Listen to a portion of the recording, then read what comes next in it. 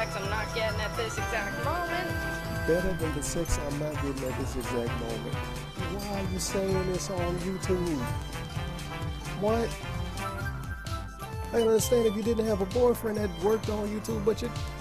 It's actually pretty good, and I'm not a coconut person myself. Fresh squeezed orange, apple cinnamon, lemon sugar, kiwi, and bitch-ass blueberry. I'm fucking mad. Here's a legendary fate banner pull survey. Will you pull? Here it is. Let me know. Didn't post on YouTube for some reason. All right, so we're gonna take the next few moments to answer some questions or some bits I got sent in. Noe's like an onion. She has layers like onions and ogres. Can someone just ban Sigma Sensei? Thank you. Elite Puck, thank you.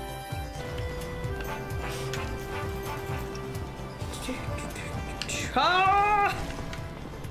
I didn't commit. I didn't commit. Running away at the speed of ow. It's like even Quailag, I managed to. I think I handled her fairly well. It's just if you make one mess up, she kind of burns you, literally and figuratively.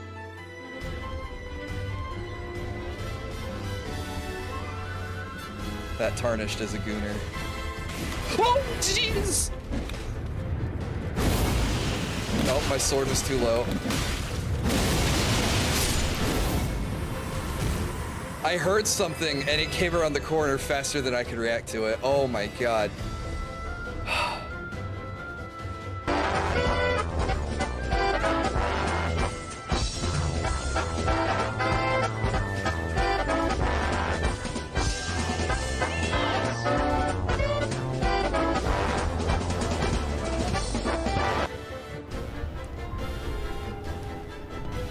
I won't lose!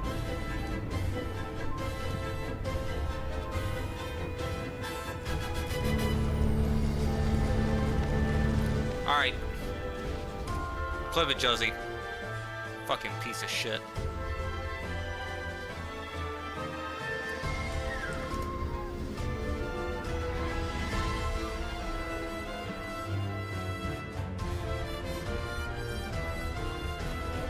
Simulator. Cygnus. Ah!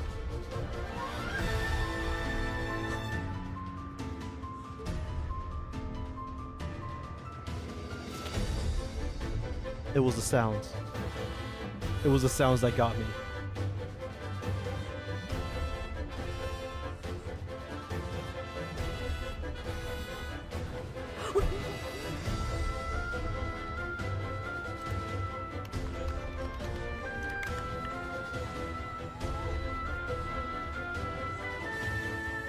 No. I gotta milk these guys soon. I don't know. I don't think. Oh, here's my contact information. I don't usually respond during work hours, but I'd be happy to chat off the clock. Hey, yo! Wow, I actually managed to get an IPC executive's phone number without even trying. Topaz Riz? Hey, yo, Topaz Riz? Wow.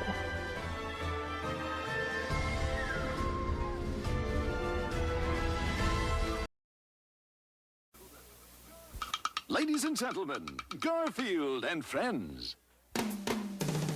We're ready to party! We're ready to party, we're ready. I hope you bring lots of spaghetti. I'm scared. Come on in, come to the place where fun never ends. Come on in, it's time to party with Garfield and friends. Dancing, Fiesta, romancing, siesta, samba, la bamba, ay caramba, disguises, disguises, surprises, surprises, Come on in, come to the place where fun never ends. Come on in, it's time to party with Garfield and friends. Come on in, it's time to party with Garfield and friends. Garfield and friends. And pay attention. There'll be a test at the end.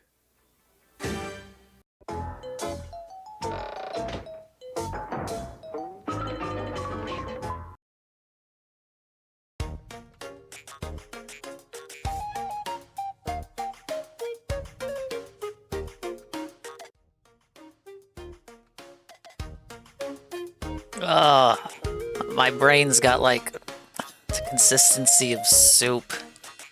Like a molten moat of marshmallow mush melted down into a snow white jet puffed broth with like a pinch of cinnamon and banana. Wait a minute. Speaking of banana, it's your fault. Your fault. You're the one. It's the fucking game's fault. I played this game for like 3 days in a row for like anywhere between 8 to 10 hours per day. And look what happened to me. You can go back to the Wednesday VOD. You can check the Wednesday VOD. You can click on it. It's still up. It hasn't been 14 days. You can click. You can go to the end and listen to what I sounded like at the end of that stream. And ask yourself if this is a game you should play when you want to remain healthy. My answer to that would be a very emphatic no. This is very, very vehement. No, this is not the game you want to play if you want to continue living a healthy life. But we did finally kick it to the curb. And I ended that stream. And I took like an hour rest. I was already feeling awful. And then I woke up. And then, you know, I had to exist and do some adulting, as it were. And then it got worse throughout Thursday, and I just wasn't feeling it. And then it kept getting worse. Over Friday, it got worse, and it was actually for a minute it was kind of like, oh, well, wow, oh, that's funny. I seem to have lost my sense of smell and taste. It's quite worrisome. You know, maybe I have that thing. That thing where when you get it, you also lose like half your senses, so that was kind of concerning. But just like DSP, instead of actually going to the doctor, I instead sat at home and acted as if I may or may not have it. But I didn't. It's not like I interacted with too many people the preceding week, so it's like if that was the case, why would it be that? Because I didn't interact with anybody. You know, I'm a loner. I'm a drifter. I'm a vagrant. You guys are the only interaction I get. That's not the truth. That's not true. But it is true for the context of this story. So, I thought I was a sore throat. I even talked about it at the start of the Wednesday stream. I was like, I was eating pozole on Tuesday, and it was really spicy. You know, it's the pozole, the weekend pozole, the extended familia makes, and like I gotta get like a bowl. I gotta take a bowl home after church, cause like the church feast, Sunday church feast. And so I'm munching on the pozole, and then I start choking, and we're talking about like a fierce choking, like you're choking on a dingus choking. And I survive. Thankfully, it's why I'm here today. I'm not a hologram. Because if I was a hologram, that means I would have died when I choked, but I didn't choke. But my throat, that was like the beginnings, the first rumblings of something going on with the throat. And it just spiraled out of control from there. And I'm sure screaming like a banshee in all those monkey ball streams sure didn't help either. So, yeah, it just gets worse from there. And then, Saturday, guess what? Like 14 hours on Saturday, I was out of internet. We had an internet outage. They told me it would be, oh, you'd have your internet back at like noon. And then it didn't come back till like 8. So that's cool. So much of Saturday is kind of like me tucked in bed, cold, because no power. And I'm just staring at my phone, conserving battery life. And then Saturday, well, you won't even believe what happens Saturday. Saturday is normal, so the internet comes back Saturday. The internet does come back Saturday, but you won't believe Sunday. So Sunday is normal until, you know, I get ready to get some shut-eye. So we get some shut-eye, and then not even just the internet outage, full power outage overnight. I wake up to like cold, peak darkness, and I gotta like hit him up. I'm like, what the hell is going on here? Can you help me out? Can you like reimburse me? Like I'm paying for the internet.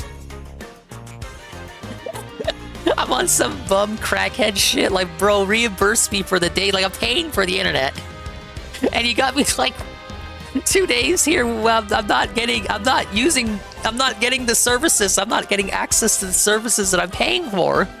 Can I get some reimbursement? Maybe want to tell me when my services will be turned back on. So they're like, buddy, we got you. Buddy, we got you. They'll be back by 8 in the morning. So like, okay, well, 8, that's not too far away, but like keep in mind it's like Sunday, so like Monday, you know, start of the week, I gotta clock back in. So 8 in the morning, the power is still off. So I gotta text, I gotta hit up the manager. I gotta hit up the supervisor. I'm like, I got a power outage. I can't clock in because everything's.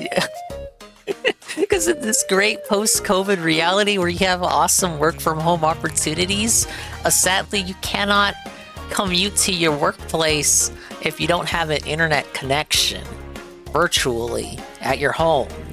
I had to hit up the supervisor. I tell him, Holmes, it's not going to happen. I literally don't have power, and my throat's still fucked anyway. I know I brought it up to you Thursday and Friday. I was like, I'm not feeling good, but I'll clock in anyway and see if I can persevere. And he tells me, he says, well, if you don't have power, just live through it, I guess. I mean, fuck it, and take a sick day. He didn't say it like that.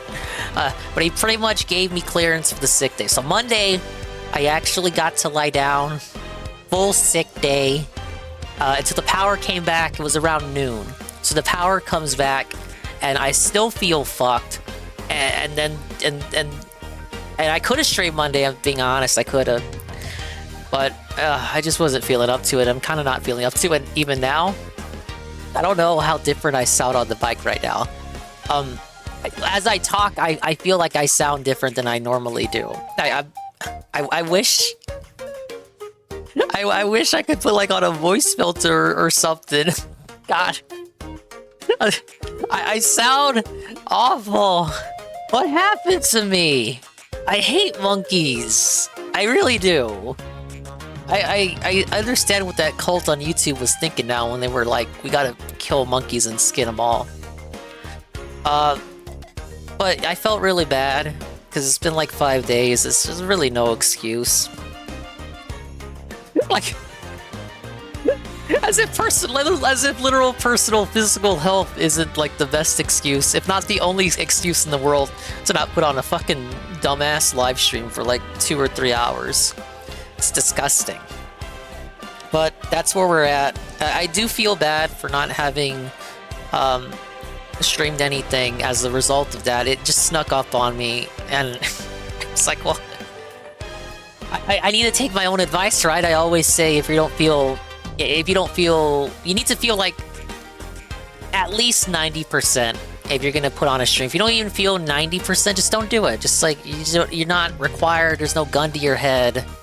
But if it gets to a certain point where after 5 days, it's like, well, I have people, you know, it's like an obligation. They're like, wait, where's Dingus at? I don't know what happened to him. Is he okay? Is he dying? Well, I don't know. Not dying, but it's overstatement. I don't feel the best. It's like under the weather.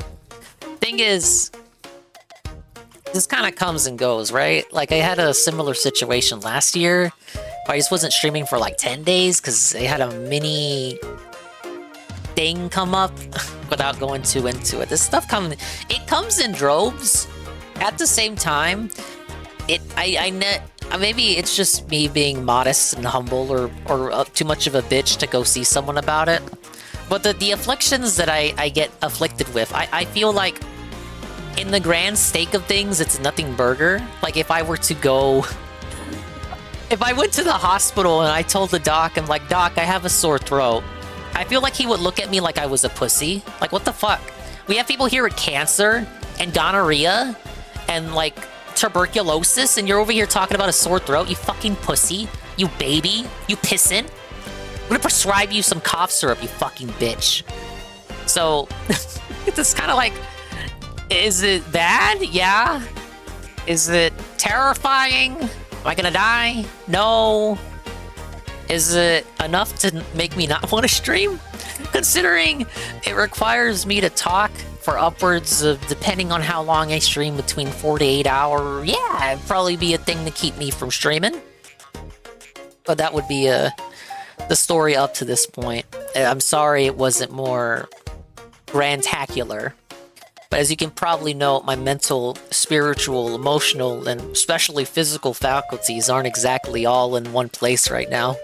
In fact, you might actually say they're anywhere but here. But I am here. And to be honest, the past 5 days have been like a blur. I've caught up with only a couple things. Everything else is like, I ignored it. Or I didn't watch it. Or I didn't know about it. Or I saw some people in a server talk about it.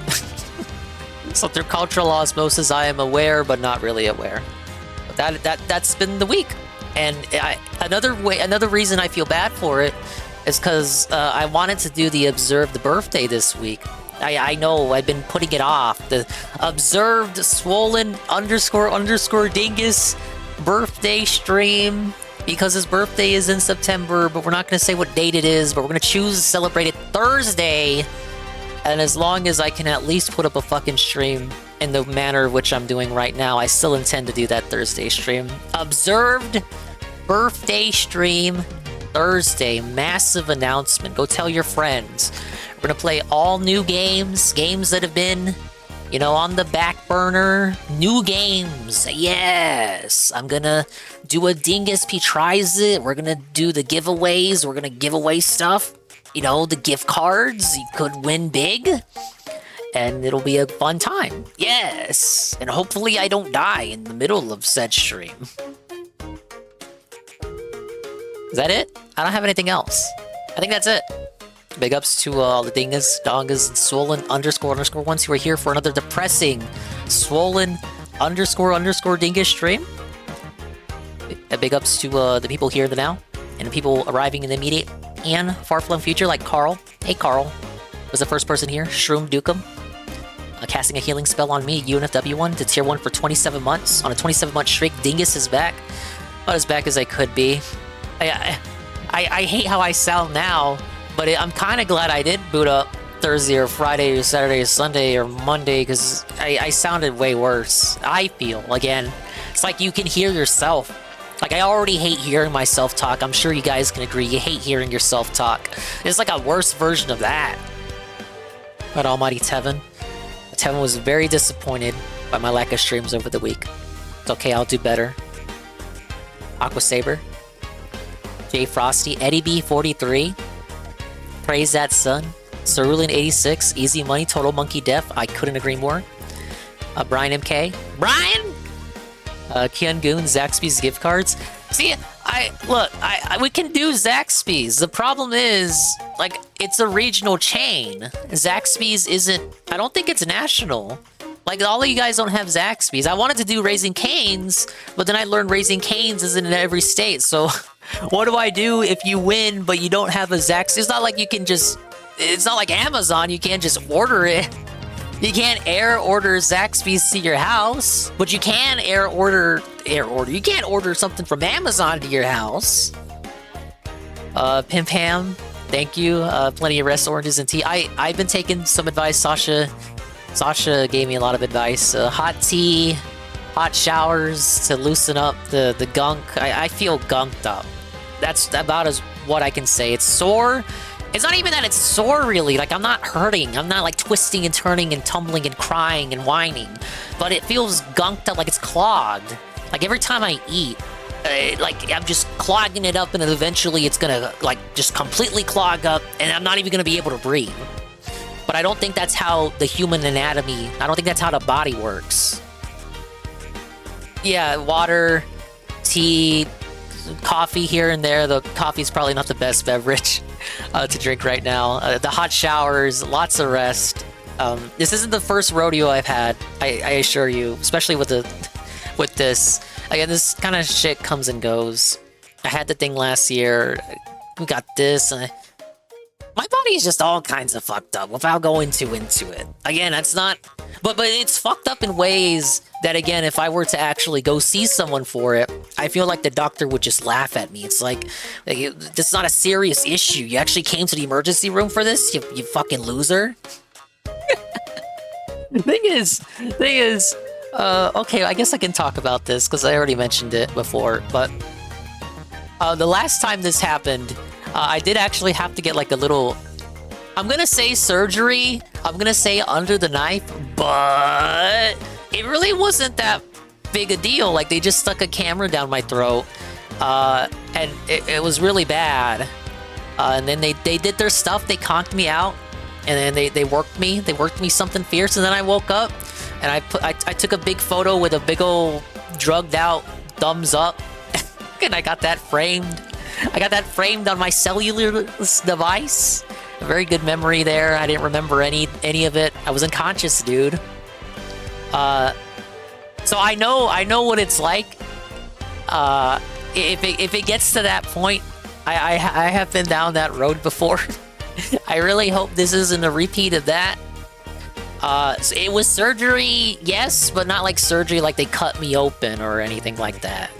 That happened once already. We don't talk about that. They offered you ice cream, you didn't want it. Dingus was 5. No, this was recent. This was recent. Before streamer Dingus, recent, but still recent. Yeah. Well, I guess I should probably stop bragging about all the times I went to the hospital. The only downside of coffee is that it can dehydrate you and affect the minerals in your system. It's a weird effect of the caffeine from what I heard. It only happens when you drink way too much. It's fine, drink plenty of liquids. Well, thank you, Brian, for that info. I didn't know that. Right now, I got orange juice. Fucking Pam saying oranges earlier. Orange juice also very important to keep up your vitamin C. But that's what's going on with me. I thank everyone for their concern. I had some people reach out. As always, it is nice to know that people are looking out for me, even though I'm just a fucking dingus that plays Nintendo games on the internet for no reason. So I just wanted to check in tonight and let people know what was going on, even though it wasn't really necessary. I'll do like one world, okay? We'll see where I'm at. And yeah, observed birthday stream Thursday. And I know we got Zelda coming up. Oh, yeah! Spango! Big ups, Spango. Let's hear 1 in 2 months. Get well soon, Dingus. Big ups, thank you. I'll try. Yeah, observed birthday stream Thursday with gift card giveaways and other shit. Dingus P tries it, food review. I gotta figure out, like, what do I want to review, though? It's gotta be something stupid.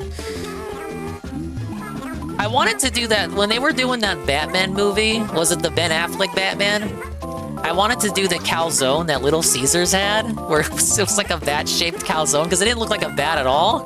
I thought that was so silly, but I don't think they do. I thought that was like a limited time thing. I don't think they do that anymore. I thought that was so silly. I need like something stupid.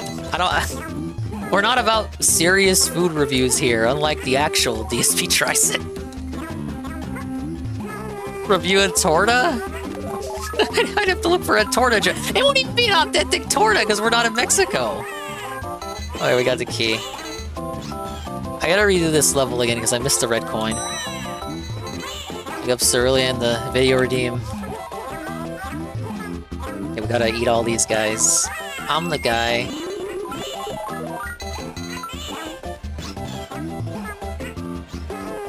Oh yeah, as I was saying, I know Zelda's coming out this week. I am aware. We still got Astrobot on the horizon. Astrobot is coming. I gotta go back and catch up. No, I gotta continue the Emio game. I haven't forgotten about it. What else? There was one more thing. Silent Hill 2. We're gonna do Silent Hill 2. And Tomba. Tomba 1. Tomba 1. Not Tomba 2, Tomba 1. We're playing them backwards, because I'm a good streamer. Because they remastered it, remember?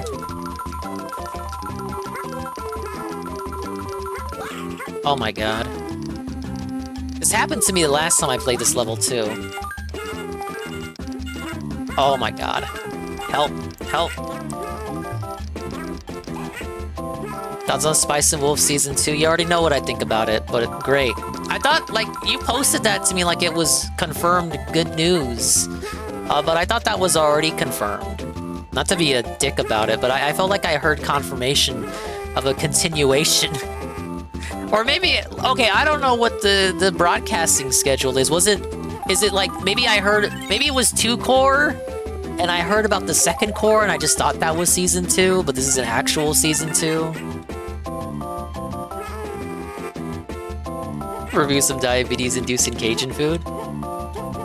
Wait a minute. Oh, the secret Poochie area. Oh, did he deconfirm Zelda? I didn't hear that. He's deconfirming a lot of games, isn't he? Didn't he deconfirm Dead Rising? He said, kicked it to the curbs. I was like, ah, no. I played so much Dead Rising in my career as a streamer, guys. It's just gonna be the same game again. Last time I played Dead Rising was like, what, 2015? Any Dead Rising?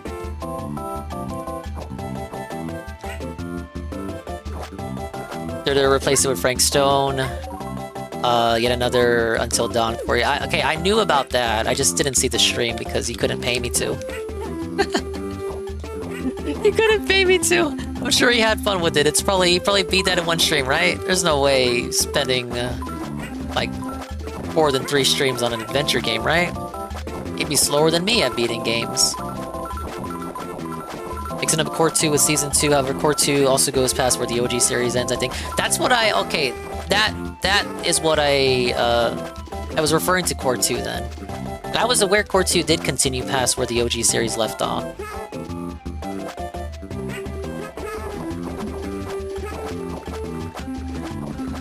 There has to be a red coin here. Maybe I'm being schizophrenic. Oh wait, was that a message from Miyamoto? How do you like this game? Goodies are hitting in every level, you know. You should look all over if you want to get 100 points, you guys. Investigate anything that looks suspicious. Well, that is how I got to this area. The last time I played this, I did this level, and I ended with 19 coins. Obviously, this made me very distraught. I don't like to jump around, hover jumping through an empty-ass level as Yoshi. Looking for this one fucking red coin. It's gonna make me tear my hair out.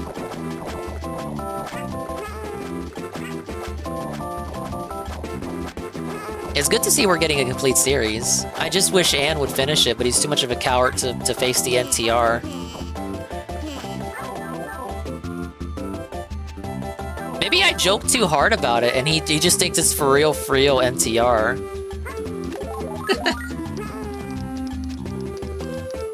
By the strategy guide, the internet is not available when the GBA version came out, don't even try. I had the strategy guide for Mario Advance 2. I'm looking at the drawer it's housed in, actually. Yeah, it's right over there.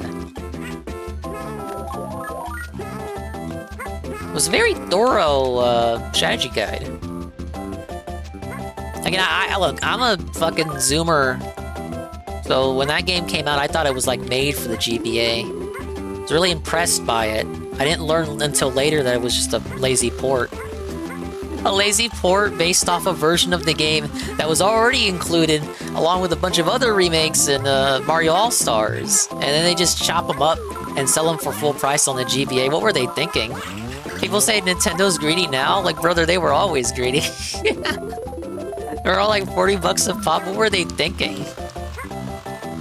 Well, they're probably thinking with dollar signs for eyes because they fucking caught my attention. Hey, Carl. I already told my story, Carl, but I've been very sick the past week. You can probably hear it. My dingus is not swollen right now. My voice is not there. I can hear it. But I guarantee you I sounded much worse last week. So I'm not going to be able to raise the voice up tonight. Not tonight. No ding-outs. I'm going to call them ding-outs. No ding-out sessions. Okay, there's a secret area here. Now you know why we orgasmed over Super Princess Peach DS. We didn't get a new Mario platformer on GBA at all.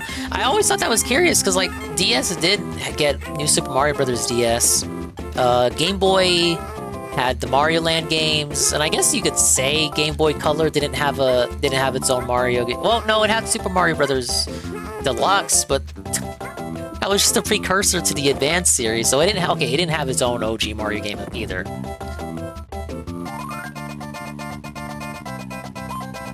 Okay, this is throwing balloons. I think it's really just those two systems that don't have their own dedicated Mario Adventure. It's a pretty good track record for Nintendo otherwise. Oh, look at them just fucking up.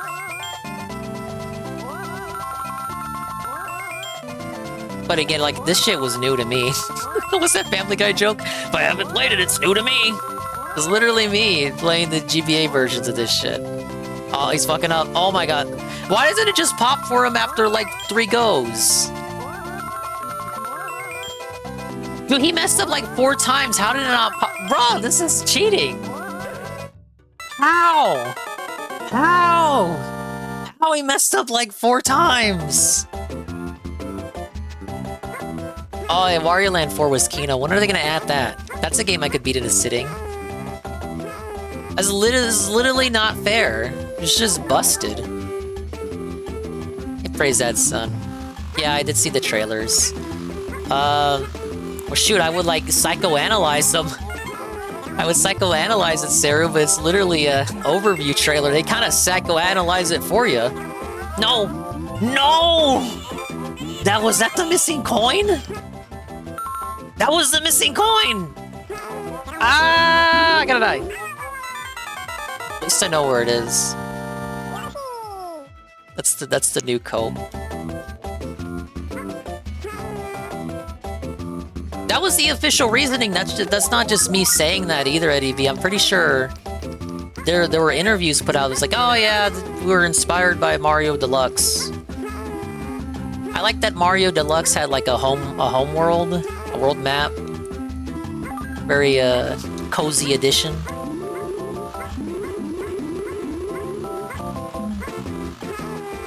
Look, I blame the piranha plant.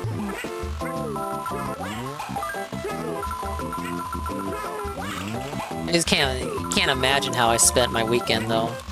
Fucking bedbound. Watching, what was I watching? Did I pop this? I guess I didn't. I was watching that Bright Sun guy. I got really into the Bright Sun fella. And he's like talking about abandoned amusement parks and businesses that failed and going, ha, you went out of business. Now he has like a channel where he just goes on cruises all the time and rates all the cruises. And you know me, I'm all about that. So I was watching that, and I don't know, maybe he just has. I think he has high standards, or maybe I'm just too nice, or no, I missed it again. Can I make him come back? Can I make him come back? No, I gotta die again. But he's got high standards, Carl. He's like, the food wasn't to my excellent high standards of premium standings, because I paid $1,000 for this trip. So, 6 out of 10. I don't know, man. It's food on a cruise.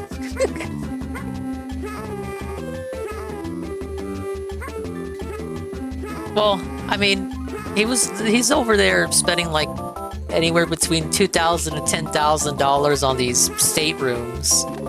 So maybe it is fair to expect the level of service. Well, this just goes back to what I always talk about. When it's like, I hate being a Karen about stuff that you don't need to be a Karen about. Unless it's like absolutely necessary.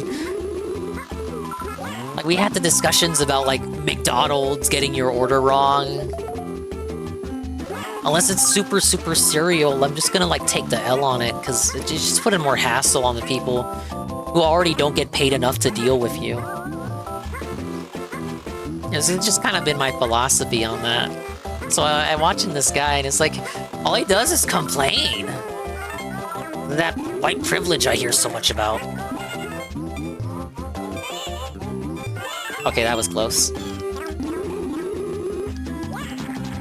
Wait, that was not close. How you doing, dude? Hello, Mr. Pun. I'm very sick. How do I... I got rid of my only way over there. Okay, never mind.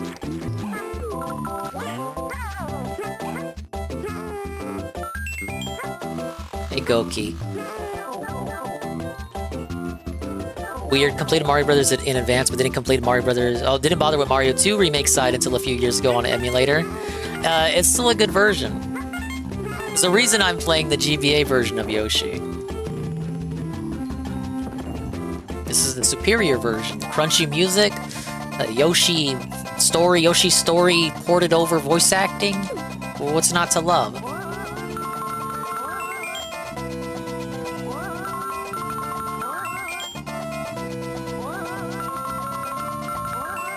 Big ups for the Zuki Wookie shout out. Bear-friendly stream. Oh, they raided me on the last stream while I was fucking dead. Or an actual streamer.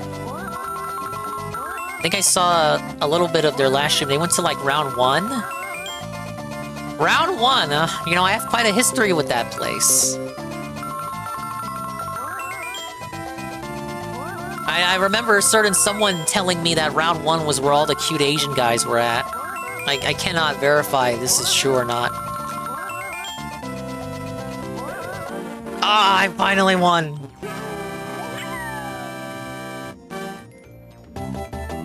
Dinga, please warn us when posting long videos. I didn't realize the Synthetic Man hate was 5 hours, so I've yet to watch it. Oh.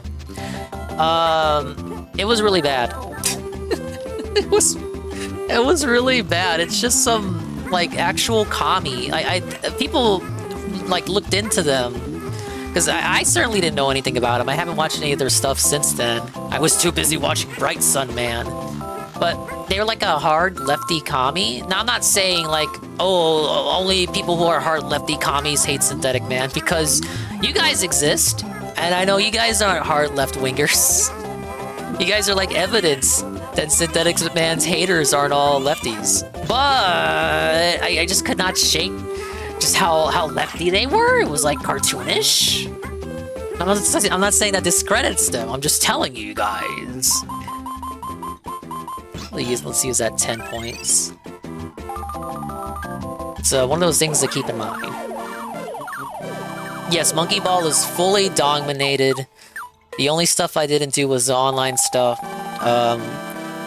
for which I can find no players for.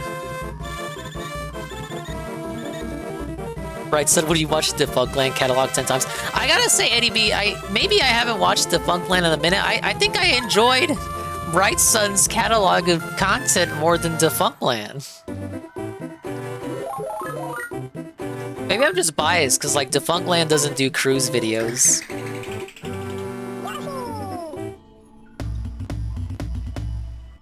Oh, it's funny you mentioned Hassan, because he had a clip of Hassan there. Because, of course, Hassan has reacted to Synthetic Man. So, he uses, like, a clip of Hassan to illustrate the point of how, like, other streamers think, even other streamers think Synthetic is bad. It's very stupid. I advise you, if you have 2.5 hours of free time, to give it a look here, look, listen. But I do understand that your time will have been wasted, because he really doesn't make any points. The only points he makes about Synthetic Man aren't really politically or related to his content. They're more just like personal issues, like personal faults that don't really have anything to do with him as a creator. Because, like, the thesis of the video is Synthetic Man is a Nazi. Like literally, that's the title of the video. He's a Nazi incel. But the only point that really resonated with me that I thought had substance to it was like, oh, he hasn't done anything with his life, and he uses the excuse of, like, his parents to justify not doing more with his life. Like, he uses his parents' parenting or lack thereof as a crutch. When that doesn't keep you from, like, going out there and making something of yourself. So I thought that was a fair point, but it doesn't really have to do with him as a creator or his content. It's kind of like that's like a separate personal thing. It's a fair point to make, I suppose, but it just conflicts with the thesis of the video. It has nothing to do with it. It's like it kind of came off disingenuous too, because he's like, well, I'm not making fun of him for still living with his mommy. And then, like, the video opens with him, like, taking clips of him talking about living with his mom and his mom making him tendies. I was like, I'm not making fun of him for living with his mom, but, like, you have those clips there pretty blatantly. Like, you're blatantly mocking him for not being able to find a place of living all on his own. During this housing market, too, I thought you were a communist. You should be the most understanding of that out of anyone, I would think.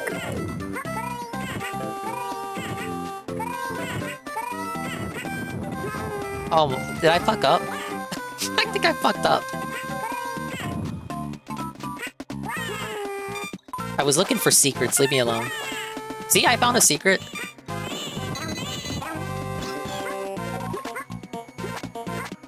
Disgusting. I love his Eisner era videos. Disney's America is a personal favorite. That was the one... Yeah, they were trying to make like a theme park in Midwest America, and people got pissy about it.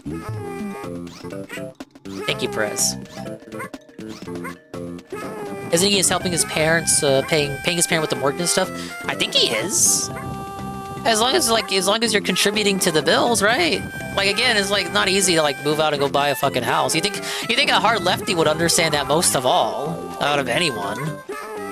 If anything, if anything, it'd be like the Matt Walshes and like the Daily Wire people that'd be like, oh, why do you still live with mommy? You should go, you should go buy a house like it's the 80s. It's so easy to do it.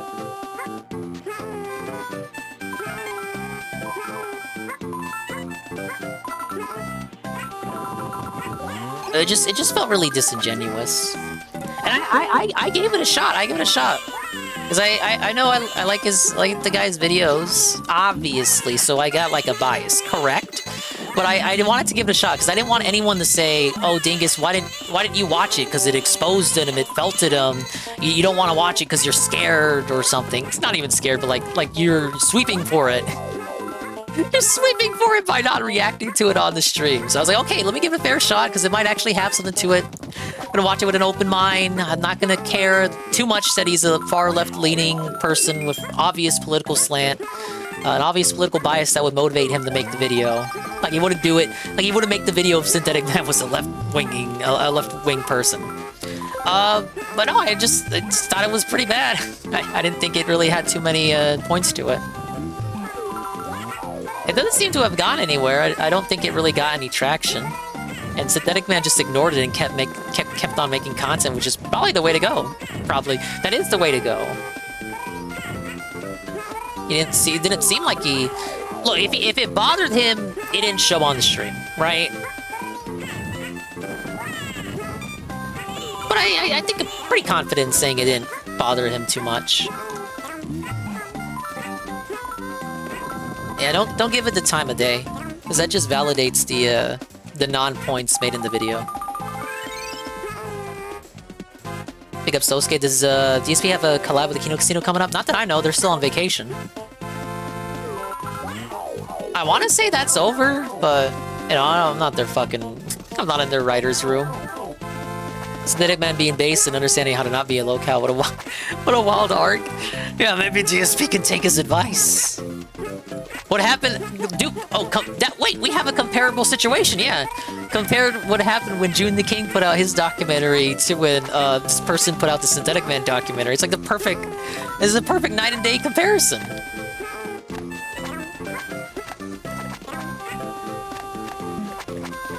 Supposed to take this bird's babies.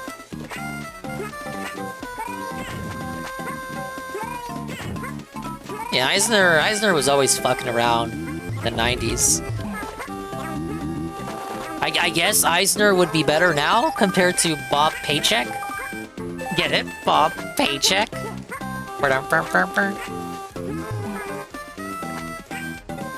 I love how every other theme park's origin story is a local rich man mad that Disney isn't closer to where they live. Yeah. Even my closest theme park, which you may or may not understand what it is. Let's pretend like you do, without me saying it. My closest theme park, that's the origin story for mine too. I want Disney, but over here.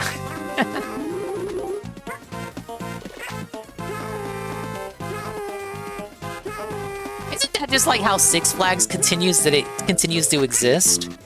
Because people just want a Disney park near them. They don't want to actually go to Florida. They don't want to actually go to California. Now that part I can understand. That one I can understand. Oh, did I fuck up here? No! I think. How was I supposed to know a secret would be there? What the hell, man?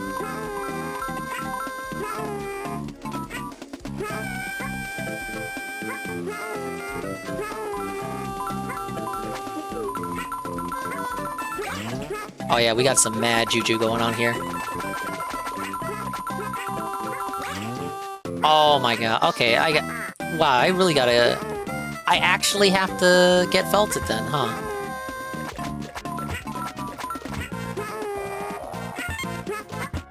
Because it's telling me to go this way. I know that's just gonna lead up. I need these monkeys to hit me! Do they not hit you? Oh wait, Shy Guy. There's no pits I can fall into. Alright. Six Flags bought Schlitterbahn. How I thought Six Flags was bankrupt. Didn't Cedar Point, is it Cedar Point or Cedar Fair? Look, they bought out Six Flags, right? Now they're all together. They LARPed like it was a joining of forces, but it was just Cedar Fair feeling sorry for Six Flags. But now, like, they just kind of, like, merged and then called themselves Six Flags again. It was basically Six Flags with extra steps.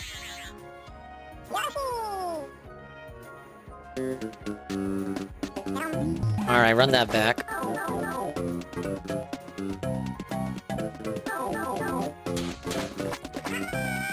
I won't lose! Benjamin! Big ups. Big Ben! ____F. 3 days left of the Marines! Everyone! If you can hear the sound of my voice, pray your hands, salute, crash, salute, any other salute emote. Thank you for your service, sir!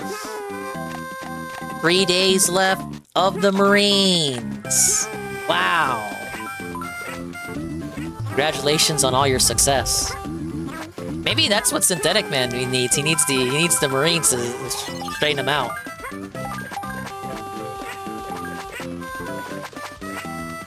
It's good to hear, Benjamin. Good to hear you're alive. Good to hear Florida or Hawaii or wherever you are has not completely destroyed you. Drink heartily, drink merrily, but be safe, of course, you guys. Care about the viewers here. Okay, I need this.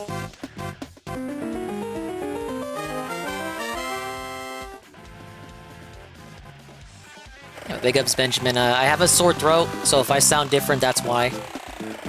I've been fucked for 5 days. It's like fucking sick. That's how it goes. Okay, this. What am I doing? What is this? Why did I go over here? Wait.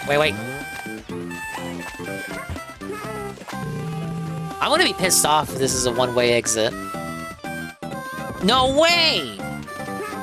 Damn. What about the other area then? This game is crazy, man.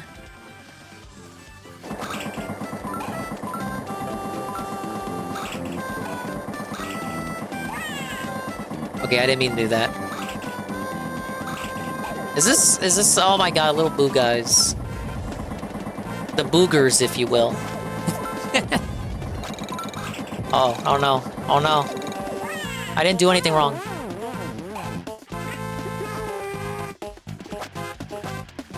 See, I don't want to touch the checkpoint because it's like... I don't know if this is an optional area or not.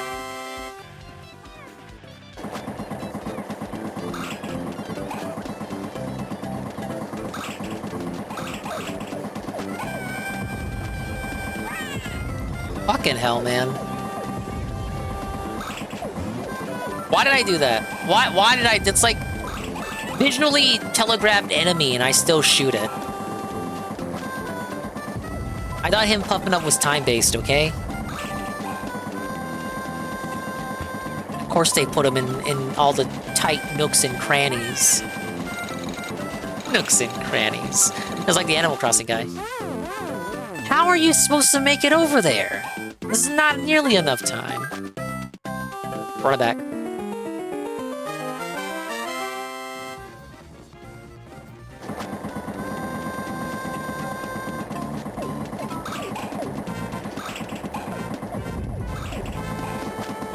How does it feel like for Yoshi when he transforms? Like, that's gotta be fucked, right?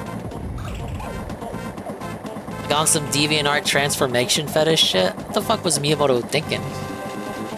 The writers didn't reveal fetish much? Because, like, he's turning into, like, mechanical things. He's like a fleshly... He's like a fleshly bioorganism. I died. Okay, don't worry. It still works out because I didn't hit the checkpoint. I had red coins there, meaning it was a required area.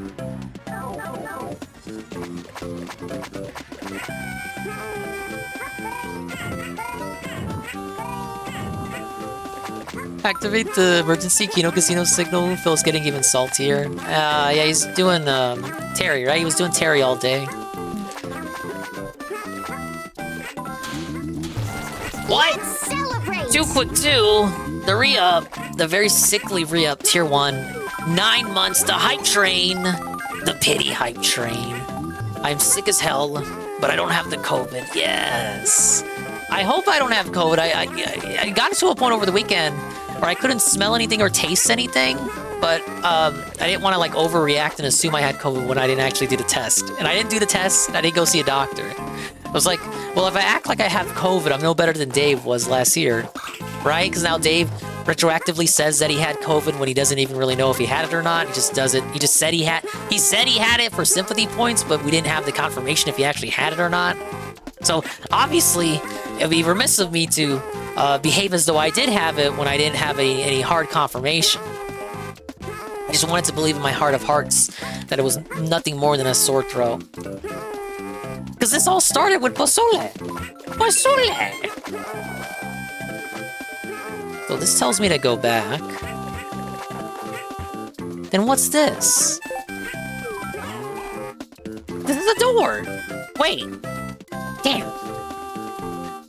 Which door do I go in?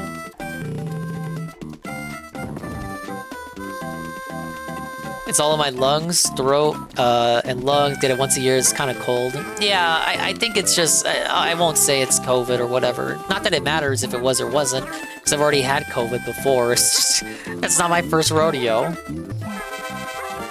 What the fuck? Is that it? All this for a flower. Thank you. Like, I've had COVID before, and I've even had this exact kind of sore throat before. So no matter what it is, I've had it before. It just sucks to have it. It always feels like it comes at the same time. Every year. You know how it is. I don't even think it's like allergies. It just feels like it started with stuff going down the wrong pipe, as is so often the case, and then it just expanded. Expanded from there and just got worse.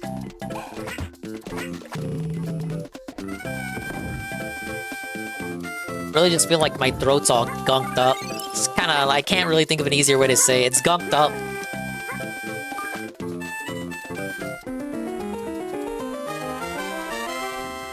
That's probably the weather change, yeah. I didn't go out much or interact with people that preceding week. So it can't have been something that I caught from other people. What? Almighty Tevin.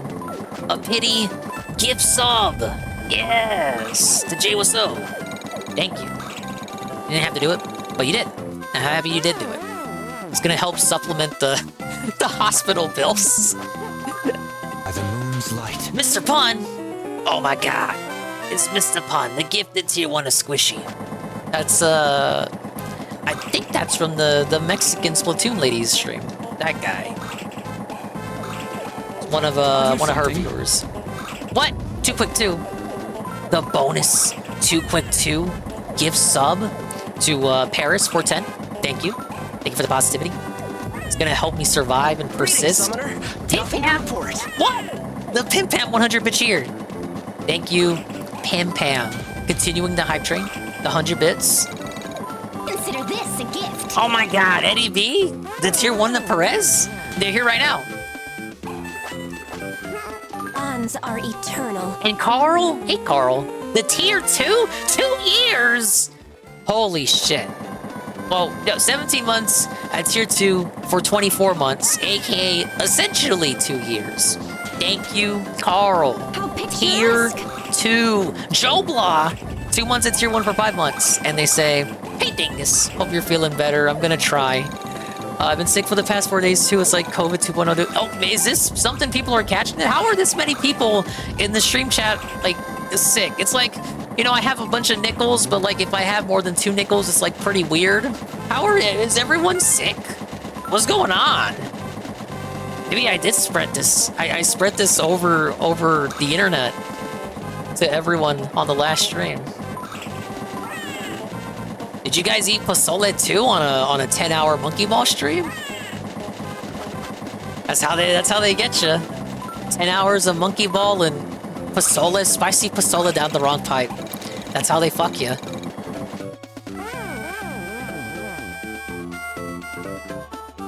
Oh, fucking flu season. I don't usually get shit like that though. Oh, I guess it's a self-felt. I did just say this kind of thing happens to me at this time of year every year. I never really thought of it as flu season though. Cause like, I'm not, like I don't have a fever. It's literally just the throat. Like I'm not coughing. It's just my throat's fucked and I sound fucked and everything's fucked. It hurts to talk for lengthy periods of time. I can't scream or yell. But I'm not running a fever. I don't got a cold. I don't have any allergies to my knowledge. Speaking of Disney, if I had allergies, I'd die in that restaurant like that lady did. And then they would refuse to help me out because I signed up for a trial of Disney Plus 4 years prior. Hey, I made it.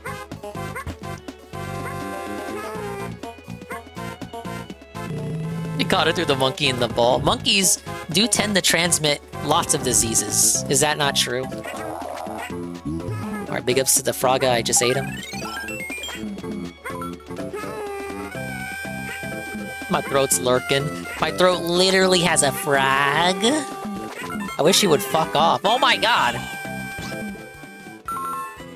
How am I missing 2 flowers and 8 coins? How long? This level better be long.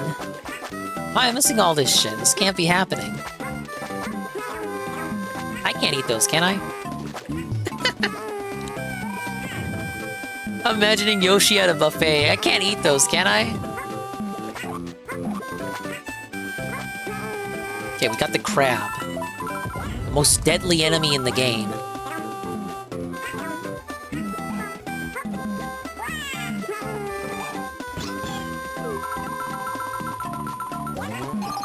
Yeah, we hate monkeypox.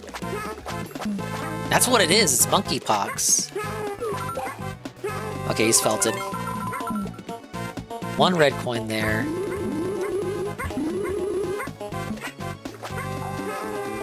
We got the frog. Frog coming in strong. Hey, GPM. Can you remember? September. When you remember. Dude, that's like Mama Dingus's favorite fucking song in the history of music. Like, literally, like, Mama Dingus be on the dance floor to that shit. It's her favorite English song. Maybe not favorite Spanish song. Thank you, GPM. Get well soon, Donger Guy. I'll try.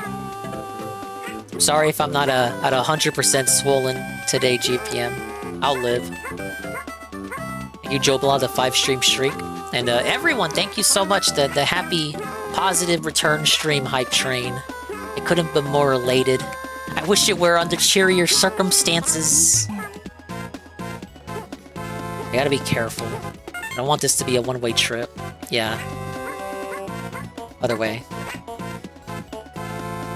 Can't work with a semi-dingus. Yeah, we'll just need a lot of Viagra. Heyo!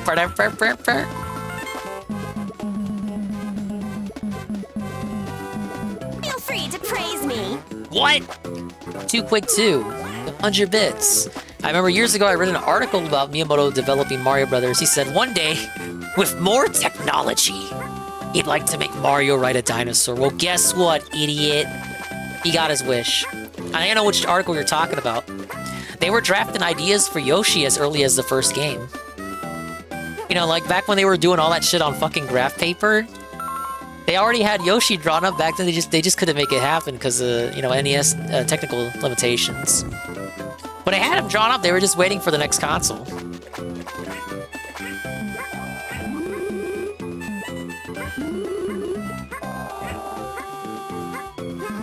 NES Yoshi, imagine. Well, there were Yoshi games on the NES. The puzzle game by Game Freak and Yoshi's Cookie.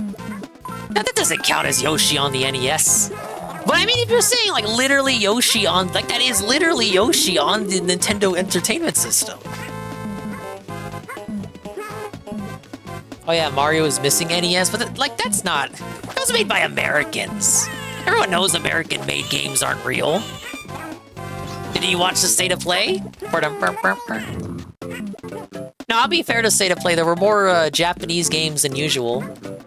Instead of like no Japanese games, there were like 2 Japanese games. So it was almost up to par with a Nintendo Direct. Oh, how can I not? I'm dented with this jump. You know there's a secret here. That was close. Sometimes if you ground pound too deep into the water, it just counts as a death. Damn it. You know that last one is gonna be something. You know it is. Yoshi's Cookie is in canon? Yes it is, because the Yoshi cookies reappear in other games.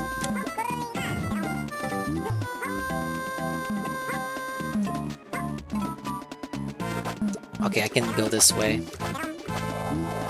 Never trust the stairs.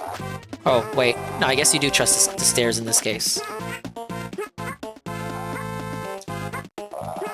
Now, what's funny about Yoshi's Cookie NES is that they use a sprite set for Yoshi that's basically his sprites for Yoshi's Island, but that game wasn't released until, like, you know... Wait, that guy was a red... Was that a... Did that guy have a red coin? I think I may have fucked that up. Guess I'll figure it out first. But no, that game had a sprite set for Yoshi that was taken from a beta version of Yoshi's Island, because that game was 1993, and Yoshi's Island was 1995. And you can see it if you look into the sprites for that game, that he does look kind of like how he does in Yoshi's Island, but with some differences.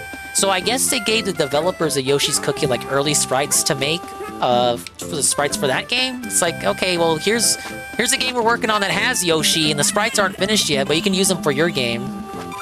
And they were like, wow, man, thank you. Wait, no, that's the... Okay. That's the last coin. I was overreacting. Just hashtag useless game trivia. And that's only with the NES version of Yoshi's Island. Because the SNES version uses his Mario World sprites. Did Miyamoto originally want to have Yoshi in the game? I think they did. Because Mario World, you know, he was like the mascot character. As soon as Mario World came out, he like rose in popularity. So they wanted to give him all these spin-offs that had nothing to do with like platforming.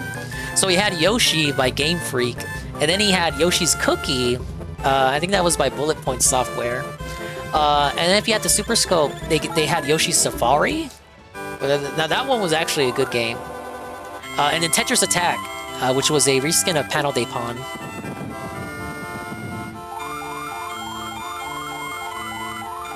Okay, oh shit, this is a new one. Wait, no. I was looking at the chat. Oh my god. Damn.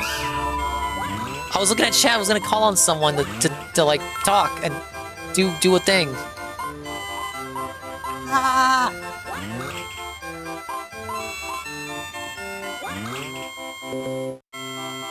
Do I get to keep all the things? Can I try again? Fuck this game. Do I get to keep them at least? Some of the games let you keep them even if you get felted.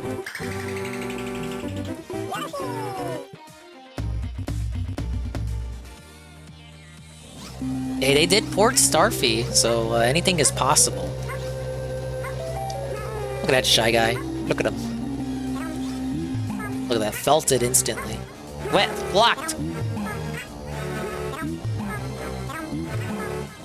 Hype train complete at level 3. 8 gift subs and 200 bit cheers. Thank you. See, I don't want to hit that. Because you know there's going to be a secret right here. See? See? Wasn't I? Well, look. That's why you always needlessly hit all the spiky things.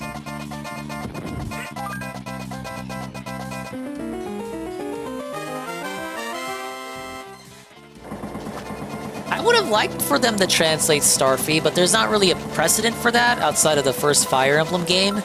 And because that got translated, they had to put it up on the eShop and make you pay for it as like a separate charge, as not a part of NSO.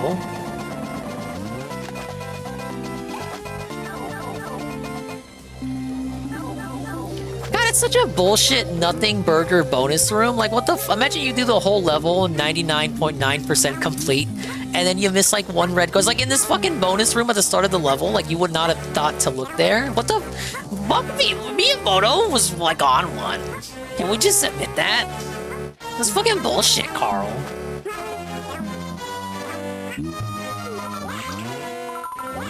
I still gotta check the other spiky things.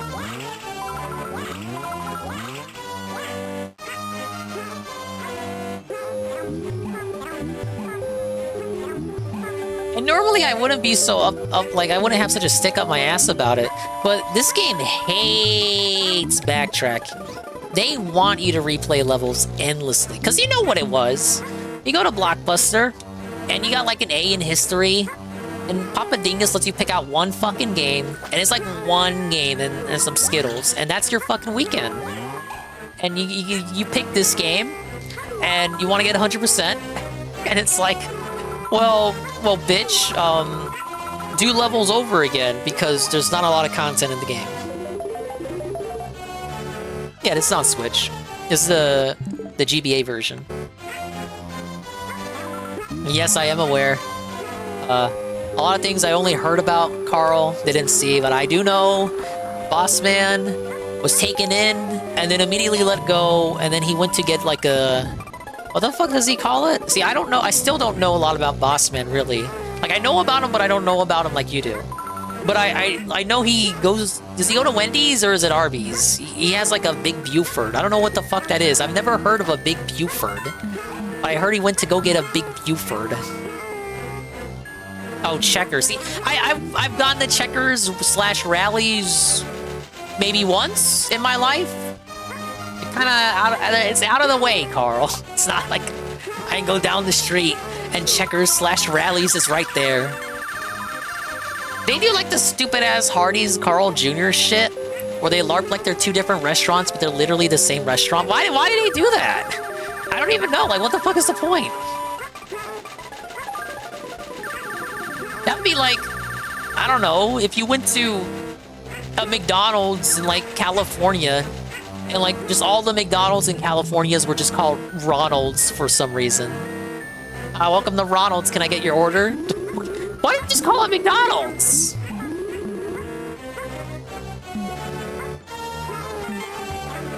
Yeah, the one time I went, I think I had was it the chicken sandwich? Or was some sort of chicken sandwich? I liked it. I just, you know, can't go out there too often. Oh, whoa. GBA cannot handle the Yoshi's Island chill.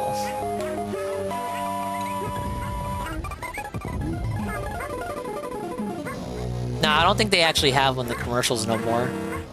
They have him on the marketing, like, I think is he not still on the cup? What was like, it shows you tossing the cup away on the cup. I think he's still on that. Wait, no, they still have him for those dumbass musician meals that I always complain about. Didn't they do the Grimace meal? And they had like promotional cups, he was on that. He exists when they need him to exist. Oh, yeah, I joke about the Burger King thing, too, because whenever Juzzy's in the chat, I'm like, have you been to Hungry Jack's lately? Hungry Jack's? Hungry Jack's over here means, like, you want to go to Jack in the Box. Wait, does Jack in the Box operate in Australia? Like, what is it called in Australia? Because now you got Hungry Jack's. So okay, you're Juzzy in Australia, and you want to go get lunch with World Conqueror. And you're like, let's go to Jack's. Well, do you want to go to Hungry Jack's, or do you want to go to Jack in the Box? Like, what the fuck are you talking about? Is Jack in the Box really not out of the US? That's surprising. Because I always think of them as like one of the bigger chains. I think most people would consider them a big chain too.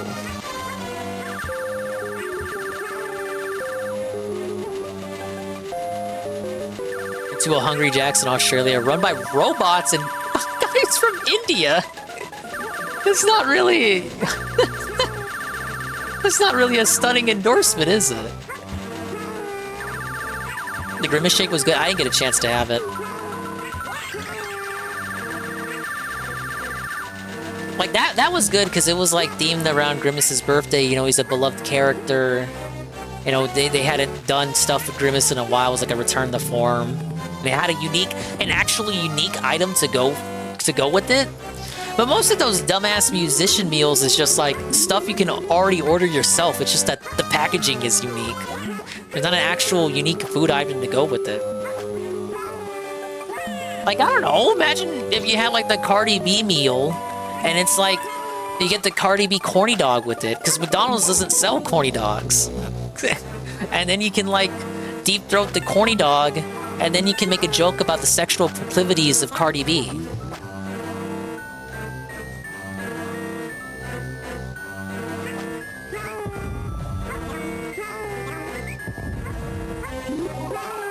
And then it's like only available on the app. You gotta order on the app, this and that. App. You guys already know how I feel about that.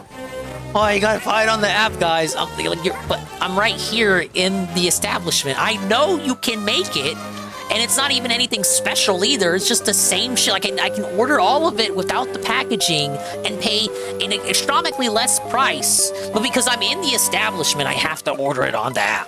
Like, I can only, like, magically, there's some supernatural Star Wars fucking force preventing you from making the meal unless the order goes through the app. So anyway, when I say I'm a boomer, like, that's one of the reasons why.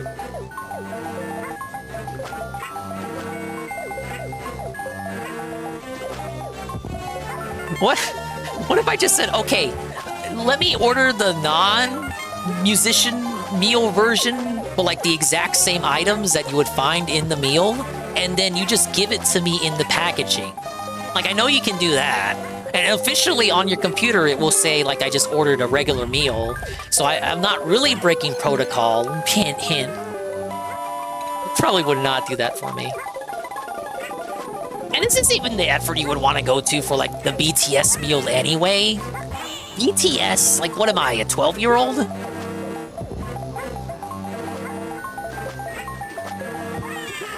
Oh, come on.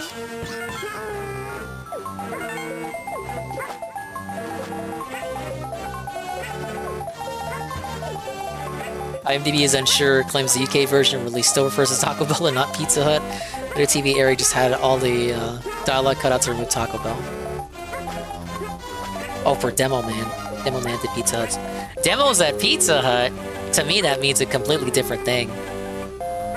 Yeah, like a stuffed crust cheesy bread pizza. And they'll give you like a demo for Crash Team Racing and Spyro 2. Those were the days. Those were the days.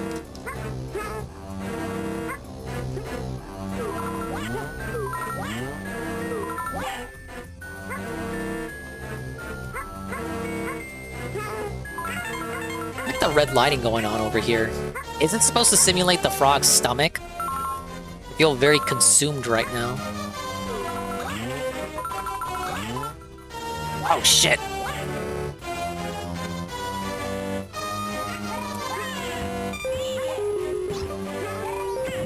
Alright, we made it.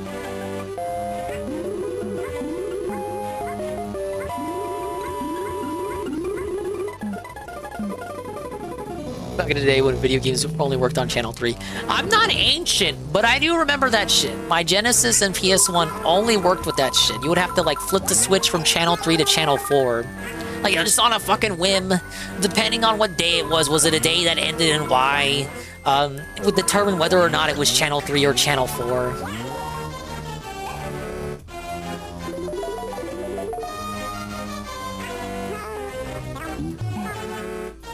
The Genesis was especially Especially frightening because it had those weird kind of hook things, those weird hook cables. I didn't know how the fuck they worked. I could barely hook the PlayStation together, and it didn't have that. When you get the Genesis, it has like all these fucking cables I ain't never seen before because no console after the 16-bit generation used them. And I was only really familiar with consoles after that generation, despite growing up with the Genesis. But despite growing up with the Genesis, like it was just always hooked up whenever I wanted to play it.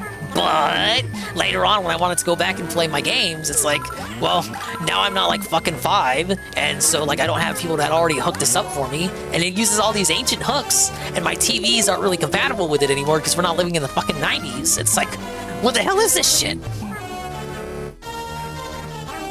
Red Dad installed the door? Yeah, I saw that. It's like they did everything for me. You got the big Buford, he came home, the door was installed. It was like those movies where the kids are playing baseball and then they win the big game. And they go out for ice cream afterwards. It's like, it's very miraculous. Inspirational, even.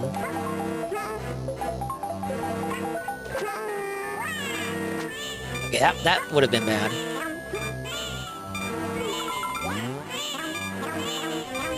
Are you kidding?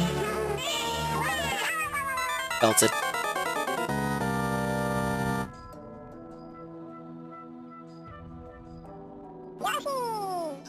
Look. I'm sick, alright? Oh, we didn't get spit back too far. Thank you, Dublon.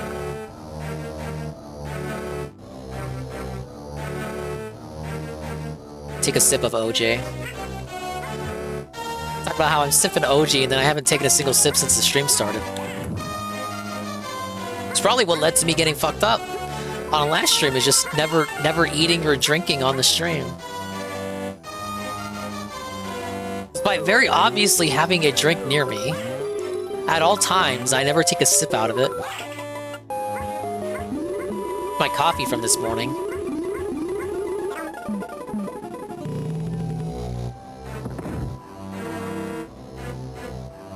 Reject Southern roots and drink hot tea. I did! Not today, but earlier in the week. I had a nice Earl Grey. A couple days before that, I had more of a herbal concoction situation.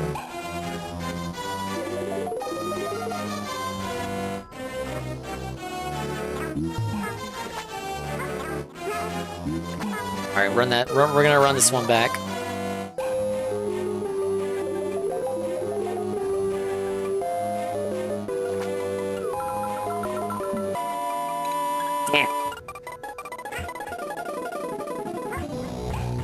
How did I get this one before?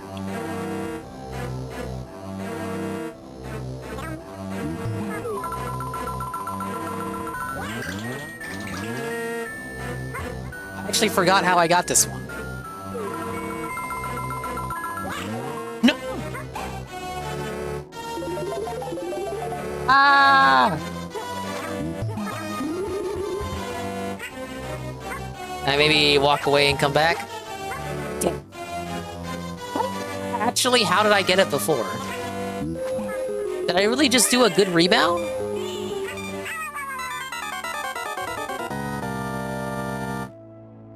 No, you can't shoot straight down. Which is weird because you can shoot straight up.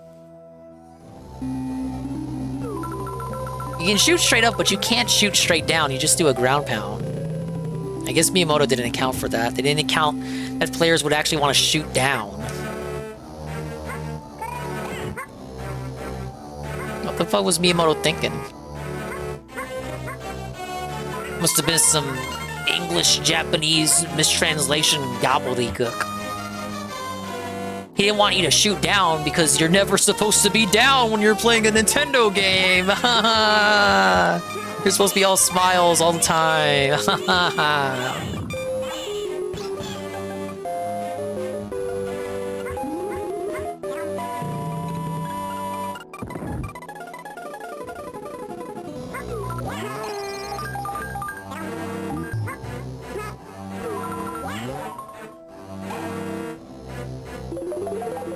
See, it'd be easier if I had, like, one of these visible, like, in front of me, and then I could do an easy rebound.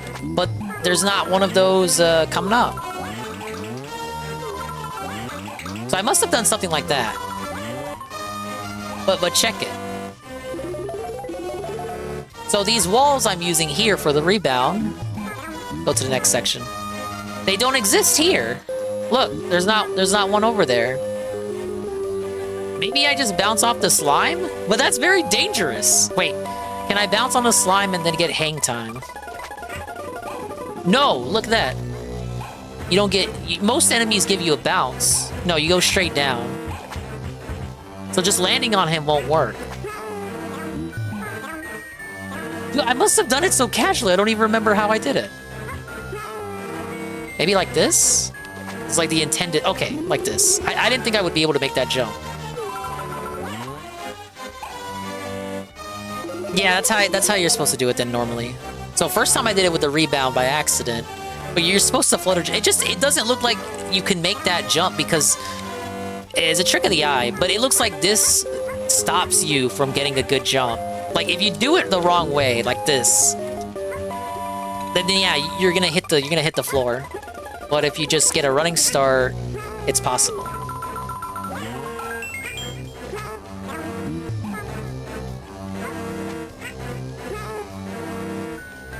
You bought placebo pills? A human mind is such a beauty, isn't it? It's all psychologica-bibble. Okay, I gotta be careful. I'm almost up to the frag! No! If that dropped me to the floor, I would have been so pissed. How we doing? Alright, we're good. Get me out of here. Boss from where? Boss man Jack, give me the boss man room. Oh god.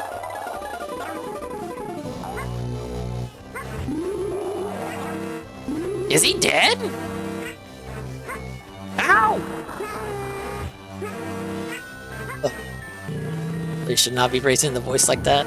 Okay, boss time. It's the guy. Your almighty easies out there.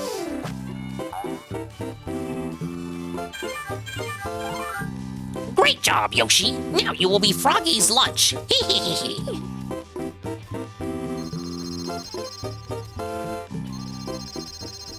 Look at Yoshi, he's like, what the fuck are you doing? What is this? What kind of place is this? Speaking of writer's thinly veiled fetish. How many kids do you think this fucked up? Trihex loves this game. It's a masterpiece. I'm not shocked. DSP should play this game again, but play this version. Then make fun of the music. This isn't how I remember it.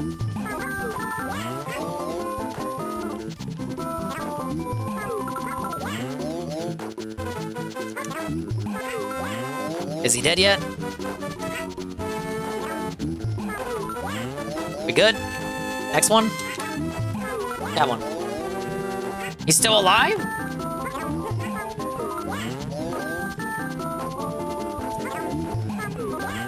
Alright, good. One more. Got him. I remember that being so much harder back in the day to do without getting hit. Anyway, we went out the back entrance. Can't imagine how the guy reacted to that. Oh my god!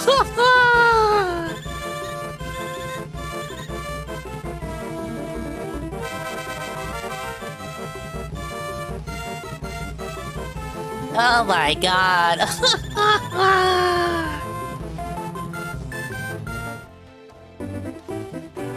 Remember Trihex calling out the guy faking a Yoshi's Island run by playing the video of faking controller he puts on a cam? Really? No, someone did that live too for Games Done Quick. Why don't you go grab the specific coin? Guys having it. Alright, we'll watch it. Oh. Look at this hype emote we unlocked. That's cute, I like that. Look at that. And it's got a cute little name. They give you notifications now when you unlock these.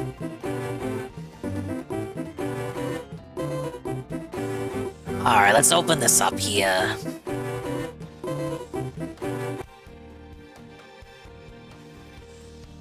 I know he's been despairing about the Kino Casino money not being there anymore. You know, we had a mini controversy over the weekend when I was out. It was one of the very small things I paid attention to, where Kino Casino Pay Pig and Mad at the Internet Pay Pig. Well, I think it was more Mad at the Internet than Kino Casino because I say their name more on Mad at the Internet, but they were getting impersonated.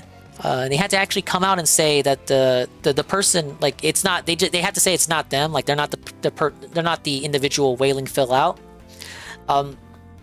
So this seems to be a case where one of the third parties, the usual suspects, is now LARPing as Kino Casino people and now Mad at the Internet viewers. I don't even know why, for attention, or I guess to make Phil think that the money never left. But I always thought it was fishy.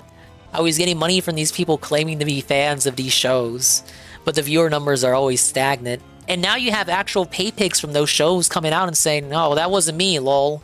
I didn't do that. And the guy did admit to tipping him once during the collab streams, which makes sense, because those are the only streams that fans of those shows would want to watch anyway. They don't give a fuck about the regular gameplay. Even for the LARP, like, it gets to a point where it's like, oh man, I actually gotta sit and watch this guy play video games? Fuck that. Even the LARP can only go so far with those viewers. This doesn't surprise me at all. That the whole time it was just more fucking ops. Yeah, the Tetrabax person. Though, this is Zublock, you say the Bohemians person too. It might be the case with Bohemians.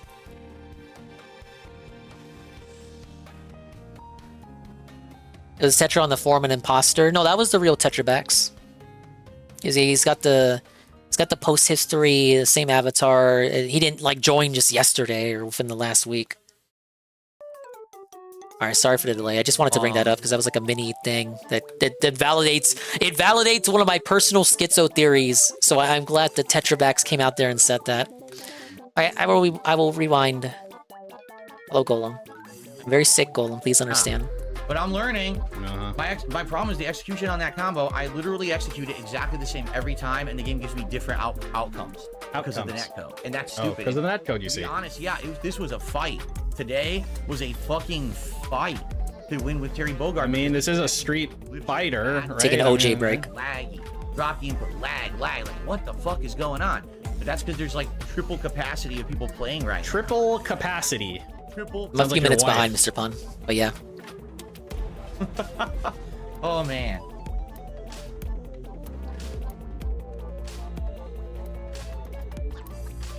All right, everyone. Well, I do want to say thank you to those who were here for the premiere day of Terry Bogard. I did my best. I think all things considered, considering the fact that I'm playing in a hot box all goddamn day, right? It's been so hot in here all day. I think I did pretty good. I saw Blooper upload a clip where it's like the homeboy said he was dying of heat stroke. I wouldn't have been so overheated and upset. What a baby, just because he doesn't have central AC. What can you do? Hey, you know what? Put up with it, and now Americans should have a constitutional right to central AC. Imagine not having central AC. It literally could not be me. Of course it is. Right. Why wouldn't it be, right? Why wouldn't it be cool and rainy on a day when I'm going to be playing a horror game where I sit around and just push quick time events, right? It's like just because he thinks he lives in Washington State, it should never be sunny. That's what the day it's going to be cool, not the Street Fighter day. The Street Fighter day, it's 80 degrees outside. Yeah, dude. Oh, wow. It's so hard being you, man. Yeah, cool. Are you done, faggot? Are you done? Whoa, this is Regardless, I hope that you enjoyed premiere day of Terry Nice Bogard. return stream there. I'm actually thinking about doing it. I have one more stream. No, but really, like, why is this the height of his first world problems? I'll probably do it again. I'll probably play with Terry again Thursday night, all right? And for those who were here today and did support in some way, thank you. Again, I apologize. Like, talk about how the Kino Casino streak is over. Yeah, I couldn't earn your money.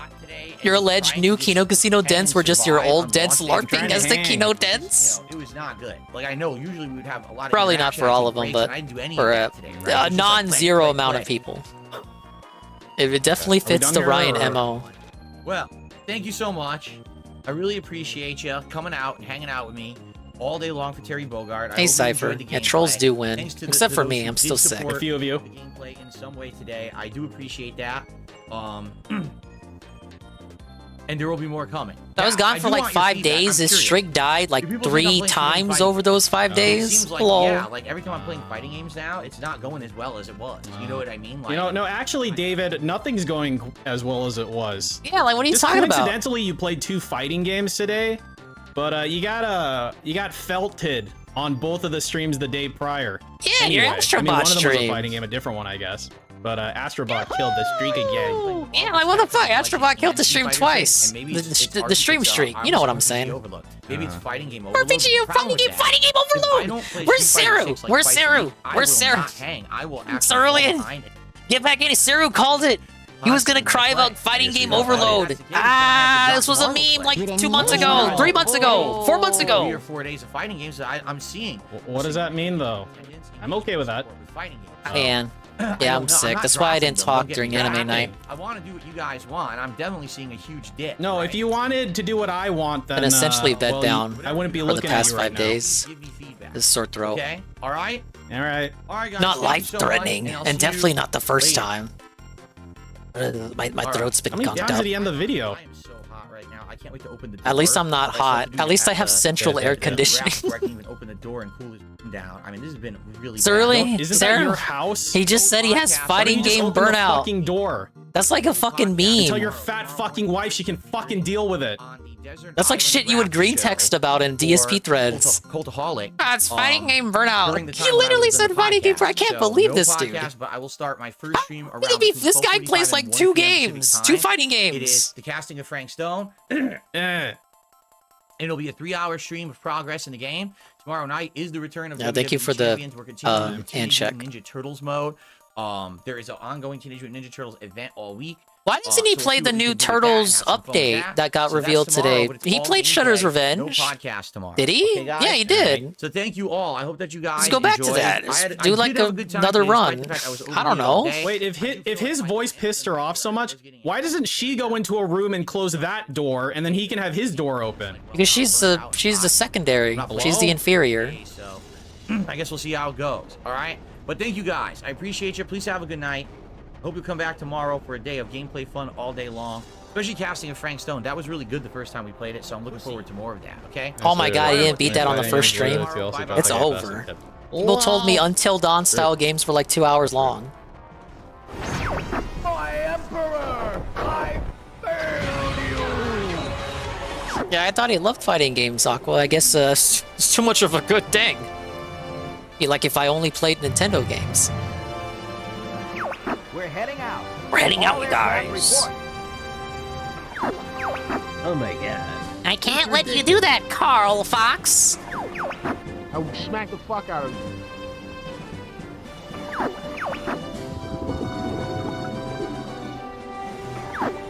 I like all the funny stuff pieces overlaid on top of DSP's overlay. It's popping up over the video. Oh, whatever, my point stands. That's a very unique style. Okay. Face such bets up. I'm gonna turn on Street Fighter. Okay, he's gonna do some Street Fighter chill. Thank you for the update there, peace. What did Sarah want me to watch? Sarah's always recommending me to watch stupid videos. Oh, it's a short, what the fuck? I could have watched it like 5 hours ago, what the hell? I thought it was like a 30-hour experience. Or maybe not.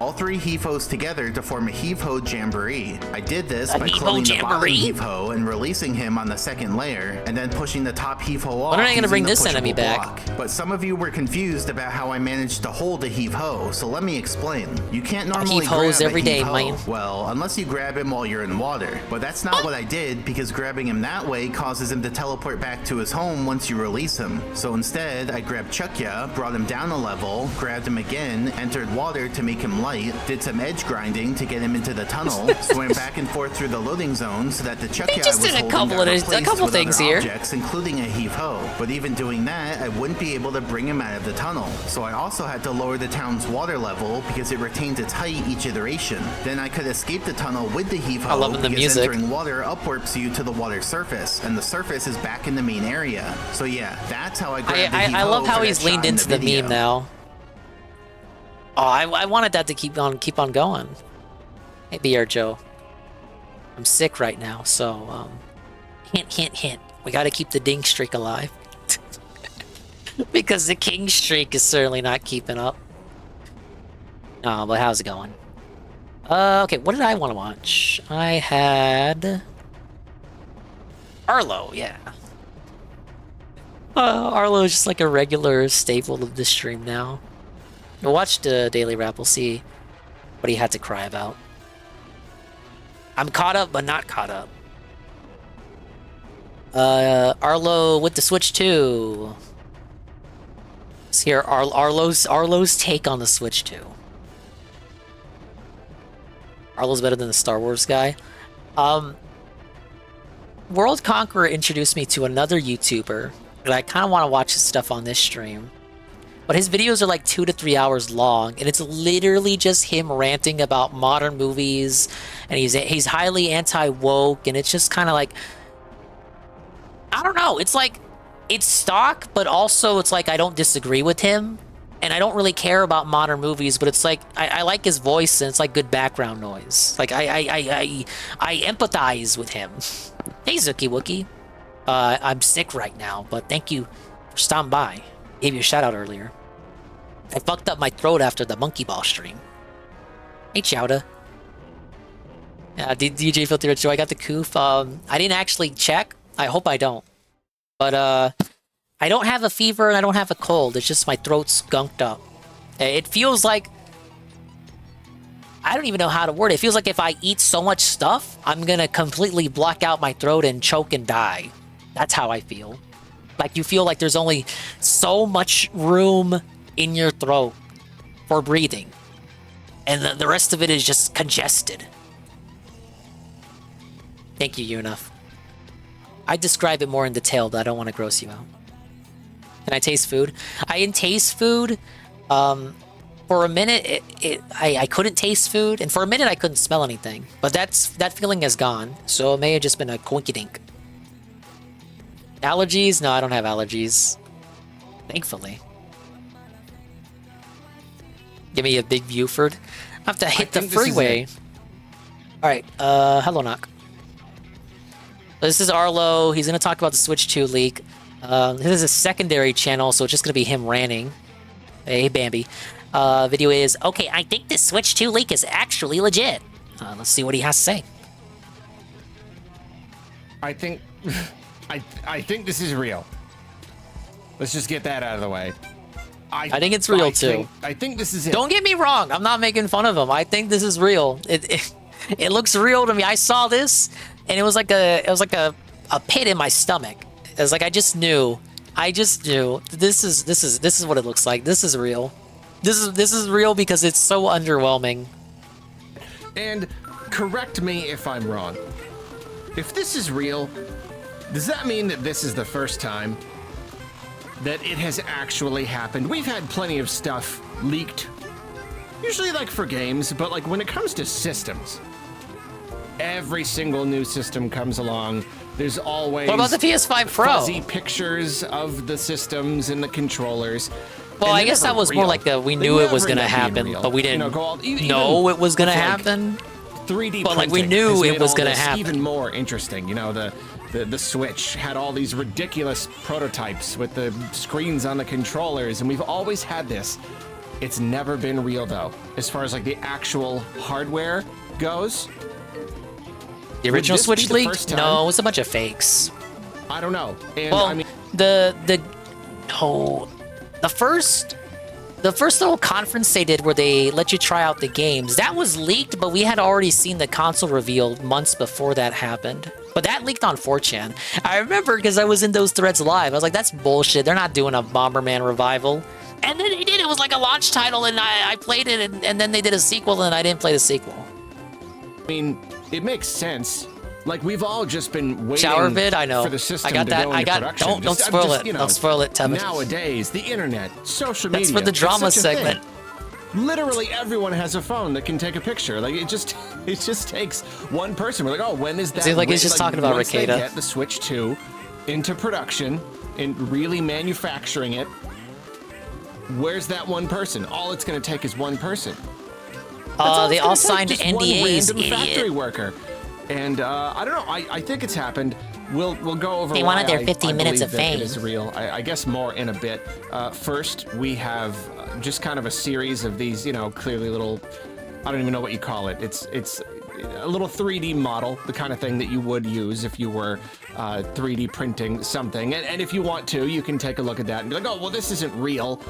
This is just this. This is just the kind of like mock-up that somebody would make and then they would 3D print it. In fact, like the account that this came from, That's a massive like a 3D cope, brother. printing enthusiast. So like they have other stuff like this that's not Switch 2 related. So it's like, okay, it's got to be fake, right? But no, it'll all kind of come together in a bit. So obviously this is. I like how it's he just kind of a like trusts the Joy-Con. It's just plan. a very slightly different Joy-Con. As you will see, it does have a different rail system, suggesting that the Try to be rumors careful there. were true. That instead of like being on a regular rail where it slides on, it's on some sort of what they call it, magnetic suction or something. Magnetic this does suction? seem to kind of confirm that how it kind of like slots in and then attaches in some different way, which sounds great. Sounds a lot better than sliding on and off. That was prone to wear and failure and whatnot. But yeah, I guess if for you're the like most part, 5 and you though, know how to take it's, care of your shit. Same buttons and everything. Just everything is just a little bit sleeker. Everything's just a little bit better. Kind of nicer. Everything is a little bit more flush, a little rounder. That's nice, but same, more or less same. Everything else.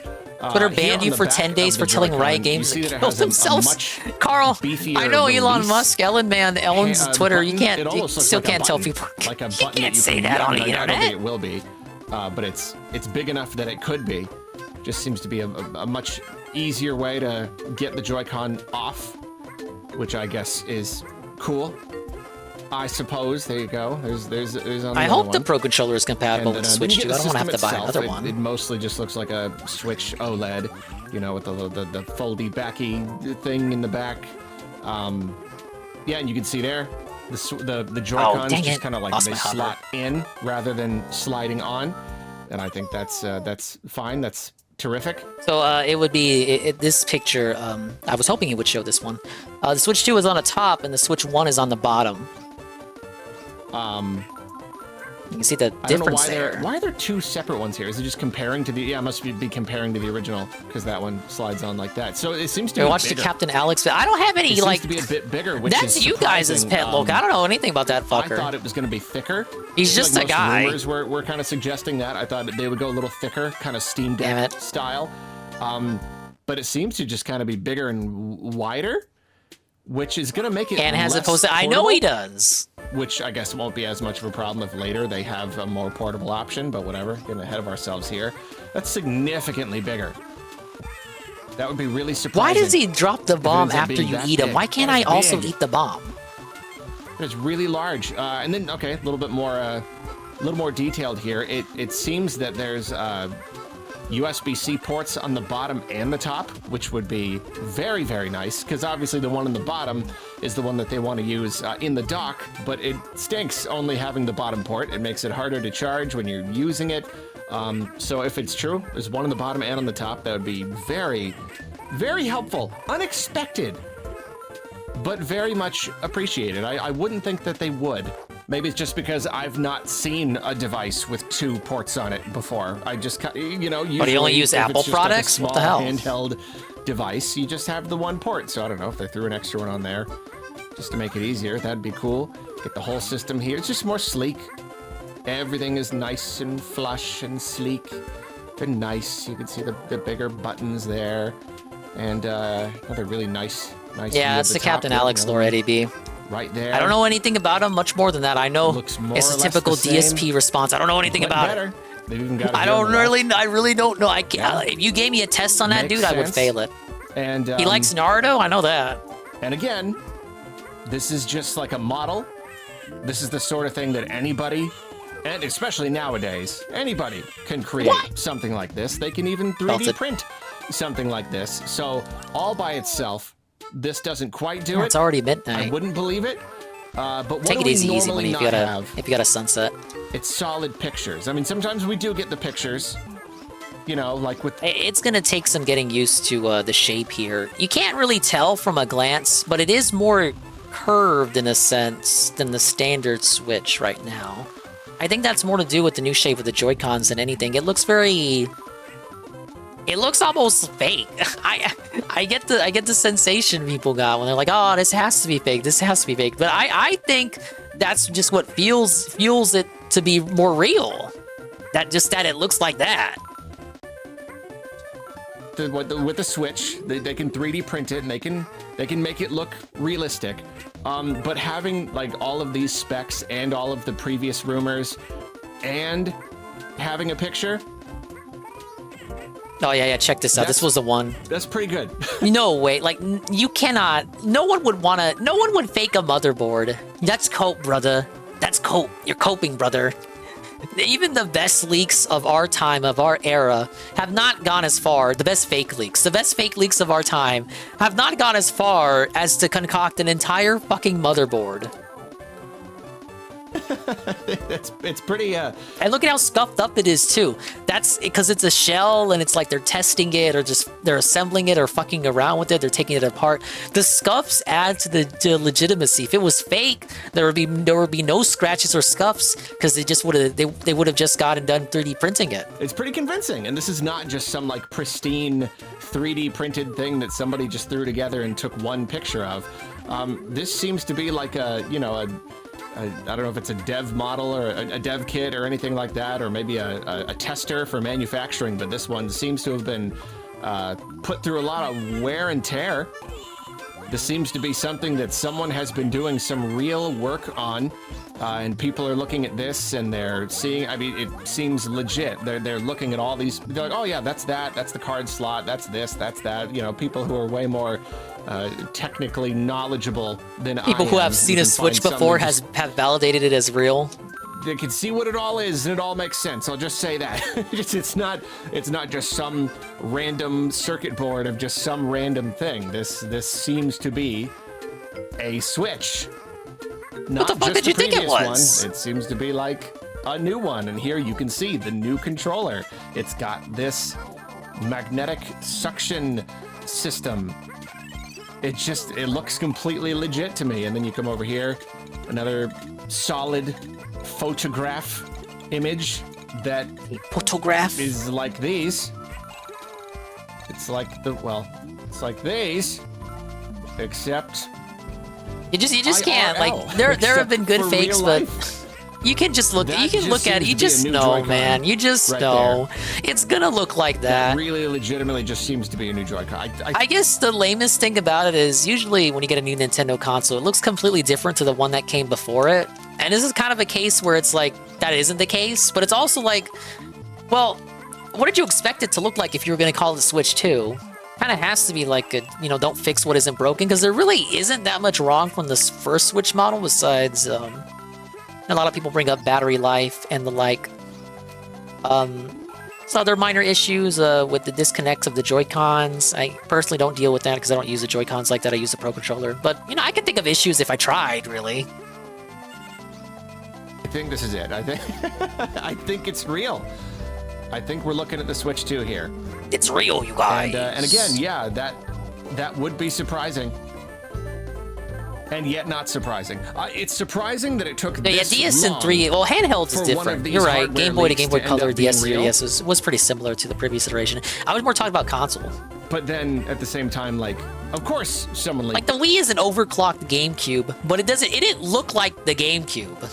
Of course, somebody grabbed some images and threw them our way. Even the Wii U didn't look exactly like the Wii, contrary to what normies would have you think. It's just weird. I don't know. It's just weird. It's weird seeing it. I think I'm looking. I mean, it's a little bit of a bummer. Kind of spoiled, but at the same time, it's not though. Like if any system was going to you're mad leaked, coping, brother. I'm glad it's this one because it's the least interesting Nintendo hardware we've ever seen. It really is just a Switch 2. That's what you called it. What did you think it was going to be? I think that's exactly what this needed to be. Like, why would you call it the Switch 2 and then you get the first face like, oh my god, it's just a Switch? Is that not what people have been requesting though? Like, just keep doing what you're doing, just make it stronger. And then they do their stats like, why does it just look like a Switch? Motherfucker, you just said keep doing what you're doing and just make it stronger. That's what it is. That's what it is though.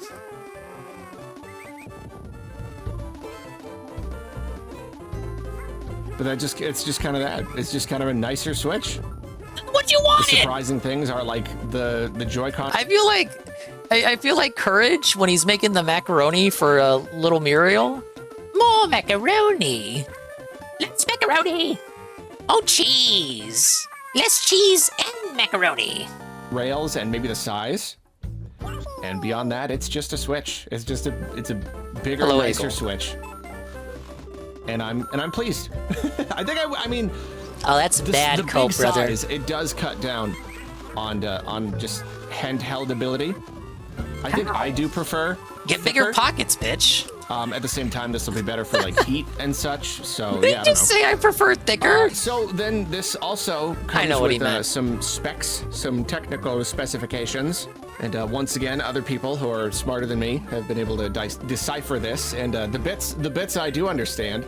12 gigs of RAM, which is cool. The original Switch. Sometimes I feel like Arlo wants to complain. But that would be a good thing, because he was better when he was angry. 256 gigs of internal storage, which is nice. Original Switch had 32. Just like absolutely nothing. So, you know, it's going to fill up a lot faster. The games are going to be a lot bigger. But that's still not bad. 128 I'd say gigabytes. That's in line with what that's so fucked up in this age. Especially if, you know, 128 gigabytes, but we're being told by these specs. I don't know if he's gonna bring it up here, but we're being told by the specs that it's in between like a PS4 Pro and an Xbox Series S. Okay, but like the games, like your multiplats and your like they're gonna be, unless there's some like mad optimization going on, which third parties almost never do. These games are gonna be kind of bloated, sir. So that's good. And then just in terms of power, they're saying more or less it's about a PS4 handheld and then about a PS4 Pro docked. That's impressive though. I'd say is perfect. Yeah, we knew they couldn't do like a handheld PS5. Exactly what it needs to be. Yeah. You know, if it's as powerful as a PS4, that means that it can get all these like cross-gen games because even like these motherfuckers are still making games for PS4 anyway. 4 years into this generation, we still have barely any exclusives, meaning that Nintendo will be able to get in on most multiplats. They will have a system that is powerful enough to run just about anything. Anything other than but would that still entice console owners to get those multiplats on the Switch? And even then the graphical jump has not been that big. People they'll probably have a much easier time porting stuff. Yeah, because even when you can get a multiplat on Switch, it's more it's more advantageous to not. I mean, it's nice to have it on Switch, but as far as like what the most of the time it's not worth it. Achieving graphically, depends on the game. Like Cuphead on the Switch, okay, fine. PS4 level handheld and then PS4 Pro docked, that just means that when you're docked to the TV, you're just getting better performance. That was it. PS4 Pro, PS5 Pro. They're not making your games necessarily look that much better. Yes, I've got to. You're just getting more big ups USB, the follow. Hello, sir. You know, all the listening to Arlo have a cry. Upscaling and whatnot. All that's gonna kick in when you have it docked. And yeah, so yeah, it's basically by having lower disk space, it'll be the console cheaper. Oh, the cheaper console, so we have options to buy any capacity micro SD card. That is a good thing because micro SDs are based still, and the current consoles want you to have well, it used to be hard drives, right? Now they want to do the SSD thing, and maybe prices have gone down. I haven't checked. Last I checked, the Series X SSD, now big ups, it is a plug and play thing, but it's like $250 after tax just for extra storage space. It's kind of wild. Now, PlayStation is a bit more open. You don't have to buy the proprietary nonsense with Microsoft, but you can use any kind of SSD, but only specific brands that fit the slot on the PS5. So any brand with an asterisk, as long as it fits the slot, and then you gotta open it up, and it's all some bullshit. Your normies aren't gonna be able to know how to do it.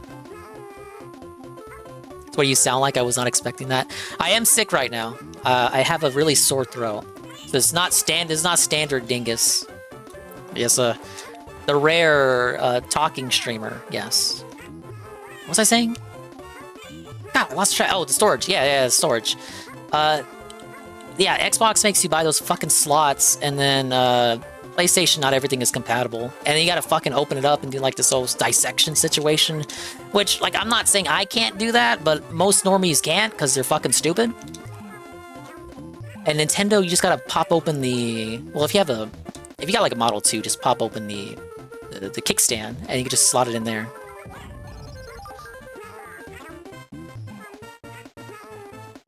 You can be any brand and model, which is bullshit. Or yeah, if you can't install it, Review Tech USA's dad can do it for you. Sony was better, but the internal embedded SSD is bullshit. Dies you need to repair serious soldering hacking skills versus swapping a 2.5 drive. Series X has a short M2, but has some unique key, so if it's dead, you can't replace it either. Yeah, it's too much. Like, just if you get a Switch, you just flip it open, you can use any micro SD, and it just works. It's a Todd moment. It just fucking works, man. Perfect. It's enough power to suit everyone's needs, with more juice when you hook it to the TV, which will help upscale I love when I have more and juice. make them look better on your big nice 4K TV, which regular Nintendo Switch games don't look great. They don't look great on a nice big 4K TV. They really don't. So yeah, power-wise, I'd say that's perfect. Nintendo wins trust again. That the specs are real. They line up We'll with see. some previously We gotta see the leaked games first. specs. So it all just seems very reasonable. It seems very reasonable. I mean, if the and state of that's play is making me any think that it is indication, probably true. And maybe it they did all win. Works perfectly fine. We have a better Joy-Con that attaches better. It's kind of eliminating the whole rail problem. Open my Steam Deck and unplug the MMC and plugged in a 512 GB SSD and it seems to be perfect. We didn't even bring up the Steam Deck, but you're right. Steam Deck is also based. Assuming that this is all real, which... But that's like the goated theme combo, isn't it? Just do PC plus Nintendo, because Nintendo's never gonna port their shit to PC, and everything good that you can play on PlayStation and Xbox, just play on PC anyway. So PC and Nintendo would be the way to go. Or if you're the ultimate walkabout person, just get a Steam Deck and just keep your Switch. And then on top of that, you don't even need you just put on Ryujinx on your Steam Deck. But don't tell Nintendo that I told you to do that. It is.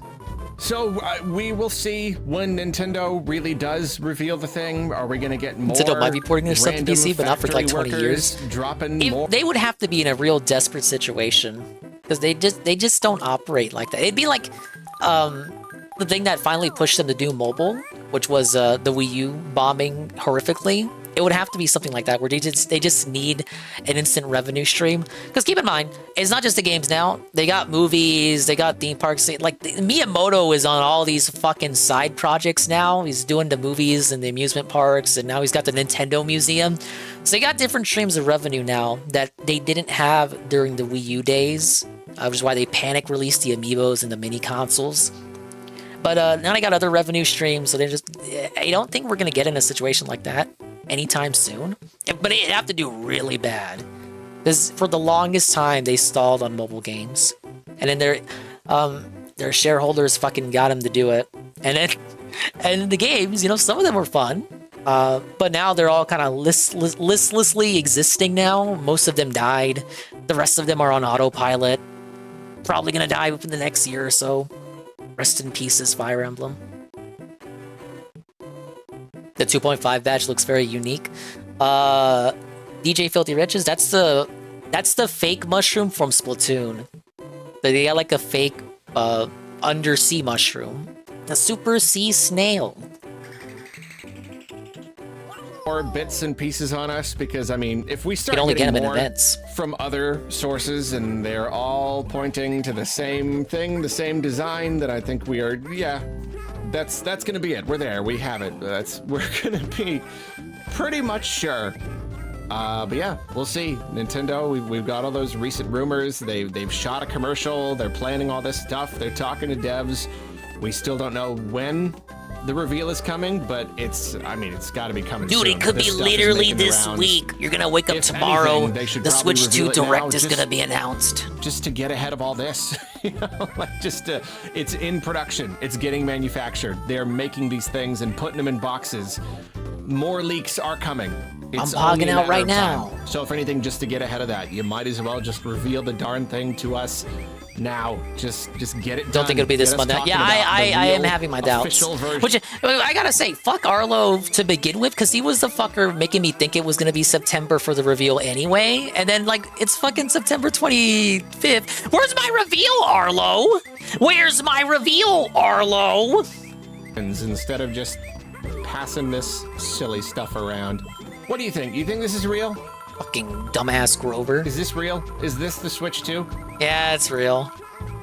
Or is this fake? Is this a very... I can't wait for DSP to beg for one. Elaborate. Big Nintendo fan DSP. Believable fake. I mean, just look at that. It's a Switch 2. We're looking at it. We're looking at its guts. Right I mean, now. someone would have come out for their like attention points like, already. It's been like doing work a week this since this was thing. It's all posted. scuffed up and everything. Even the Grinch link was exposed That's by now. Switch 2 By right this there. point, is it real? Is it real? Do you think so? What about you? What about you? No, I'm talking to you now. You. Hello, Jesse. Is that real? Is this a thing? Very Are we sick, looking at it Jesse, right now? but I am existing. I got my OJ though, so I'm good to go. Dave will play it once and leave it to collect dust? Probably. Alright, Tevin wanted me to watch it, but we have a video from PvP. Don't worry, we're gonna watch this, and then we're gonna watch, you know, the other thing that came out over this weekend. Okay, Ricada Omni-Felted, Body Cam Inevitable, Baldo checkmated, Suffa, Baldo, Suffa.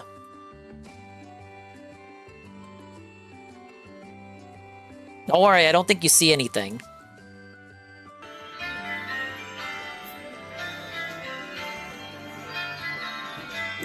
Yeah, baby! Yeah, I'm sure he's having a great weekend. Ricada's omni-felted there. Omni-felted. I didn't even know it was possible to get Omni-Felted. Yeah, baby! Oh, it's an omni-felted at the Omni-Boss Ricada! Ooh, Turn up the buddy. music, we can't hear it. Sweet, sweet, sweet victory! Yeah! He's checkmated, folks! It's over for Lord Baldo! He's tasting the infinite. What is this? This is the Omniboss. And there's a lot to this. This is the guys who were doing streams. Well, this is one of the two guys doing streams with DSP. This is what he does when he does not do streams with DSP. Can't say I'm not a fan of these videos of me in the bathroom. To be fair, if you were an old Fig fan of PvP, you would relate and enjoy these videos, because it's basically what he was doing before he even really started going hard at Ralph. He was kind of always doing videos from the bathroom or doing videos filming his laptop. Basically the DSP thing, actually, with the shitty ass laptop camera. He would do streams from the living room, from the bathroom and whatnot, from his room. So I guess since the show's on vacation, we're kind of getting like a Throwback Thursday segment. Oh, Ricada's not in jail, no. He had a omnibus hearing, and that's what this video is about. but it was kind of like it got delayed and pushed back because, oh yeah, because the submitted evidence, Eddie B, for the Rekieta having cocaine on his nose, it was a COG re-upload, a COG VOD. So unironically, Rekieta's argument was that COG edited the VOD to put cocaine on Rekieta's nose because it wasn't the raw upload. Taking that big steaming Rekieta, folks. Woo! Woo! So, for those of you who are unaware there, the results of Rekieta's omnibus hearing are in. Every single motion was denied. Really? There'll be no Frank's hearing for you, Rekieta. Sorry, The warrant Rekieta. stands. The warrant stands, buddy. All of that cocaine is admissible. The firearms charge, Rekieta, the motion to exclude it failed. It's denied. The best of all, Moana, Your Honor. Oh yeah, this is what he's talking about. You gotta throw it out. Oh, it doesn't count. COG edited it. No. So let me explain. Let me explain what Rekieta means. What Rekieta was arguing when he said that COG edited the video. So you know how when you're watching a YouTube video and you're near the end of the video, it pops up with the logo on the bottom right, and it's usually a little icon that you can set yourself. So that's done by the player on YouTube. That's not part of the video editing. Like, you don't insert that in yourself as part of the video. YouTube inserts that itself automatically if you have it set up on your channel. So Rekieta took that, and that was Rekieta's proof that COG edited the video because there was a watermark on the bottom right. Even though, again, the watermark is superimposed by YouTube if you select it on if you select to have it active on your account. It's not like COG did not edit the video to put that there himself. He selected it on his account to have that, active, but the player itself put that on the video because COG selected a profile picture for that. I guess he just assumed the boomer judges didn't know how YouTube worked. I forget. Well, shit, I'm on YouTube right now, right? So, if I go to the gear... Why is it on here? The thing where it says annotations. Yeah, it's the annotations thing. It's not on here. Yeah. Take my word for it. Oh my god, the best part of it all. Because the whole watermark situation, right? Oh, is it? It's because it's embedded? Okay. The judge had to watch all of Exhibit 10. What's Exhibit 10? It's Rekieta's drunk stream where he jerks off. No! There's coke on his nose. Your Honor, it's out of context. Oh, fuck, he's calling Judge Fisher Judge Pussy Liquor and shit. Rekieta's judge had to sit there and watch Judge COG edited that shit. Hours of the insanity to verify. Your Honor, COG's a snake. What were they thinking? What were they thinking? Yeah, Judge, watch the whole fucking thing. Your Honor, did you know COG is a cuck? Alert! Retard alert! Oh, buddy, it's tough. It gets worse too for Lord Baldo, because remember the revenge porn last toilet tape? Where, Aaron was going to jail. We all celebrated Aaron going to jail there. It was awesome. Well, he pled down to a fucking misdemeanor, so fucking Imholte's not even going to prison. But you know who might? Oh, yeah, I did notice that. I saw Aaron guy got arrested, and everyone had a little laugh about that, little hearty har, and I guess it is earned on the part of Mr. Steel Toe Man. He was kind of involved in it, LARPing like he was but a noble soul, the sole hero in the situation. But I did see he did get arrested. But guess what? He's out, and he was doing a show today even. Baldo! Baldo, no! That's not even the best part of it. I don't think he's a hero in this situation. I'm just calling the facts like I see it. Right, Rekida's fucked. He's done. He's dead to rights. Oh, by the way, God, okay. This, you know, there's some real sweet, savory, wonderful parts to this victory. Where's Barnes at? Where you at, Barnes, bitch? Where is he at? I thought he was the last Rekeda soldier, the strongest soldier. I thought it was a slam dunk. I thought the warrant was flimsy. It was bound to be thrown out, right? I thought it was a constitutional W. Ooh, no refunds on that Barnes legal strategy there, Baldo. Ooh, where are the sweepers now? Where are you at, Dougie? Where are you at, Doug Tendaple? Where's the broom, buddy? I fear the sweeper's broomsticks may be permanently broken. Where are you at, Chrissy Mayer? I thought it was Chrissy Meyer. Your tongue like you're used to, you dirty sloot. But aside from the sweepers being felted, which might be the best of all, here's the best of all. It's at the point now where Rekida's fucked. He's gonna be found guilty. No matter what he does, it's over. It's over. So he's gotta plead guilty, right?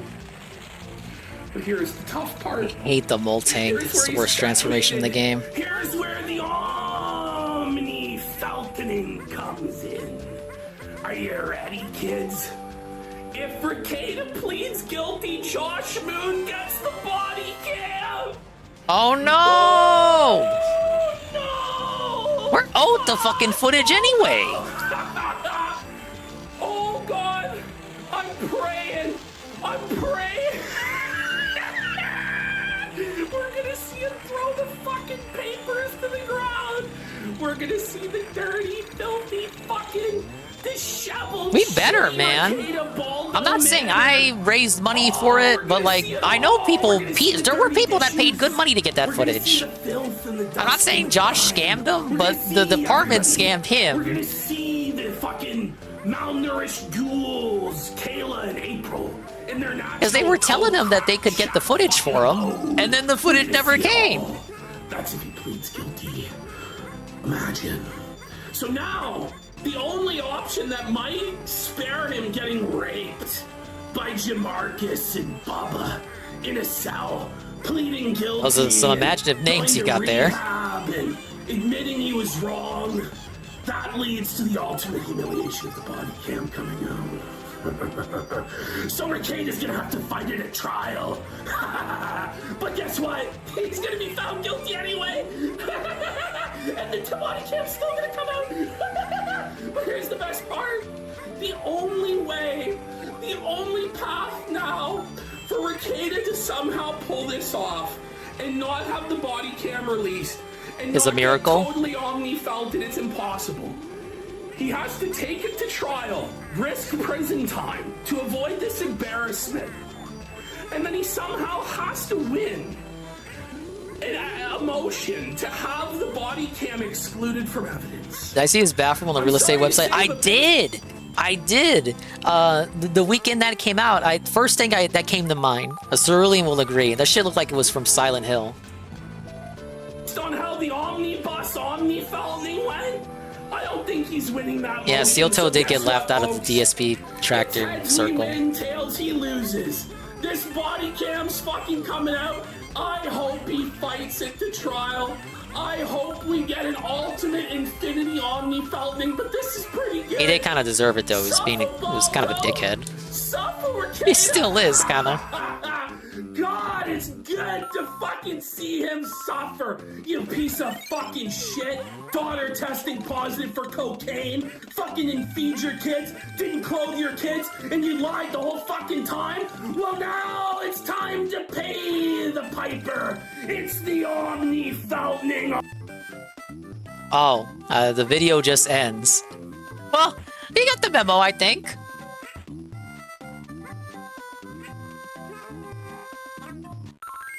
Okay, so that's the PP update. But there was something else that happened over the weekend. I think, many people saw. There's been a bit of a hoopla. Fortunately, I couldn't talk about it the day it happened because the circumstances behind my throat. However, I do have a unique style reaction. I have someone else reacting to it. Yes.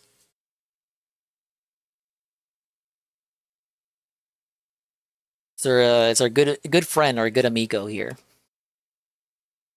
We have from today actually, Mad at the Internet.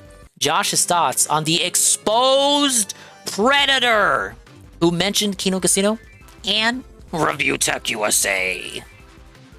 Hello, Expand Dog. How you doing, dude? I'm doing great. Thank you for asking. Right along. This clip was heavily requested that I comment on, so I will chat. I will. Heavily requested. They wanted him to Alex shit talk. Either Rosen or Rosenstein. And Stein? he's one of those Predator busters, right? So he has a YouTube channel where he's like a Chris Hansen Like type. the anti-Semitism. And he caught this guy, and the guy got pulled over, or not pulled over, he came to a... Okay, so when I first saw the thumbnail for this video, I thought the Predator was the guy on the right. Now, would it shock you to realize, and would it shock you to learn it's actually the guy on the left? It's just the guy on the right looks more like a... Sting. And I don't know, talking to him. It must be the full beard. And he's talking about Review Tech USA. Like, he's trying to, like, push off the fact that he got caught in the sting by talking about lolcows, and this conversation happened. Yeah, classic troll shielding. Don't show me, but, like, if I were to search it up, could I see a YouTube video on that? Which one do you want to see? The Review Tech and the Dropbox shit. Review Tech Man and the Dropbox shit. You ever watch Kino Casino? Nope. Oh, okay. Well, they've talked about it, too. So this is someone in a... oh, no, Casino Bros, no! Ah! Exposed Predator is the Kino Casino viewer. Ah! I'm going insane! Ah! Profile Predator Sting, who has brought up Kino Casino, which is, as we say in the business, not a good look. It's not a good look, you guys. I asked PPP, I said, like... hang on, brothers, I'm getting my broom out! Know this guy? I can't, I asked PPP, I said, like, do you know this guy? And he doesn't know him. And there's no mugshot or anything yet, so he hasn't been arrested. If he has been arrested, Alex Rosen hasn't posted information about it. It's really embarrassing, but I can't grill PPP too hard because there's that fucking pedophile that writ into the Ricada case for the forum, and it was real fucking gross seeing like Juju the Cow and Ricada taking like a lap, like they want, as if I have any fucking control about who reads the Kiwi Farms and decides to write in to police departments. Okay, so you may not be aware if you're not a member of Kiwi Farms as to what Josh is referring to. So there was a little event that happened where I don't have an account either, but I watched the show, so he talked about it in greater detail before, but basically what had happened was one of the people there doing heavy work into looking into the Ricada case, I guess he got exposed as a predator, like actual, not even just like, oh, you said some sus things on the internet and you posted some weird shit and you liked some weird shit. It's not even just that, like, he convicted. They had like his court docs and shit and his indictment papers, like, oh, you're fucking felted, buddy, guilty. So that got exposed. And when that got exposed, that guy was swiftly banned. They named him, they shamed him, derided him. It was like instant. Like, Jersh got his docs out. They all made fun of him, mocked and derided him. As they said, because you should not, these are not people to fear. And you shouldn't make them out to be a boogeyman, because they're just fucking losers. You should laugh and point and laugh at them. It's like how Medicare treats mass shooters.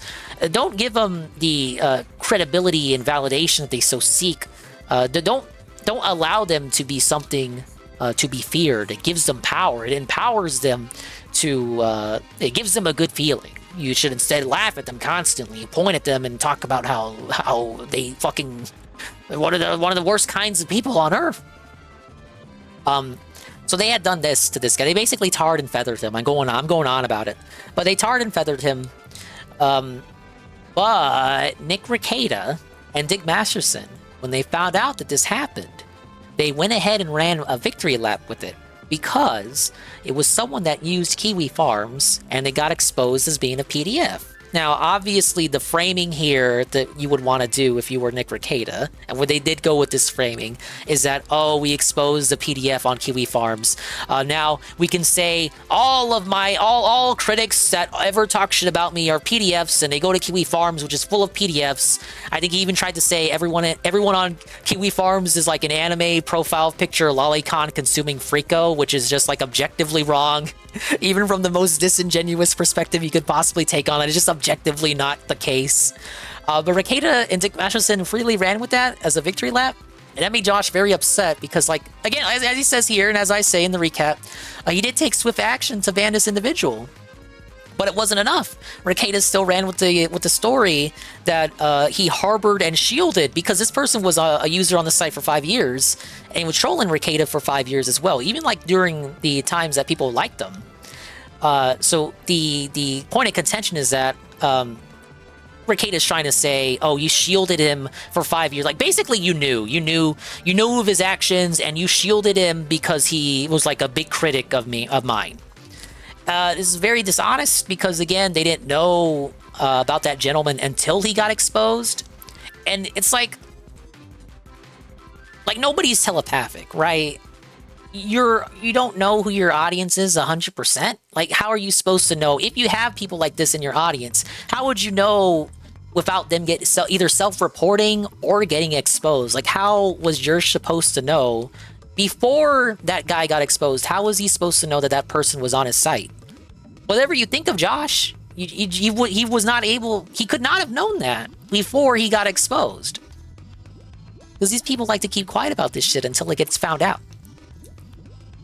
But still, Rekieta ran with it and tried to say, oh, well, look at that. They found out one of my critics is a PDF. Therefore, all my critics are PDFs, debunked, discredited, and wrong.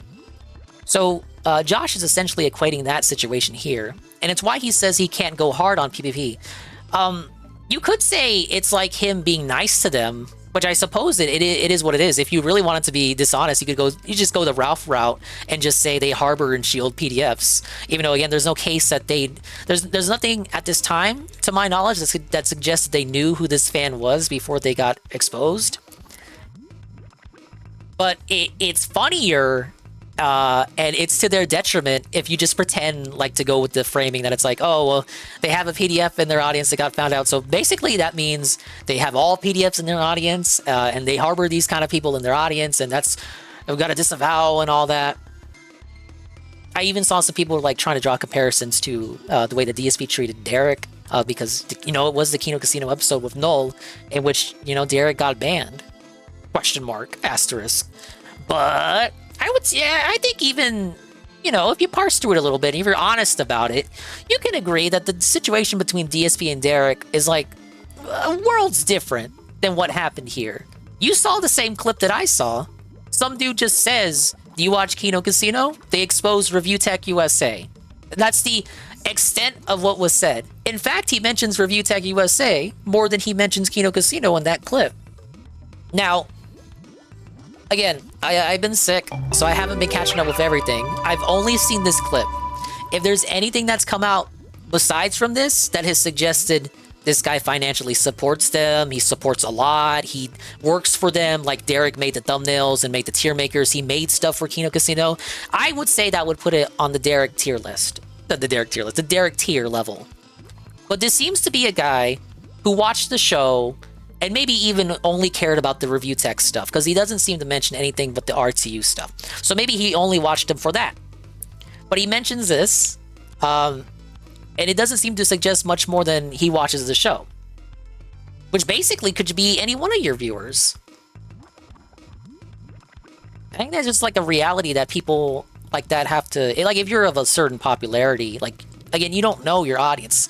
And it kind of goes back to the Derek thing, too. Where... normally, it would be like you don't know who your viewers are, policing your viewers, this, that, and the other. Now, with Derek, it got to a point where most people said, and most people, I mean everyone said that it was like, okay, it's getting out of hand. This is like, I think we can make it exceptions. Like Derek does need to be banned because it's out of control, and he does support the stream. Maybe not monetarily, but he does literally make stuff for you, and he's just annoying all the other viewers and all that shit. In that case, yeah, exceptions can be made. Get Derek the fuck out of there. I don't think it's a...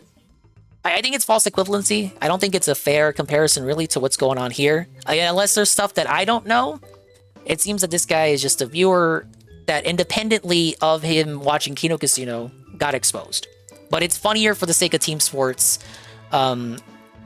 and the story, as it were, to say that Kino Casino had a confirmed PDF in their audience actively, and they shielded this person for years, and they knew, and they need to answer and disavow right away.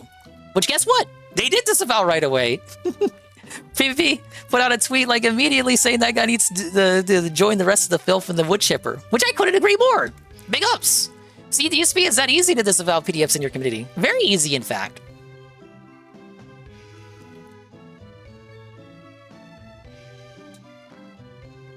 Wait, let me rewind on that. It was to the Ricada case for Hey, the forum, and it was real fucking gross seeing like Juju the Cow and Ricada taking like a lap, like they won, as if I have any fucking control about who reads the Kiwi forums and decides to write in to police departments. It's embarrassing, but like, I don't know. It's happened to me, basically. Not quite like this, but it's a little bit fucking. I don't know. I would be a hypocrite if I said anything about it. Okay, that's the clip, along with Jersh's take on the matter. I look, again, you can think what you want about Jersh. I think that was a fair... I think it would be a little hypocritical of Jersh to like just join and say, oh, you shielded, you harbored a PDF, known PDF, without any evidence that they actually knew beforehand, without any evidence that the guy ever supported them or gave them money or worked for them or any of that. He could have just went with that and went with the joke for the funnies and the lols. But no, he just went ahead and said, well, you know, I had literally the same thing happen to me a few weeks ago. So it would be pretty hypocritical of me to go at him for that when I just had that happen to me. Good response. And that's pretty much my take on it. Until more stuff comes out about that individual, it just seems to be like a viewer who just brought him up. It's not one the one with Derek, in my opinion. I can see how people would come to that comparison, because that Noel stream with Derek just really did recently happen. On the face of it, it would be a case of like, oh, you went at DSP for like harboring a PDF in this community, but your community just got found out for having a PDF. Like on the face of it, I see that comparison. But once you really parse through it, it's like, okay, well, who is this guy? Like, you know who Derek is, mainly because he puts all of his stuff out there, but we don't know who this guy is, or really what his affiliations are. Now, maybe that's me pulling out the broom. I think that's like an honest kind of look at it. Is it not?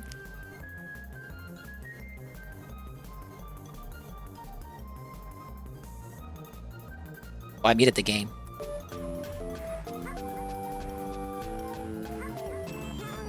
I should not have talked for that long. My voice is fucked.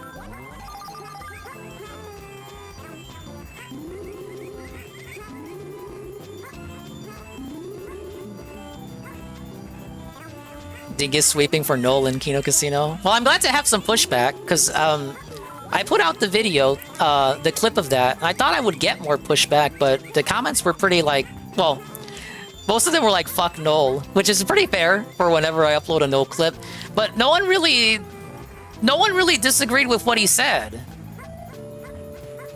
I'm pretty sure if Noel did go after him, people would bring up the Ricada PDF on his forum. Yes, ack.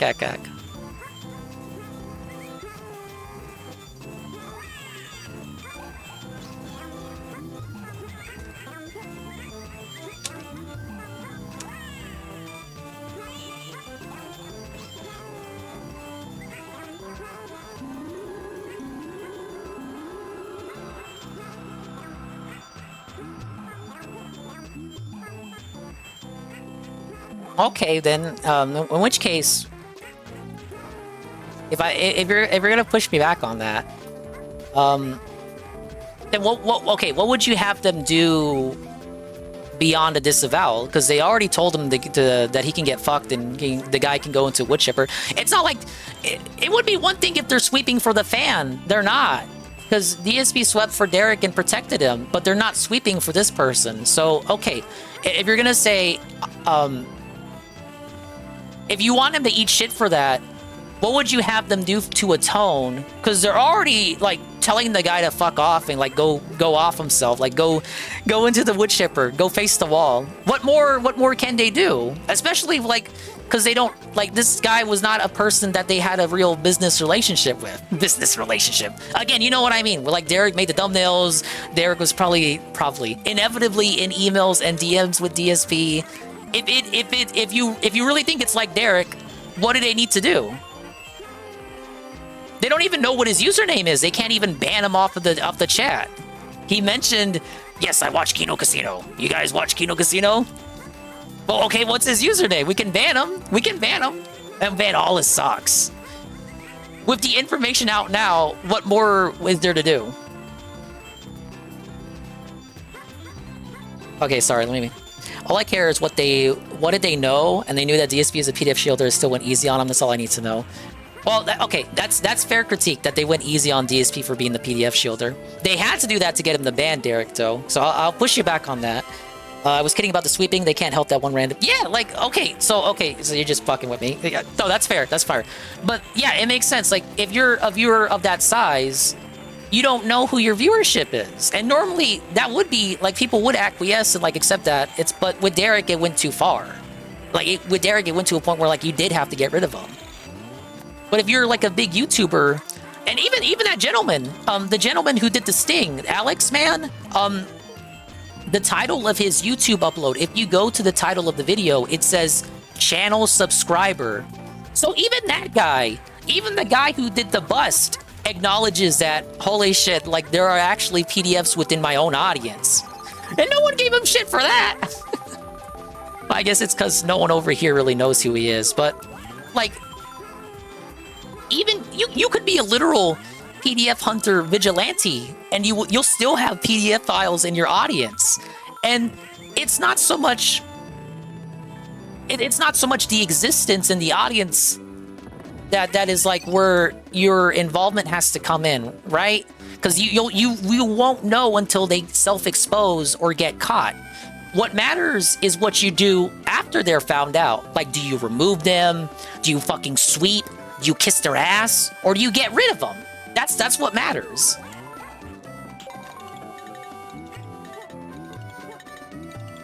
Okay, what the fuck am I doing? I hit the button. A switch goes off. I don't know where the switch is. I went blocked.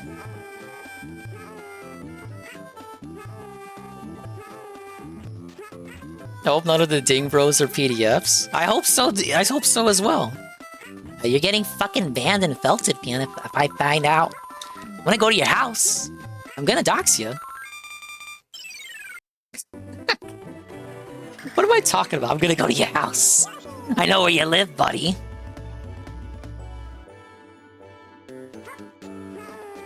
But yeah, look, they can't help that like a random viewer that they did not know, who we don't know if they supported him or not, has those fucking disgusting proclivities. It's what you do after you find that out that determines their character and their response, because they couldn't ban him because they didn't know his username. But their response was to just like disavow immediately. What? Do you think they were gonna like kiss his ass too?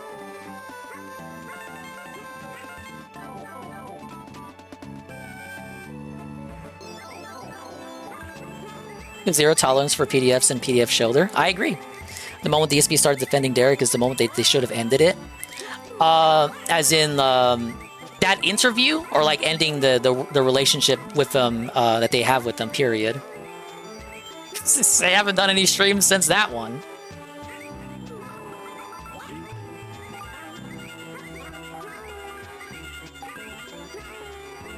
I get the hard stance though. Both?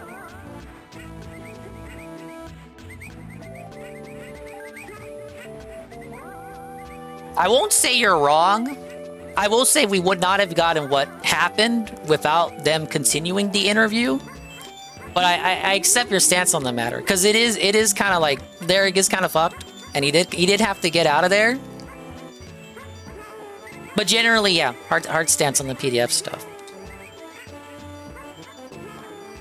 Like fucking common sense. Like, you're not gonna get me to disagree with you on that. But it's just not how things worked out.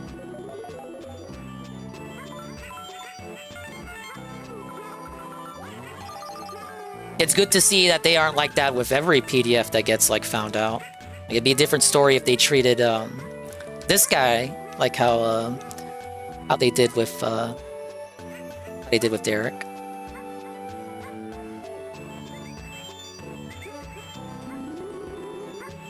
Done this level 3 times. How am I missing one flower?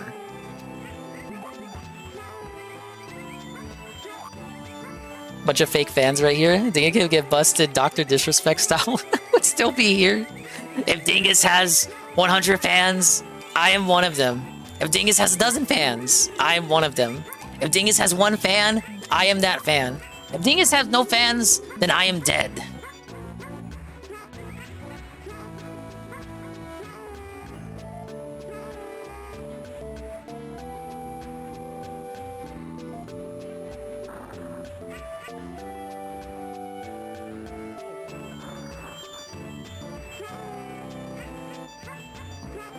Hashtag the Dingus Dents. I'm going to the dentist, baby. What world is this? World 3. I wanted to do at least one world because I'm not. I'm already like getting. I'm barely even winded. No, I am winded. I want to do at least one full world. God, I have one more thing to say. Hold up, I'll gather my dots.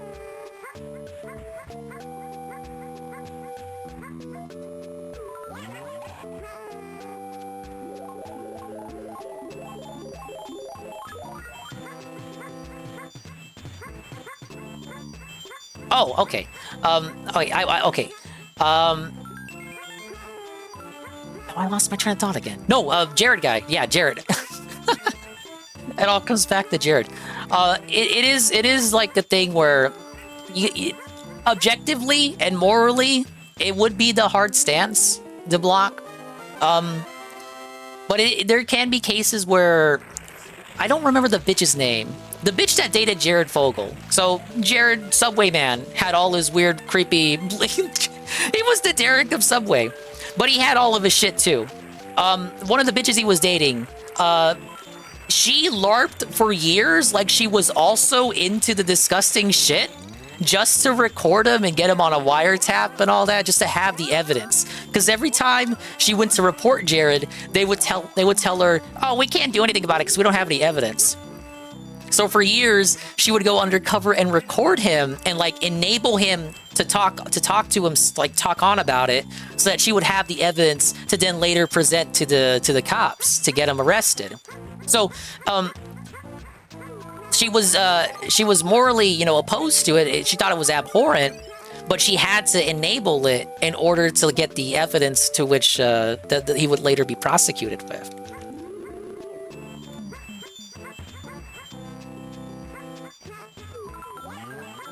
Yeah, she was A-logging him. A lot of Hollywood is messed up. Yeah.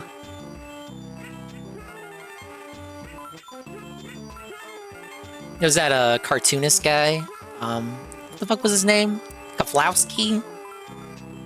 The guy that Doug the Ten Nepal was defending. The Ren and Stimpy guy. I cannot think of his name right now. Kathleen maybe laughing. The name sounds familiar. You got the memories of this case on tap more than I do.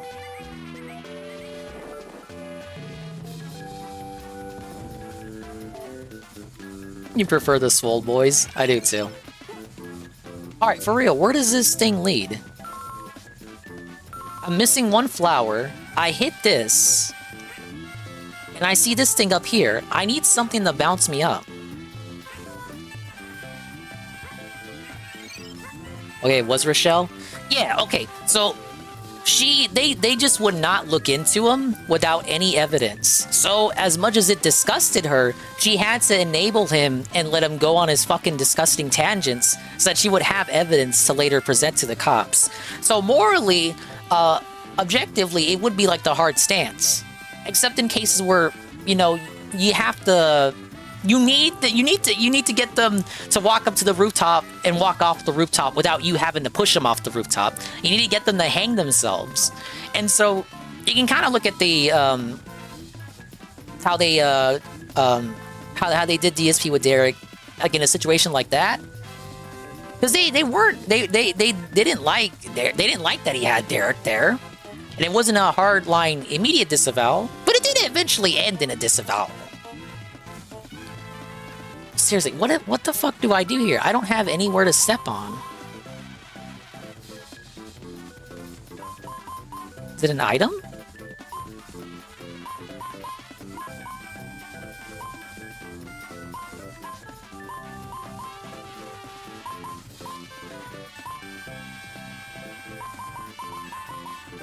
No.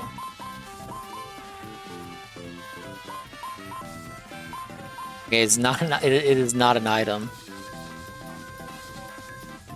Okay. It was a very dramatic segment. Let's go back to Arlo. So last week, you might have seen... Okay, experts say the Switch 2 leak is probably legit. This is the second video he did on the Switch 2. This is also from an age where people had more of a hard time to get evidence. People didn't believe her or didn't want to investigate. In this case, everyone knew.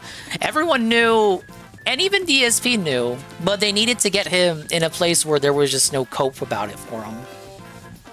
Because people, like, of course DSP knew. Of course DSP likely saw the evidence too, because he followed Derek on Twitter. But you had to, like, corner him on it. Like, you could just show him the evidence, and that doesn't take his copes away. Oh, they edited it. Oh, they went out of this way to go look for that. And he still had the cope. He still had his copes out, even when they had him dead to rights on it.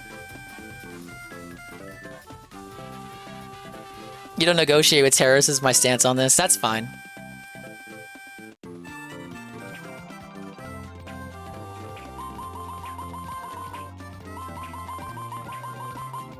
As long as, because I could see your point of view. As long as you understand my point of view, because I don't want it to look like I'm capping for Derek's existence, because I'm not. I'm just saying, I'm glad that he's gone. But I'm saying that their method of getting rid of him, like, he would still be here if it was just like, oh, you fucking interact with Derek? Okay, bye-bye.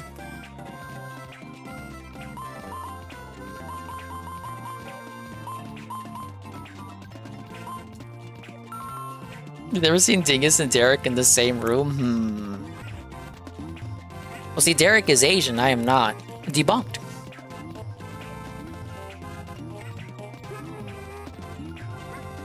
You're good. I'm glad he's gone. I get that this was the more efficient approach because of DSP. It's good for all involved, even a stupid-ass dents. I'm scared to hit it again, because I'm not going to know where I gotta go in order to get up there. There were some images going around, allegedly, of the Switch 2. We had, you know, little, like, 3D model CAD kind of stuff, and then a couple, like, action... Don't feel bad. I got shit for trying to explain that he should have been long gone just by his dumb rules he has on his chat from the start. Even... It is so... That's the, like, almost the... It is like poetry. That's the most poetic thing about it, is that ignoring all of that, ignoring everything we just discussed... He still should have been gone. Like, people just did not like him, and for a good reason. Actual photos of some of the real hardware, and I, not an expert, for one, did and do believe that the leaks are legit. It just seems too legit. Where am I going? You know, where am I going? We've had a lot of I hit it. over the years. It's fairly easy now, especially, to just kind of like 3D print something, cobble something together, take a blurry photo, and that's it. But these ones had They featured multiple images of Joy-Cons that matched Why is it gotta be like perfectly this? to the I whole, missed it like, again. magnetic suction system thing that was kind of talked about some time back. That was like one of the first really solid ideas that we had about what the Switch 2 would be like, and this is like, oh, like it completely confirms that. But then most importantly, it was a picture of the inside of the console. This was either an old prototype or just one that's been all busted up during, manufacturing. If they're making these things now, someone took it apart, and How the there fuck was. do I get it up looked there? really convincing. I believe that it was real, and now actual professionals are claiming that yes, get me out of here, brother. It probably is real. You want to talk about real professionals? This is all coming from the dudes at Digital Foundry. I love all those guys. They're all really cool, and I always really trust their stuff. They really know what they're talking about, and so they talk a little bit Digital about Foundry. this on their channel, and then in a follow-up interview with IGN, and they're basically claiming, yeah, like this, it basically has to be real. Almost certainly real. That's the quote right there. It said, it can be determined that the leak last week is genuine, or at least as accurate as an old prototype dating from October 2023 can be. And they talked a little bit about all the other features and specs and things like that. Yeah, you can't even say Derek and his shack is the filters. Just spell it the right way. Topic for more details, but more on these leaks. Rich says, it's right to have a degree of skepticism. Hello, about everyone. This leak Rich from because Review there's Tech nothing USA to stop here. Someone 3D printing up a fake casing. However, faking a convincing motherboard would require a degree of technical knowledge that I'd put beyond even the most elaborate hoax. It would be easier simply not to fake a board at all and to make the printed components look a lot more genuine. So again, it's really that shot of the inside. Yeah, the motherboard, that's the thing. That's the word that I should have known. It's the motherboard. Yeah, And I it thought you doesn't were a have game all of guy, the Arlo. components plugged into it necessarily, but you can see all the spots where they go, and it really does look genuine, and you're hearing it right there from the mouth of an actual expert. That kind of thing is very hard to fake. You would have to have a very, very high degree of technical know-how to know how to create a fake motherboard for a Nintendo Switch 2. Something that anyone can look at and just be like, yeah, that looks totally legit. Even the guys at Digital Foundry are looking at it and just being like, yeah, I mean, it's gotta be. Then additionally, it's the fact that a lot of these components and design Is he modding a Switch? No, this is the Switch 2. With previous It's literally the leaks Switch very, 2. very well.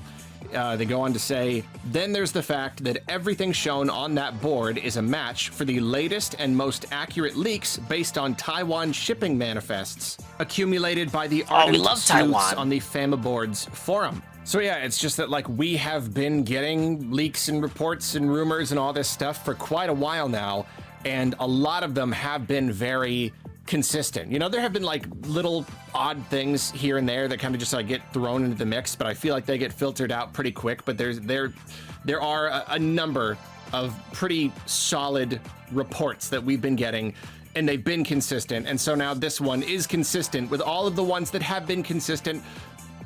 Technically, could this still be an elaborate hoax? Could it just be the most that is mad, elaborate brother. fake console hoax of all time? An ongoing multi-month, even multi-year project of faking these really specific ideas and really specific specs and having and like planting this fake knowledge and having people corroborate it and then like coming back later with images that yeah, technically it's technically possible that there is Ain't it just someone who easier to say does people have came in, looked at it, and that say, yeah, that technical checks out. It's probably know-how, real. and they were able to It makes it design sound so a much more design specific than and what it really create is. a really convincing Switch 2 motherboard. Yeah, maybe, but I don't think so. I really don't think so. It's all but confirmed now. We're looking at 99.9% here. These images are the Switch 2. These Joy-Cons are the Switch 2 Joy-Cons. These Joy-Cons, they slot in from the side. Hey, it's that and game I want to play. Stick in that way instead of sliding. This thing is. Well, I can't wait to this shell out size. $60 for this screen game. is this size. Yeah. That's pretty much that. And again, I have to say again, it is so weird. It's very weird. This is a first. There's always leaks, quote unquote. There's always these fake images. And like, sure, we've gotten accurate leaks from other companies' hardware, but man, I don't know if there has ever been, to my knowledge at least since I have been paying attention to this stuff, which has been a good amount of time. Getting this day one. We've not really. Oh, it's coming out tomorrow. It's already Wednesday. Genuine images of the system itself leaked before Nintendo could do the job of revealing the system themselves. They were too busy suing Pal World. And it's Don't a bit worry, of a that's the bummer. next video. Again, I'll say it's surprising it took this long, but like, yeah. I can't wait to hear his Pal World take. And What do you if think true it's gonna this is be? the first time, then I can imagine the people at Nintendo are not happy. They are probably not happy at all. I think he's But, playing like, it. What are He you might gonna not. do? You've got these $60. factories, probably with like thousands of employees, and all it takes is one person. All it takes is one person. They're spending all day. You think he's gonna simp for Pokemon? Together. Snap a couple pictures, put it online. Just like, who's gonna know? Who's gonna know? How are you gonna plug that leak? How are you gonna find the one person? There may be multiple people. It's just, it seemed completely inevitable. How do you keep secrets in this digital age? Ooh, before we wrap up, that's the thing, getting this info from lots of different sources. There's little tidbits you gotta find here and there.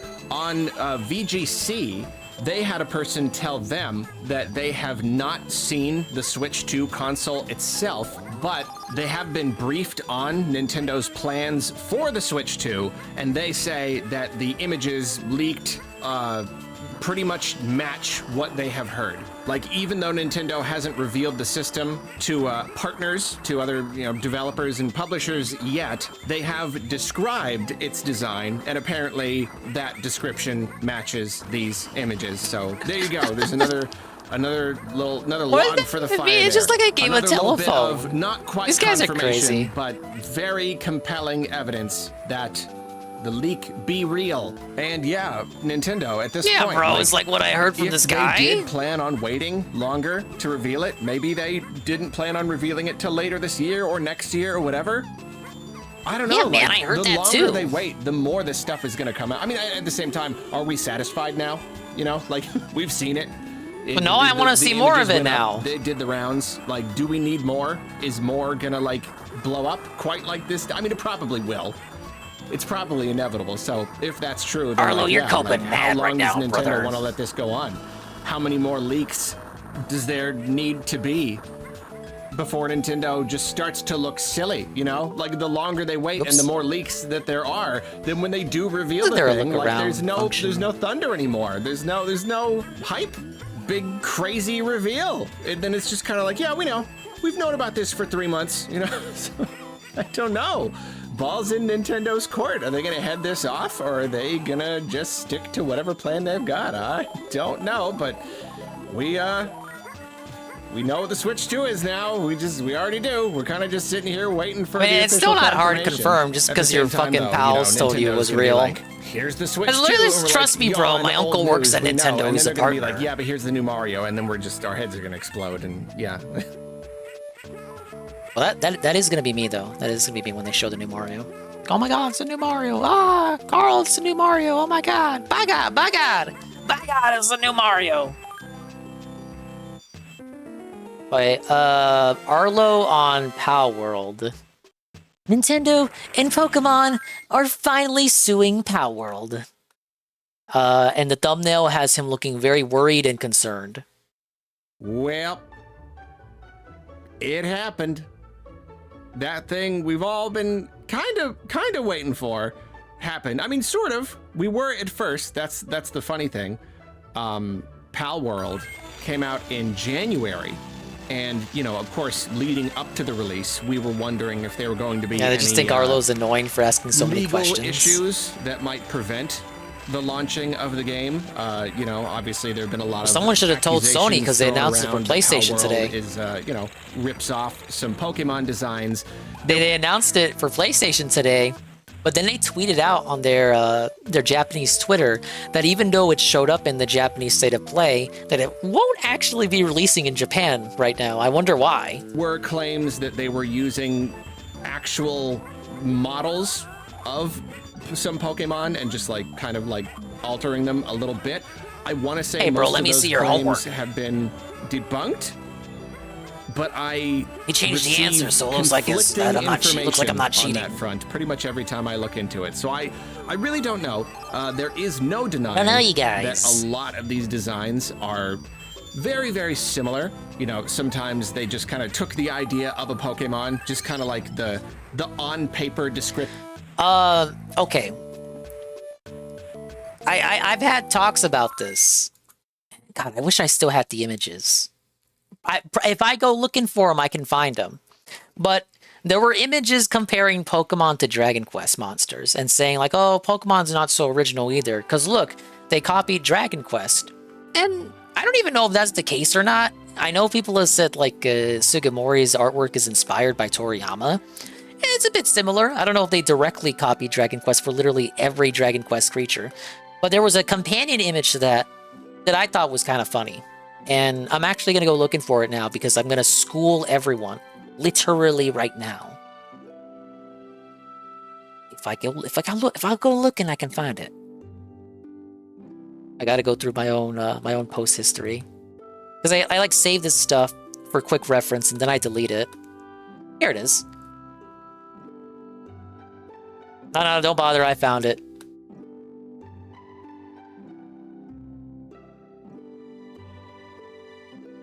But I will remind everyone the lawsuit's got nothing to do with the designs. It's about the patents of the gameplay. No, yeah. That you know. I'm about to whip it out, as they say. So this one is literally where I just got the joke right now from. Hey, can I copy your homework? Sure. Just make it look different so that it doesn't look like you copied it. Sure thing. So this is the infamous comparison. The Dragon Quest monsters of old versus Pokemanes. Dragon Quest from the 80s. Pokemanes from the late 90s. So you have all the general archetype comparisons here. Now, thing is, I don't know if directly every Pokemon is based on its Dragon Quest equivalent here. It's kind of like, I could buy that maybe Zubat was based off Draki conceptually, but I don't know if like, what's a more suspicious one? Okay, I don't know if, like, can we really confidently say that Krabby is based off that same crab? I don't know. Maybe they're just both based off the same concept of an animal? But my general point here, hey, Super Strange Times, I'm sick. Thank you. Welcome to the stream. Those are all pretty similar. Keep coping, Dinga Bros. Yeah, very similar. Okay, now riddle me this. Riddle me this. I haven't shown you part 2. This is part 1. This is the more famous image. But let me show you part 2. And I'm going to kind of like alleviate why some people feel like the designs are ripoffs, but not like direct ripoffs. Like I'm going to like explain why people feel they're similar. So this is a response image. And I actually agree with it. So, how two monsters based on the same animal may look. And then you got Draki and Zubat, and they're both based on bats.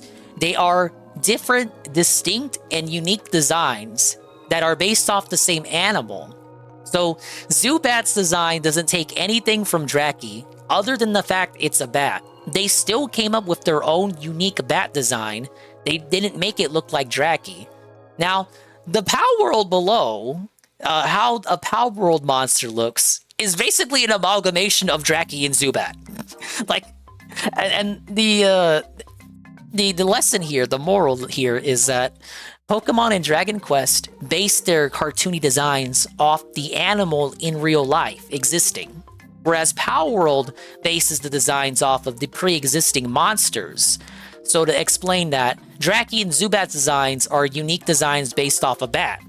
But the Power World bat is based off of Draki and Zubat, like cartoonish monsters that already exist. It would be like, okay, Yoshi is based off a dinosaur, but you wanted to make your own cartoon dinosaur.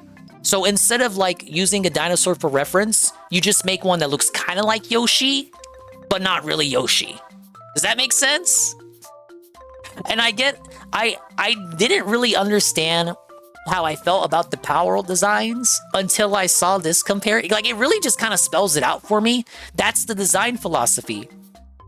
It's not that Power World used AI or they stole the models. I've seen a lot of accusations for what the developer did. I'm not saying the developer did that, but what I am saying is that it seems like the designs are more based on existing Pokemon and in some cases like other creatures like Digimon and whatever. The designs are based off those Pokemon rather than basing it off like an animal and then coming up with a unique design from there. Those are my thoughts on the matter. That's why the designs feel similar. They echo they echo these pre-existing monster designs, but they're just different enough for them to say that it's not supposed to be directly that Pokemon. Even though it makes you think of that Pokemon, it echoes sentiments of that Pokemon, but it's not literally that Pokemon. And then you can't say they stole it because they didn't use like the assets or anything. They didn't use AI. The horn looks pasted on. Well, it's supposed to be. It's the horn from it's the horn from one of the monsters in the last image, and then the little feet are from the tiger. I don't know Dragon Quest. The feet are from the tiger monster, and then the tail's from one of the birds. That was a very long-winded way for me to sweep for Pokemon there. No, I'm just explaining to you how the Power World designs work. That's the philosophy behind Power World designs. They just base their designs off Pokemon rather than animals, like Pokemon does. And just kind of came to a different end product with it. So it's like kind of more or less the same thing, but not really. But then, you could argue that that's just an inspiration. The problem with this whole thing is that it's not all one big ripoff. It does just seem like some of the pals are a little bit too close to actual Pokemon, but for the most part, they seem to just be trying to evoke the feeling of Pokemon, the same spirit, the same kind of that was art what I was style. looking for. I think it is possible that some of the game's artists did get a little bit too close, and of course, if here's the flower. any proof that they did infringe upon anything, then that is a bad thing. I'm not one of the people who wants to just throw the whole thing out. I think Power World is a pretty darn cool game. I did a whole video on it. I think it's pretty cool. I really think they're just kind of beating Pokemon at their own game in some ways. However, yeah, the whole copyright infringement thing, that is a problem. If it is true that they did rip off some designs, then that is not cool, and it is weird to me that they would just do it so boldly, especially like when the game really caught on, and now it's like, okay, the game is huge.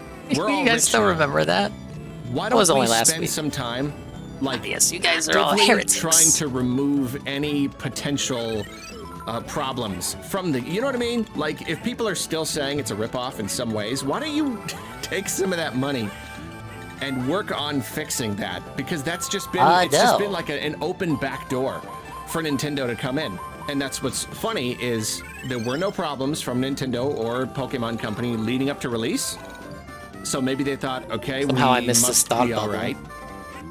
And then they launched, and we're all just kind of like holding our breath. We're all just kind of waiting. Is it going to be okay? Okay, I don't know if Arlo's going to bring this up, so I will. Nintendo did respond to Power World within days of the release. They said they were going to look into it, and boy, did they. Unlike their fans, they didn't spurg out at like the first instance of Power World's existence. They instead waited and bided their time, because people are like, oh, why did they sue on like fucking week 1 of that shit coming out? Because they wanted to actually research it, because it was actually making money, and they wanted to see if they actually had a case there to work with. So they didn't spurg out like their fans did. They actually looked into it and see Because they would look stupid if they just came out and say, I'm suing you, without any research done. So they went behind the scenes and did research, legal research with the lawyers for like 8 months, and then came to a determination apparently that it seems like they might have a case. That's why the lawsuit went forward. And then nothing happened. So maybe they presumed that everything was fine. It turns out it was not they were just fine. looking through the It books. turns out that it only took Nintendo and the Pokemon Company this long because they had a lot of lawyers. We have a lot of lawyers to talk to. Oh no, yeah, no, we were definitely looking into this. It's just that we have a massive legal team, and we just needed to really get everything together and make sure we have a good case to Finally made it to the next crush you level. with. Monkey's favorite to lake. just destroy you with. I don't know if that's... Pokemon just mad because they've been doing the same regarded gameplay over a decade, then Power World comes along and improves the gameplay of Pokemon and made it better. But that's the thing, where, like, do Pokemon people actually want the gameplay of Power World? Because you can say that they did something different from Pokemon, and I agree. But I don't know, if you talk to like actual, like, okay, me, I'm not into Pokemon just because they don't want to put in the national decks anymore. But if you spoke to like an actual hardcore Pokemon, we'll call them Pokédent. If you talk to a Pokédent and asked what they want to improve from the gameplay, will they actually say, like, oh yeah, if they made it like Power World, I would play it? I don't know. Like, I don't actually know. It's different from Pokemon, but I'm not sure, like, actual Pokemon, like the hardcore people that really play every entry year after year, consuming the slot. Because even the ones that consume the slot every year still say the games need improvement. But would they actually say they want to play Power World, but just, like, make it Pokemon? I think they would love an open world building thing, probably. What I want them is to not have quick dev cycles and flash out concepts. Because there was the old meme of wanting the Pokemon MMO, and I feel like if you brought that up now, you would just get laughed at. I would say, literally just don't have it run like shit, and don't have it look like shit, and maybe just continue building off the open world shit. Because you can't say, like, you want it to be open world, because, like, Scarlet and Violet was open world, and it's not like it was a bad game from what I've seen. Now, I won't play it on principle, because all the Pokemon aren't coded in.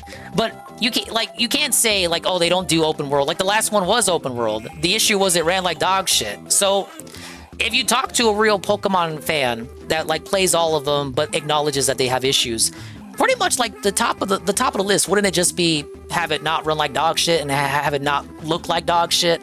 So, if you clear those two, with Switch 2, and then you make some more incremental improvements to the Scarlet and Violet formula, wouldn't you just kind of have what they want? Like what they've been asking for, the evolution?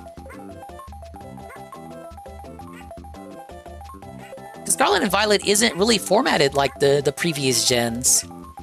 You had Gen 7 already kind of breaking off to begin with. Like Gen 6 was the last one that did the gym leader format, and then Gen 7 you were doing the trials. It was really different how the gameplay loop of Gen 7 went out.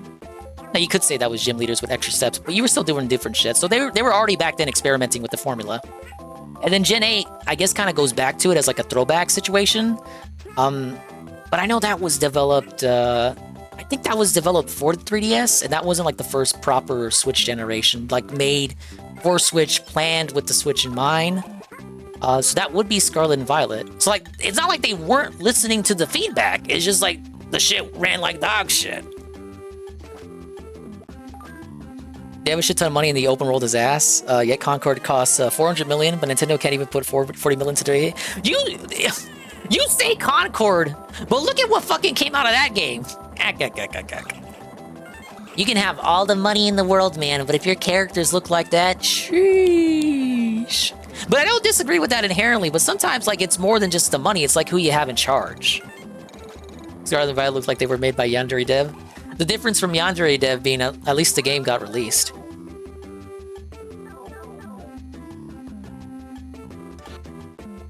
That's how they're going about it, but yeah, basically Nintendo. Yeah, that's my spiel. I feel like Pokemon fans would just be all right if they just evolved from Scarlet and Violet.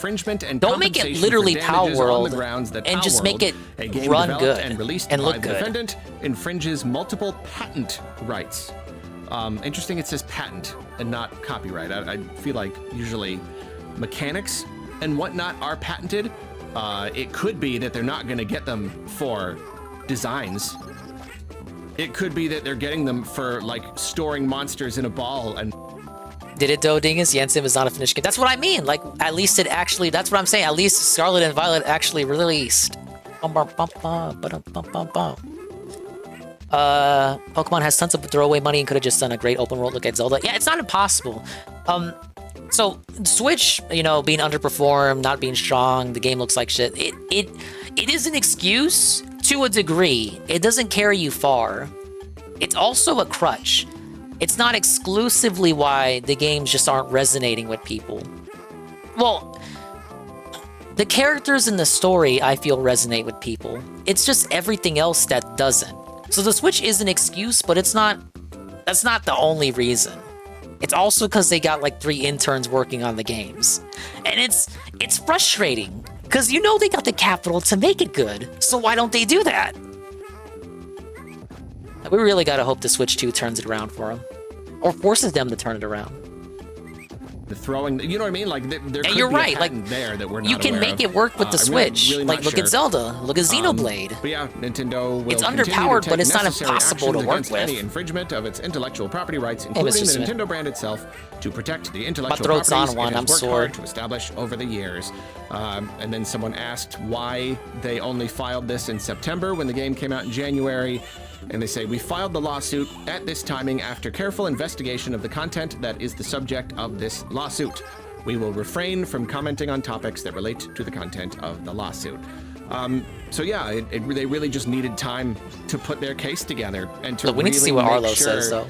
that they've got a case, and that is pretty scary. I mean, it's pretty, it is pretty scary. That's like, oh yeah, it took us this long just to make sure we know precisely how badly we're going to destroy you, how much money you're going to have to give us. And of course, all this time, Pal World has been selling really well, making just millions and millions of dollars, and that's just even more I wonder why they damaging, sued. because if it turns out that Some Nintendo was mystery. right and Nintendo wins, then look at that. Pal World has been making all of this money. I also think there's a bit of a friendly fire element to it, because people ask, why didn't they sue Temtem?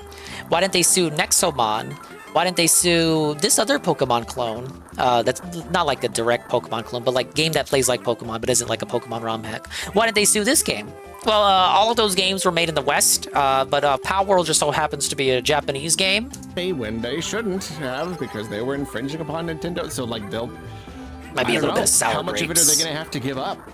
Is the thing, you know? How much of this success is about to just go down the toilet? Now, we don't necessarily know what's going to happen. We don't Temtem? necessarily know. More like they, them. You know, Nintendo might just be trying to Because it scare lets you them. pick It your might just be pronouns. trying to get them to, you know, maybe they'll be okay changing the game a bit. I don't know. Are they going for the throat? Are they like, no, we're going to take you down. We are going to sue you for enough money that you did not make any We're gonna fucking sell money you, from this buddy. game, and in fact are now in debt. You are now in debt. Found the video for to me. us. That could happen. Questionable. Which is would be really funny because, you know, it wasn't too long ago the Pal World devs teamed up with Sony. Sony, I kind of missed that news. I think I heard it kind of in passing, but it's just now What the hitting fuck? me. I Like, thought yeah, this was the Sony Arlo was News trying to make Network. Pal World. Some fucking a newsman Sony you thing. are. They want in on this Pokemon pie. They're like, no, hey, I mean, like, it makes sense. If I were a big company and I saw Pal World, I'd be like, yeah, we're stupid for not doing this ourselves. Everybody is. Everybody. For not taking the Pokemon concept and making something more adult and widely kind of approachable. I mean, obviously Pokemon is approachable. What's weird is, so the suit ain't on the designs, the suit is on the gameplay. So it's by the patents that Nintendo and Pokemon Company have for the gameplay of Pokemon. Now, the patents were filed after the lawsuit was put in, which I think is curious. And I think the one they're going to go for, it could be multiple. We don't know which one it is. But I think it's going to be the one for the use of the Pokeballs, because the Pal World has, like, the Pal Balls. That's the one that makes the most sense. But they've had 8 months to think of any wackadoodle argument they want to come up with. So it'd be interesting to see what the arguments are. But I think that's, like, the easiest guess for the ones that they're going to go after. Another thing I think is interesting, you go into the comments, and a lot of people notice this, but I went into the comments for the English post that Power World put out, and you know, everyone was siding with like Power, like it was the easiest thing in the world, like 2 + 2. Like, why wouldn't you side with Power World unless you're a Nintendo simp? This, that, and the other. Like, it's obvious. Oh, you're doing great, Power World. Power World, you know, people are just the Nintendo fans are just upset that Power World, you put out a better game than Game Freak did in years. This and that. But, and this is the flip side. And I don't know if this is like some cultural divide or some culture shock shit, but I went to the Japanese Power World account. I went into the replies and their quote tweets. I shit you not. Every single Japanese reply was shitting on Power World. They were saying they're stupid. They're going to lose. You have no idea what you're doing. They were saying that tweet they put out where they talk about how updates of the game might be delayed because they're dealing with the lawsuit. And they like go for an emotional appeal, talking about how they're a small indie dev and they're being bullied by big boy Nintendo. They said, why are you claiming you're a small indie dev when you're taking money from Sony and Xbox? Because they were on Game Pass briefly. And so you don't get to call yourself a small indie dev when you're cutting deals with Sony and Microsoft. And they were saying shit like, this seems like, why are you putting out this bullshit? Just deal with it behind the scenes. Basically, I couldn't find a single Japanese tweet that was siding with Power, that was siding with Power. They were all, and I know the inclination just hearing this from me, you're thinking, oh, they're Nintendo Sims, they're Nintendo cultists. But really, they weren't all just kind of like, they all weren't like voicing vocal support. It's not like they were siding with Nintendo. They were just kind of calling Power World stupid. Like they looked at both sides and they're like, Power World, what are you doing? You're going to fucking lose, idiot. And I'm going to laugh at you when you do. And I don't know what that comes from. If that's like culture shock or something there. They're both Japanese companies. I would be more willing to understand it if Power World was a Western company. But they're both from Japan. Now, it could be a case where these Japanese people just understand Japanese case law way better than us stupid Westerners do. So maybe they just understand from their point of view. It's like, oh, you guys got no case, you're going to lose. Lol. Because I certainly don't understand Japanese law. I know they don't got fair use or parity. So you just get felted on fight for that. I just thought that was clear. Like, no one was giving them any fucking lip. They were all just shitting on them. Saying it was disrespectful of them to put out that tweet. Like, why are you putting that out there? Why are you calling them out? You guys claiming you're a small indie dev. This wouldn't have happened if you just made an original game instead of like copying Pokemon. It's kind of interesting. And then you go over to the English side, and everyone is supporting Power World and calling Nintendo like the demon, the devil, the worst company ever. They probably do have a case if Nintendo was trying this hard to find one. That was my thinking. If they didn't have a case, the lawsuit wouldn't have been put forward. But they put out a case, and it's been 8 months since. So that just tells me they did researching for 8 months until they found something that made them think that they had a case. It's a different kind of approachability. It's just reaching a much wider audience because it is appealing more to grown-up tastes and sensibilities. It's still ridiculous. It's still childish in its own way, but you know what I mean. It's just the mechanics that it's going for, the more mature content and all that stuff. So yeah, it is funny that Sony teamed up with them and they're like, let's do it. Power World is a thing. Let's make the Power World universe. And now Nintendo is possibly going to sue them into the ground.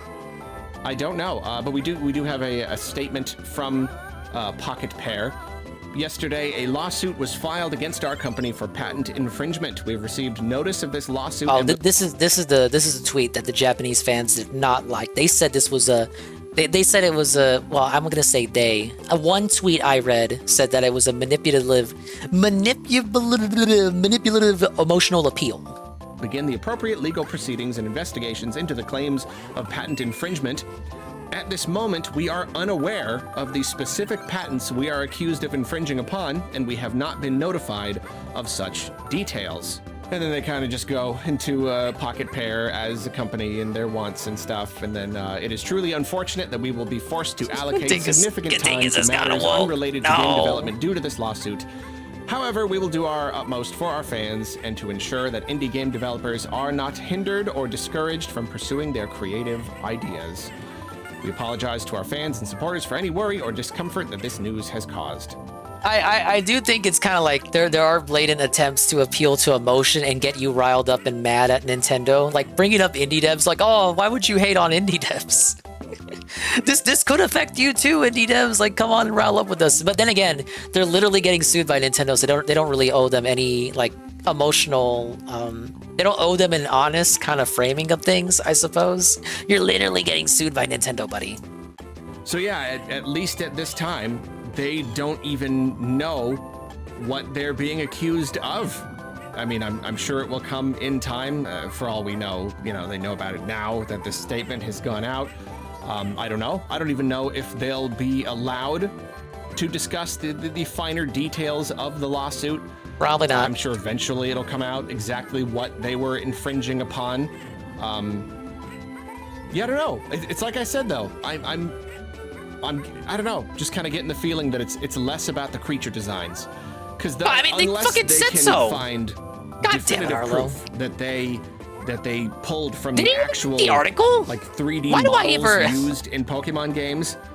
If Stop not, talking about the then designs. it really probably is just going to come down to concepts, game concepts, and it could be that they evoked the spirit of Pokemon so accurately that maybe Nintendo and the Pokemon Company will argue that it confuses customers. I mean, that really, you know, we all borrow from each other. That's Nintendo just the way fans are too art dented is in to know the games and difference. everything. It's just, you get inspired by something and you do your own take on it. And of course, there's all sorts of indie studios trying to evoke other games or series. The whole, you know, if you're not going to do it, we're going to do it. And, you know, oftentimes they really, That's like the really driving wanna force emulate behind the almost feel every of indie those game. games. And I honestly, I do think that's one of the things that makes Pal World so effective. It feels like a Pokemon game in a lot of ways, as far as like the creatures I think themselves it should go and the process it should of like strive to be catching more them than and stuff, Pokemon, you know, it's and like not just Pokemon Pokemon, Legends but Arceus. better. It feels like a Pokemon game. That's what makes it so fun. It feels like a Pokemon game, but grown up and injected with a whole bunch more just stuff to do. Oh yeah, buddy, this looks just like Too Pokemon. close. They might have emulated that spirit just a little bit too The UI well. is more Breath of the So Wild than anything. People who are not super well versed in this stuff might genuinely look at a screenshot or just any kind of image of Pal World, see Pokemon holding guns, and be like, "Oh, I guess Pokemon has guns now." You know how people be. You know how people. You know how your mom, how your dad, or just your grandpa taking you to Walmart, looking at the. I always looking saw at the art pictures, comparisons you too. know, Like people they don't always know said any of this art stuff. more than How would they Pokemon. know? Pokemon with How are they a supposed bit to know? art. You can't blame them. Look at a picture of Pal World, be like, it's Pokemon. Like, yeah, it might be. So yeah, I don't know. I don't know if that's I guess if the, you're the a angle that Nintendo and Pokemon Company are going with. Nintendo fan.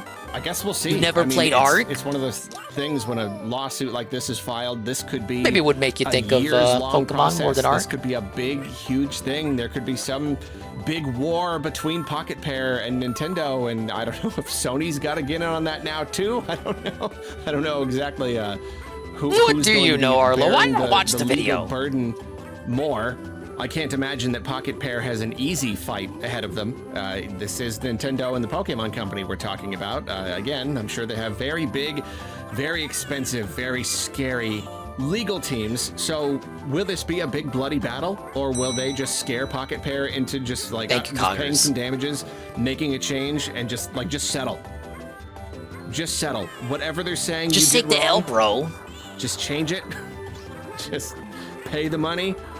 I don't know. That's the thing, though. How much are they going to insist that they change the game? $11 Is the million. very concept infringing upon Nintendo and Pokemon Company's patent? The game itself? Are they going to have to make the balls cubes instead? Are they going to have to make it so that you can't throw them anymore? Can they tweak this game to make? For some reason, I'm imagining Miyamoto coming up, and he's got his arms outstretched to Pal World. Like, we'll just pretend Pal World is like a person or Pocket Pair, whatever the dev's name. He comes out to him with his arms outstretched, and he's like, What's the matter, bro? It's your turn now, bro. Make it fit? Can they easily tweak Pal World so that it follows all the rules, or are they gonna have to just take the game down? What do you do while this lawsuit is ongoing? Are you gonna have to just take the game down? I don't know. I'm speculating like crazy here. You never know. We just really It don't already know how this is prevented them gonna from turn out, releasing and it on it's PS5 very, in Japan. It's interesting. It is interesting that it took this long, and yet, I don't know.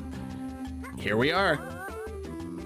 God, he had like nothing to say for that. I thought like at least he would look at the patents. And he just says, well, it might be about the designs. It's not about the designs. It's about the patents, Arlo. Patents. He must have put this out like within 20 minutes of the news dropping. I've had it on the backlog for a minute.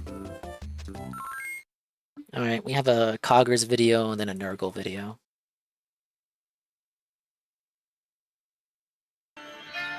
I already watched this, Coggers. Must have came in late.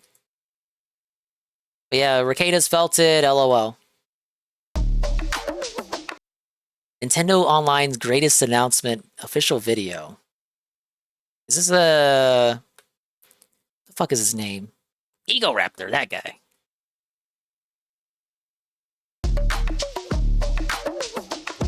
Listen up, girl, I know you a Nintendo fan. Gotta switch day one so you can hold it in your hand. Sync the Wi-Fi, know you got the speedy broadband. So you can download retro games from US and Japan. But don't tell no one I got the secret straight from my dad. They'll get mad at my dad if they know he's been bad. So listen close and remember all the news that I got for the retro game drop. That's right, for Nintendo Online's drop. We got Game Squibble too. It's the sequel to Squibble. Classic Mario and Zelda would just be too simple. Honey Barnyard Tussle was an all-time fave. Also Shave, the cat. I like the beat, I don't like the whispering. Fight Simulator really raised the bar. So far, you haven't experienced Banana Bazaar, Egg Maze, Gromblins, and Pachinko de Mayo, Mattel's Bobby's Adventures in Toledo, Ohio. And maybe you were thinking that these weren't the best, but just wait till you see the rest. I said, wait till you see the rest of these games go.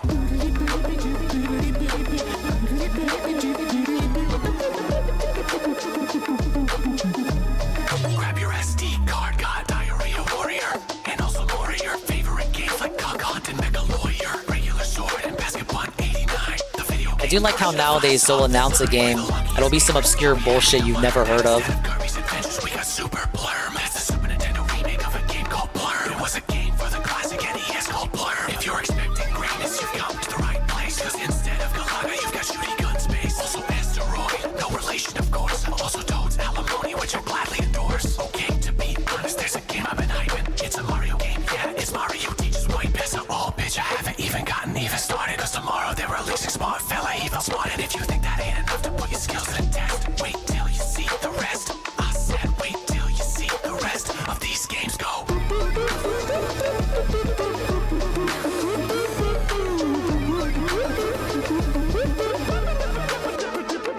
If I wasn't clear before, Super Blurm's all we got. I don't know, I think it has a good beat. Some of the jokes are funny.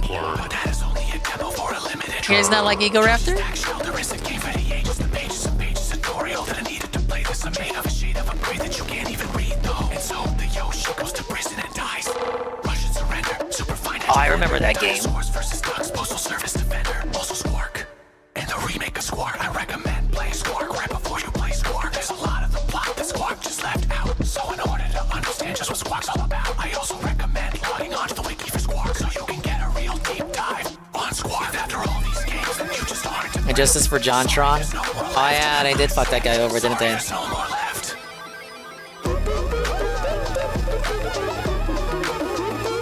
It wasn't meant to be.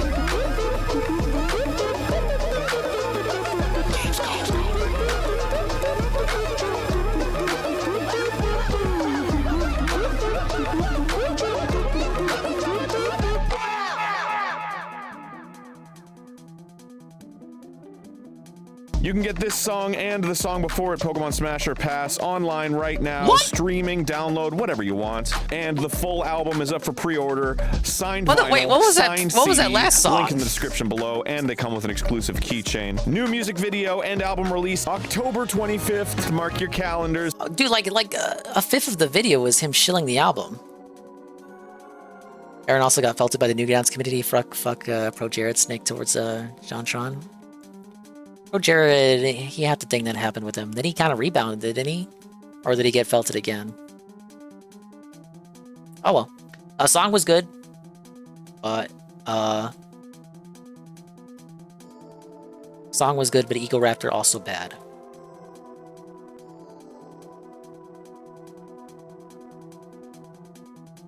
We are caught up on most everything that I wanted to watch. Yeah, thank you for the video, Redeem. Got True Crime, but it's a bit lengthy. I need stuff to like stuff that's long but not too long. Question mark.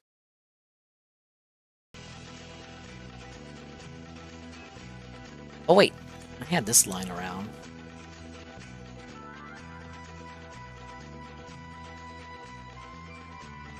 We'll call this like a backup video, or when there's nothing to watch. Ah, yes. Oh, there's always something to watch.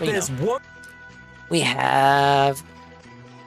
Oh wait, what am I saying? What the fuck am I saying? We have. Why am I acting like there's nothing to watch? I have something to watch right here. The hottest day ever. Mixed feelings on Terry Bogard so far. The Daily Wrap. February, I mean September. Good evening, everyone. Phil here, and welcome to the Daily Wrap for what was Tuesday, the 24th of September, 2024. Why the fuck did I say Also known February? as Hell on Earth Day, because today was pretty much worst case scenario for me. It was Hell on Earth because he didn't meet his goals. To explain.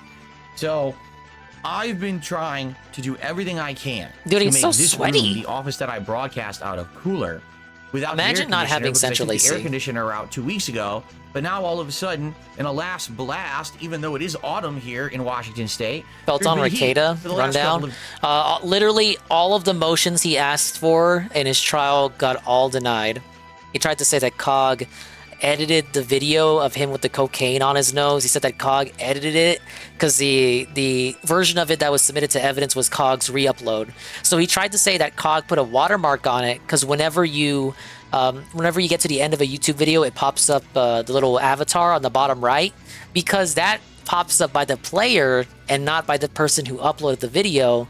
Ricada tried to say that COG edited the video, and that was proof that the video was edited and not the raw original upload, because of the player thing that populates that little avatar. Now, obviously, the legal system, thankfully, miraculously, to my surprise, understands how YouTube works, so that they denied that motion, along with literally every other motion he asked for. days where the sun has been purely beating on the front of my home, not a cloud in the sky. Oh shit, I got a good example. This thing. So this thing right here, the DSP, you see the DSP gaming here? So COG has this too on his clip of Ricada with the cocaine on his nose. Ricada said this was proof that COG edited it, and therefore it must be thrown out as evidence, because it's possible from then on that COG edited the cocaine on Ricada's nose. Every afternoon. Look, for when you're a 2 lawyer, days. you gotta like I've been use trying all your everything. I venues. bought You gotta use every blackout cope in the book. I had those hanging up, and those blacked out sun, but weren't really doing anything for the heat. So I started to open them, and then there would be cooling air, but then the sun was coming in, and it was like, man, you can't win. So then I knew today I was playing the Damned new if you do, character, damned Terry if you don't. Bogard, in Street Fighter 6 all day long. Like, I knew this was what I was doing today, and I know that when I play fighting games already, my adrenaline goes way up. I get all excited and everything. Because you're autistic. I knew that I was going to need to cool the room down. I actually spent money, a lot of money, on these new blackout curtains. These have a reflective metallic backing that's silver. It's meant to It sounds like you reflect fell for the sun marketing. away from the home, so that I can actually not be hot in this office. But there's a problem. Because they form this reflective barrier, they also form an insulating barrier to the window. So Is Xeno's still on vacation, or is Phil Rotunto? They have not done a single episode in September. They're still gone. because they're blocking the window is open, but no air is getting in. Well, guess what? This room They is aren't full of gonna help electronics, pay Phil's right? bathroom. So those blackout curtains that reflect the sun would work if this was a normal room, if this was a bedroom. But if this room has 2 PCs, 4 monitors, Isn't this like a ring you light, problem a though? Like camera, you made it all that kinds hot. of peripherals around me, Couldn't be joysticks, me. lighting, all these electronics make this office heat up a ton. Like I don't know how fortunate you guys are, but I've never not grown up in a house with central AC. And because there was no air circulation, this office this afternoon hit about 100 degrees Fahrenheit.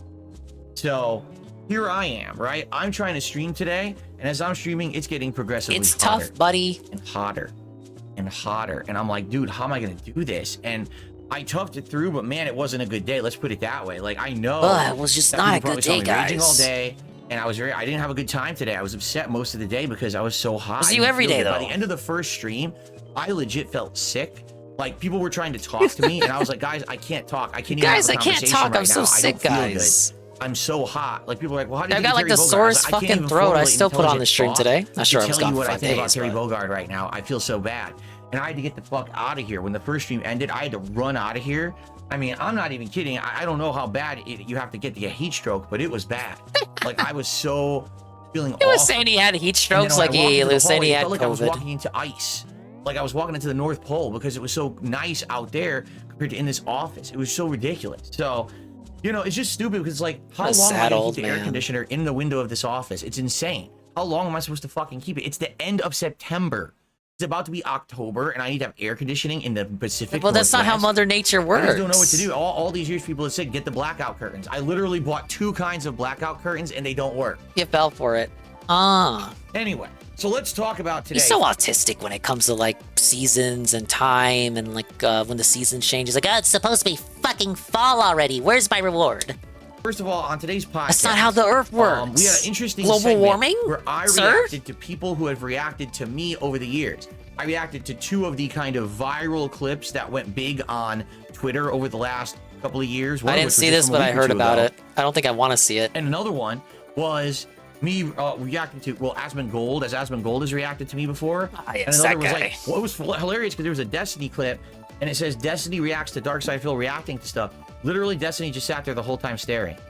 That's how Destiny reacts to And everything. he said nothing, and that was the clip. I was like, And he's a how did you cuck. clip that? He literally didn't even say a word. He didn't react. Like you see, somehow worse when it comes to marriages than you, Phil. I didn't even think that was possible. Anyway, so the podcast was actually pretty good today, pretty fun. And Yeah, because I was sick still. I was basically, like clipped a few past things 5 from it days. Like that I'll have go live. the past 5 days in regards to this dunce has been a lot of seeing people talk about stuff, but not actually watching it. There is no podcast tomorrow, and I'll tell you why in a second. So I'll probably have a couple clips go live tonight, and then maybe I'll make another clip or 2, and I'll have Yeah, it those was a go live, classic like, Destiny tomorrow. clip. So at least there'll be a few clips from the show to watch. You know, if you didn't catch the whole thing in its entirety. And then Street Fighter 6 all day. So what do I think of Terry Bogard? Let me put it this way. He's a man. He has everything, but he's not good at anything. So he has What? fireballs, but his fireballs aren't great. He has different versions, but there's none of them are really great or serve too much of a purpose. He's got an invincible uppercut with rising tackle, but it's not nearly as good as others, right? He's got a few safe moves like timing crack shot and stuff from certain distances, but you can't really follow up with anything good after you do it. And so he's got combos, but they're not amazing combos. They're okay. You know, what I was figuring out by the end of the night, He's so sweaty. It looks like he's on the verge was of basically tears. I was trying to figure out what are the situations where in a corner you could try to like trick your opponent and then make them fake out and then do a move and do a big punish combo. And I was kind of figuring that out by the end of the night. Jesus But Christ, overall, man. You I just good? don't see him being that good, and here's why. He doesn't have good rush down. Allow me to explain. He just doesn't. His standing jab seems to be his best normal. And you can't really do much off of it. I saw one person who actually did a good combo off of it, but they had to use like all of their meter. They had to burn themselves out to do it. Outside of that, everything else is just meh. It's kind of mediocre. Meh. His normals are all right, It's kind of but not mid. great. Say They it's get mid. I stuffed a want you to lot. say it's mid. He's kind of like situationally, he's good, and if you play it smart, I'm sure you can win with him. But unlike the top tiers that are brain dead, you know, the Camis, the Juries, the fucking Kens, and you know, the brain dead top Fucking tier of this game Kens. is so easy to play and so easy to win with by doing patterns. I don't foresee Terry Bogard being, oh, look at me destroying you and catching you in the corner and gambling with a pattern and destroying it. He doesn't have that. So because of that, I don't think he's going to hang with the top tiers at all. I feel like the top tiers will destroy him with their rush down. I got nothing for this. I don't care about Street And then, Fighter like, fucking mid tiers, competitive. he'll hang with some mid tiers, I feel. In reality, I wish I could tell you more, but here's the problem with the launch day of a new character in Street Fighter 6.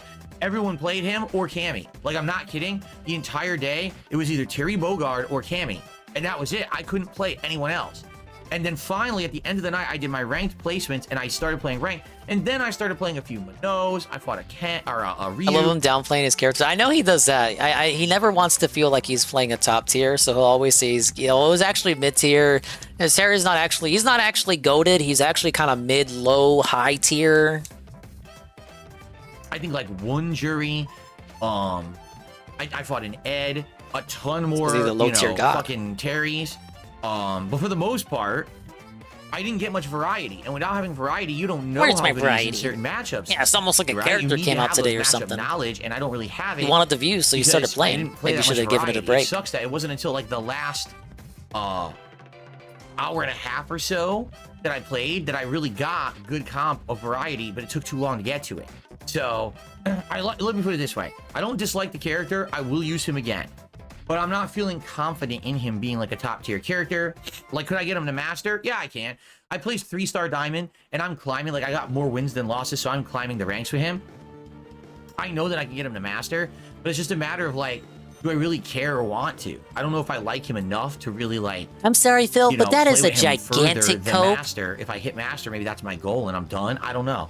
I'll play with him more and I'll try to figure more out. Why does he selectively care about master? I guess when it's an uphill battle, it's like, okay, well, but does it really matter if I get him to master? But then when we do get characters to master, like, oh my god, we did it! Yes! I got him to master! You can't say I'm trash at the game anymore! Yes!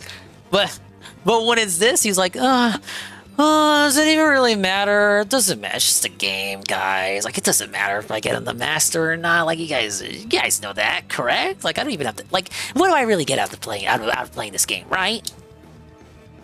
Now apparently his pipes are rusty and he needs another 10k to fix it before his foundation crumbles. He's only been in that house for 10 years. What the fuck did he do to it?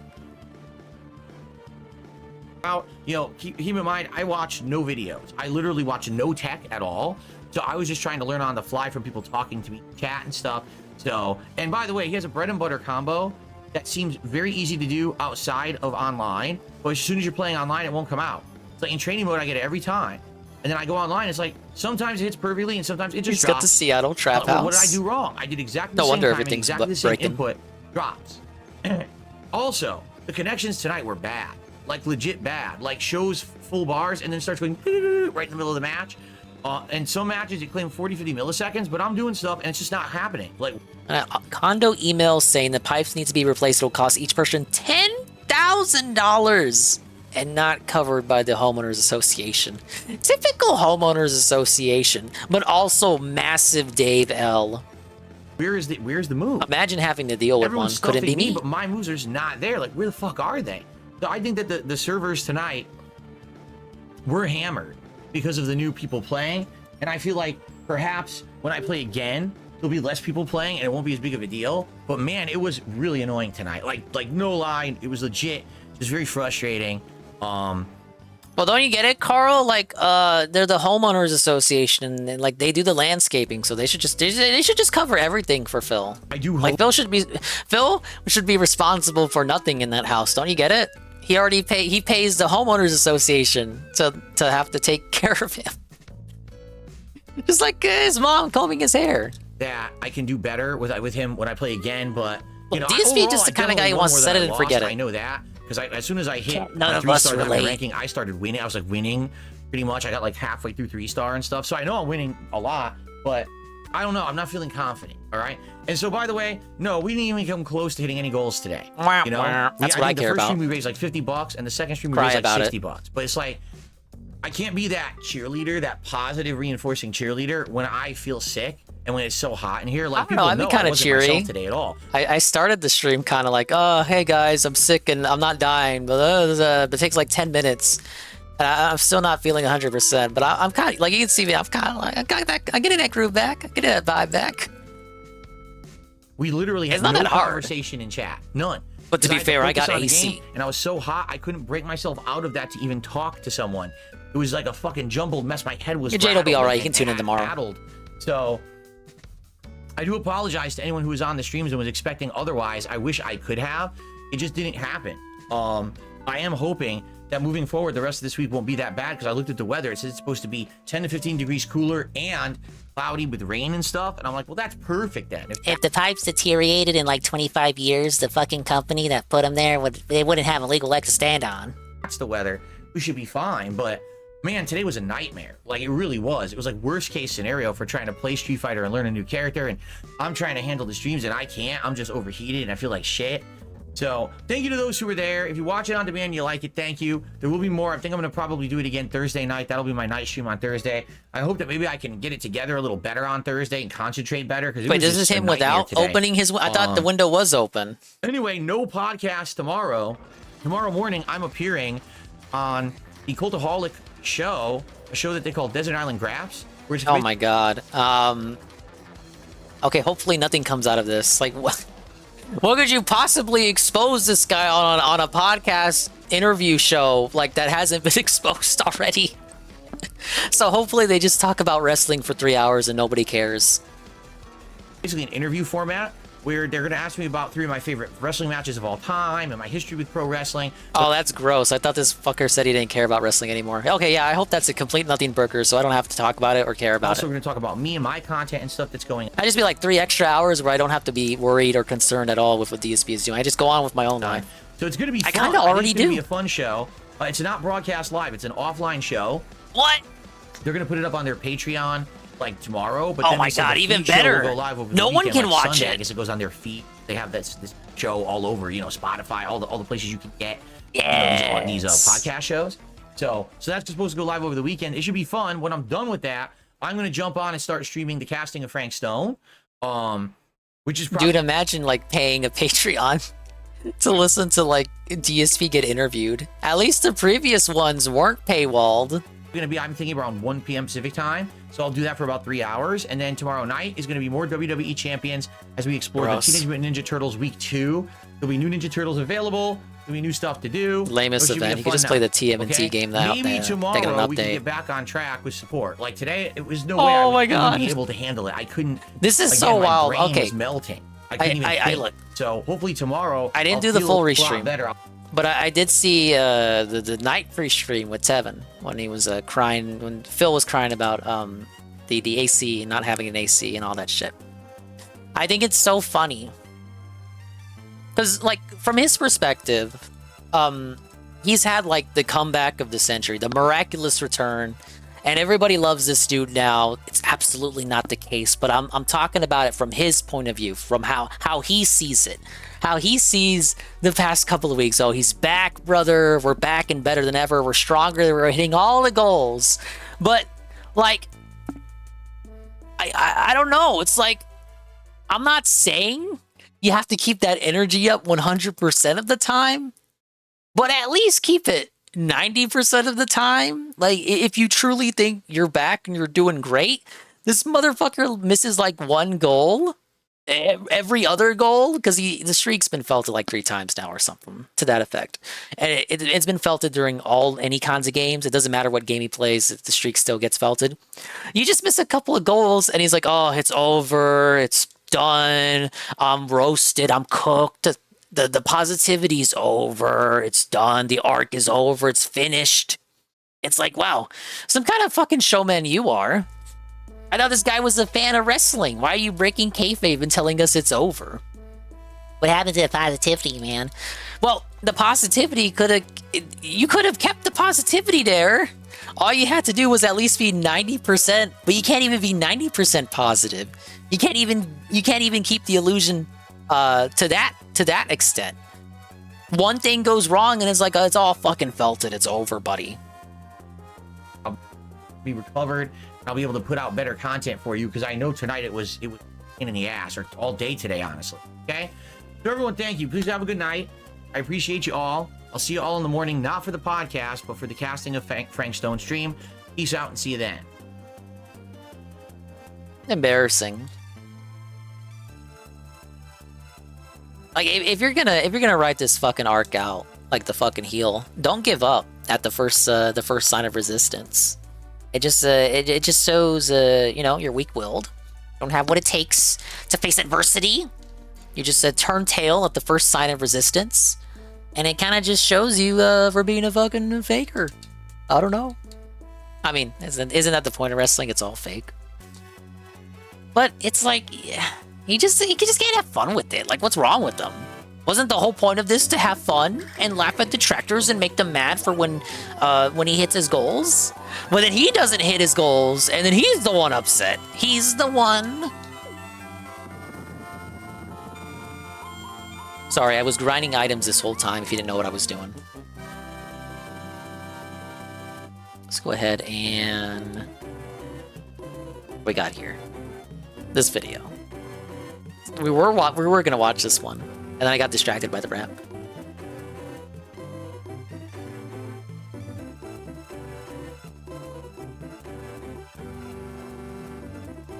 Yeah, he needs to stop collabing with people that are, because you know he's trying to get Maximilian Gold's attention and all that. Like that's never gonna happen. He needs to be a bit more realistic and collab with people, you know, at or around his level of popularity. But it's also the likelihood of that happening is also just kind of like realistically kind of felt it on Fight, because like people of that level, you know, those people, like I'm not saying it's right or wrong, but like they're gonna get like swarmed by all kinds of crowds.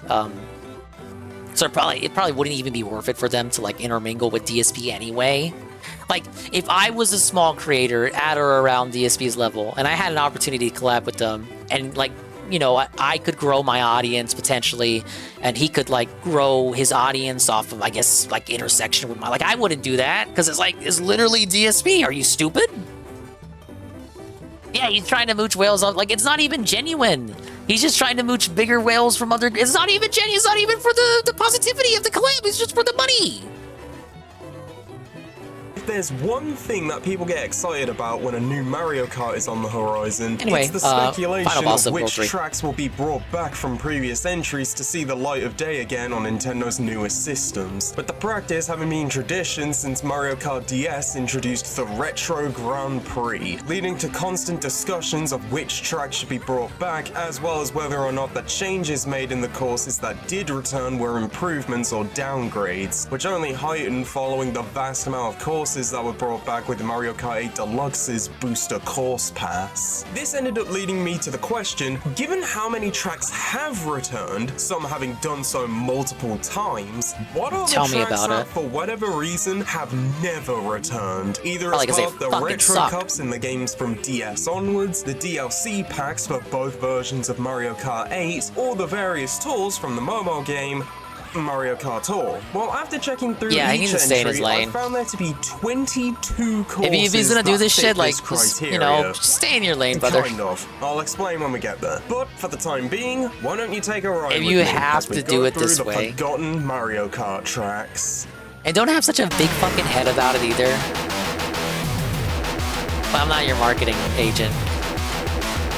Now, this is where I need to address that kind of in the intro, as technically speaking, there are no lost courses from Super Mario Kart, as every single track in the game was brought back in Mario Kart Super Circuit, a whole 4 years before Retro Cups were officially introduced. Because it would be lame to just completely skip over the first entry, we'll touch on the tracks that haven't returned since Super Circuit. The first of these being the very first iteration of the Bowser Castle track, with the fittingly named Bowser Castle 1. Well, the problem with the SNES and GBA courses is that they're all flat. They got like that Mode 7 shit going on. There's not much diversity to them in the way the tracks are presented. It's more like they just have a different visual coat of paint, but all the tracks are essentially like interchangeable. It just, again, the different visual coat of paint. Like, once you start getting the 64, the tracks start getting more of an identity beyond the visual aesthetic you're racing on. Now, if I had to guess the reason as to why this course never returned, it's probably because it's just incredibly basic, even by the fairly low standards of Super Mario Kart's track design. The course effectively just being an upside-down U, with the only somewhat interesting things about it being some jumps at around the halfway point, along with some pockets on the side of the track after the first turn, which don't seem to serve any purpose and confuse me as to why they exist. The only real hazards on the track are some thwomps dotted around the place, but they aren't a unique obstacle since they appear on all of the Bowser Castle courses, in addition to the super thwomps on Rainbow Road. Overall, Bowser Castle 1 is probably the most simple you could get with a Bowser Castle track, and given how creative I wonder why they never brought it these back. types of courses later on, it's no surprise this wasn't brought back.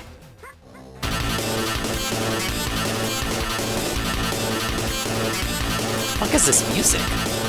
Okay, I was not expecting to be returning to the lava pit so quickly, but it turns out that out of the 8 track themes present in Super Mario Kart, Bowser Castle is the only one. Yeah, he's not selling merch. I look, I haven't seen the dedicated merch segments. I've seen the shirts. There's nothing I can say that'll be any different than what you've heard other people say about it. They look bad. They look bad. And I know about the logo shit. I know about his cope about the logo. I think it was exposed that the person that put it together for him they did try to make, okay, his cope about the P. His cope was that the P was different, but he opened the Photoshop file and it was exposed that the letter P, whoever edited it for him, had like a special layer for the letter P just to make it look different from the letter P from the other guy's logo. So like he still stole it, but whoever cobbled the logo together for him must have like prepared for this. So they just put a layer for the P to make the P look a little bit different. Like, if you go back to when he pulls up the Photoshop, like, it was screen capped, I saw it. There's, like, this literal layer just for the P. It's the same logo. Yeah, it's the same logo, but I don't think he did it. Like, you cannot convince me that he made that himself. Like, he knows how to use Photoshop. Like, he didn't even notice the P layer. Whoever sent that to him in advance made it look different at the last minute by fucking with the P. To have multiple tracks not return, with Bowser Castle 3 currently being the only one to come Some back. cuckold stole it. Now, whilst I've Same explained thing. that Bowser Castle 1 shit. likely didn't return due to being too basic, Bowser Castle 2 suffers from the fact that it feels like it was made in a track editor, as it has a Yeah, it's random almost like square this is how area, all the a dead SNES end that tracks doesn't are. really serve any purpose, 2 roundabouts where some of the turns are too sharp to realistically justify ever taking the routes that aren't the most straightforward, along with a top and bottom part filled with pointless jumps, as well as thwomps being dotted around the course. Overall, the Oh, this is a rare Carl take here. Hot take. I don't actually think the merch is that ugly, but I guess I'm alone in that. I don't really wear yellow. I know one of the shirts is yellow. I don't wear yellow. I guess we're just okay. We're predispositioned to not like anything DSP because DSP made it or is associated with it, and that's fair given the sector we're in. Like, let me be nice here. Oh man, what's the DSP merch design that I didn't think was completely bad? The one with the skeletons is pretty silly. I would never buy it, but it's like, it's not terrible. But that was like unique custom style art that like people made for him because they liked him back then.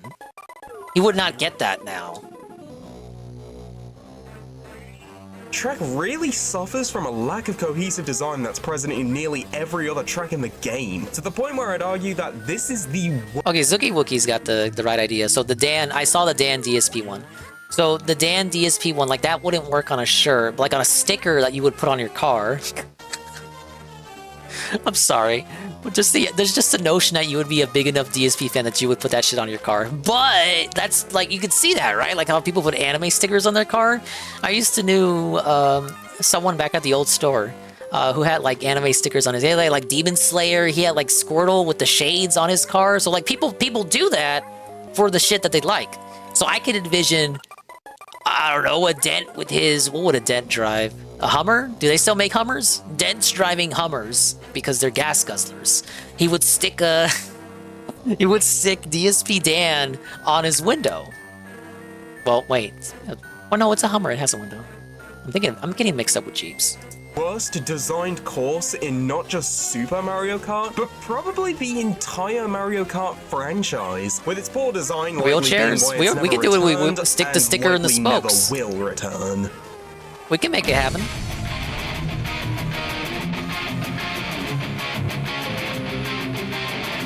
Moving on from the Bowser Castles, we have the first iteration of Koopa Beach, which if you thought Bowser Castle 1 was basic, Koopa Beach 1 is even worse, as the track is literally just a circle. The only real hazards are some bouncing Cheep Cheeps, the largest island having a patch of grass in the middle. I always used to cut through the water as a shortcut.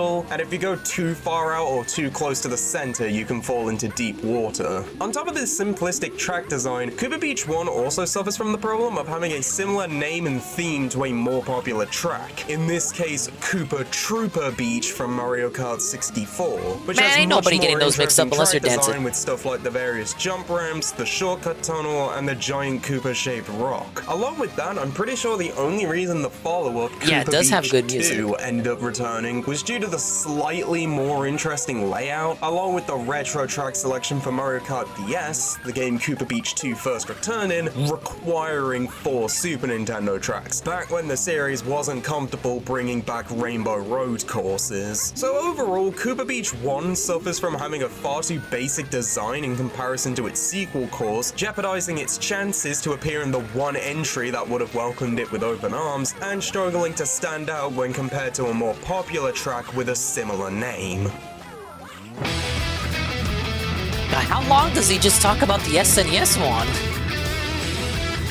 That's the one like you can have the least amount of debate track with. that I'm actually surprised hasn't returned yet, with the final version of Super Mario Kart's most basic. Hold up. Roses are red, violets are blue. Never forget, you guys, what I say to you. Timing is vital. Aim must be true. Measure the angle and win. Roo. Course theme, Mario Circuit 4.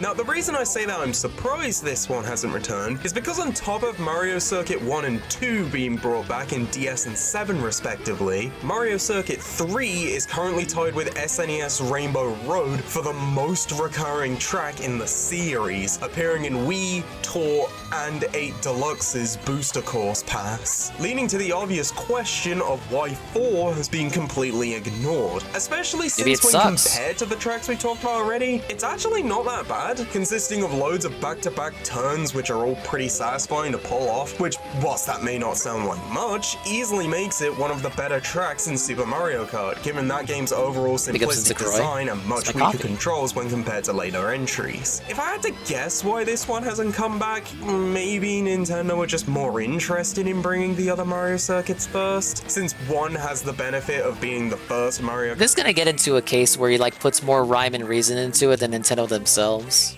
Track ever. 2 has the big jump about halfway through, and 3 I don't think they put this much thought into it, brother. The shortcut. Alright, I'll be honest, I have no idea why Nintendo likes Mario Circuit 3 so much, but it still shows that there's something because they already got that shit ported, it's easy to port. Mario Circuit 4 as the least popular one over there. So I guess we can only wait for when this pretty good course can finally make a comeback.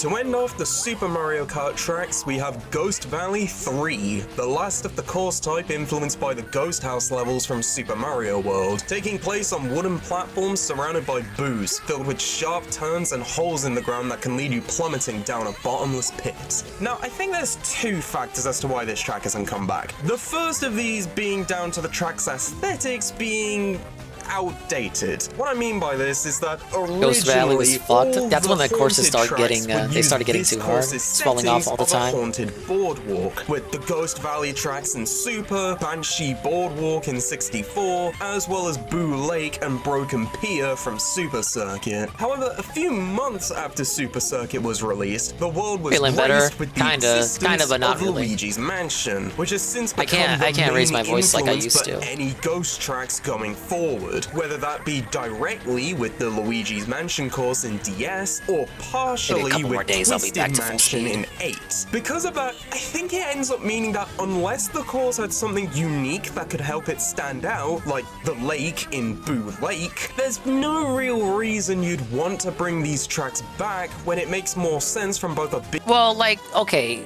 with Boo Lake, the original Boo Lake didn't have water. It's just because the track was named Boo Lake that they thought to give it water when it appeared in Mario Kart 8, but it didn't always have water. But go on. What else what does he say here? For reference, how popular the series is. Oh yeah, Luigi's Mansion sold a lot of copies and people love it. 15 million copies sold for some reason. Business and fan service point of view to either bring back or create a new Luigi's Mansion inspired course. The other factor, which specifically explains why this one didn't come back but Ghost Valley 1 and 2 Wait, did, if that's is the because argument, it's the why didn't they only bring back one out of the DS three Luigi's without a Mansion? feather jump shortcut, which may not sound like much, but given how basic the course design of Super is compared to later entries, those small shortcuts can be an absolute game changer on whether a SNES course gets brought back or not, as they're what easily helps make a track stand out the most in people's mind. So Ghost Valley 3 just not having any only makes its situation worse. So with a mix of an outdated look and a lack of shortcuts, Ghost Valley 3 ends up being nothing more than a lost soul, doomed to spend the rest of its life in a forgotten purgatory. Very nice segue there. Oh, finally we're getting to the good games. Not that there's anything wrong with SNES Mario Kart, you know what I mean. Moving on from the SNES to the Track variety. N64, we have what is currently the only Mario Kart 64 track to have never returned. Man, look, this one's Wario bullshit. Stadium, a large dirt track consisting of loads of 90 and 180 degree turns, bumps in the road you can jump off of, and a large jump over the track towards the end. Now, if the track both looks and sounds familiar, that's because a very similar concept was done with both Double Dash's Waluigi Stadium and DS's Wario Stadium. No one remembers I that think one. We've immediately found the problem with this track. That being, it's so generic that it genuinely feels like Nintendo forgot the N64 track even exists. As on top of making another course with the exact same name and theme later on, something they usually only do for series recurring courses like Bowser Castle and Rainbow Road, N64 Wario Stadium barely feels like it takes place in the Mario universe. What I mean by that is both Waluigi and DS Wario Stadium have elements from the Mario games appear within the track, stuff like the spinning fire bars and giant 2D piranha plants. But that's cool, brother, because if they remade Wario Stadium 64, they could just add Mario stuff to it. They do that every time they added a track to a tour or the Booster Course Pass. But the two also featuring some over-the-top set pieces you'd expect in a kart racer. Meanwhile, I'm sorry, but you're N64 coping Wario massively, Stadium brother. is just a generic dirt track stadium with nothing all too crazy about its layout. But the only thing present telling you it's from the Mario universe being Wario's face plastered on the walls. Remove them and this could easily pass as an Excitebike 64 track. Whilst it does suck that Wario Stadium is the only N64's course to never come back, I can't really pretend to be shocked by it, given the track's overall bland design, with a theme that was just done much better. But I feel like people remember this track more than the DS Wario Stadium, which people didn't really care about until it got remade in Mario Kart 8. But if you ask him about the DS version of that course, like, nobody gives a fuck. But he's like, that course was so much better. I don't think so. In both Double Dash and DS. I'm an outlier.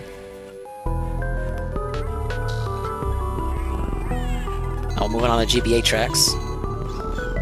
Moving on to the first handheld entry, we have Mario Kart Super Circuit. Goated the first track of game. interest being Broken Pier, which, if it looks familiar, that's because, as mentioned earlier, both this course and Boo Lake take heavy inspiration from the SNES Ghost Valley tracks. The main differences between the two GBA courses being that Broken Pier features Boos as a stage hazard which will latch onto the vehicles and steal coins if they come into contact, along with the background being swapped out from a haunted house surrounded by by dead trees to mountains with hollowed out scary faces. Now, we've I always already thought talked the about background how was so this cool for general that track stage. aesthetic fell out of favor after the Luigi's Mansion games started existing. So really the question is less why Broken Pier wasn't brought back and more so why Boo Lake was instead, given that outside of the different background and layout, these two are effectively the same track, and It is like okay, it doesn't have the strongest design, but there was something fun with that course where if you got hit over one of the ramps, like jumping over one of the ramps, if you got hit in the middle of that, you would get sent all the way back to the start of the race course. Because that would be like at the very end. It's like it's one of the last jumps. If you get like the worst luck and you get hit on that ramp, you're getting sent back to the start.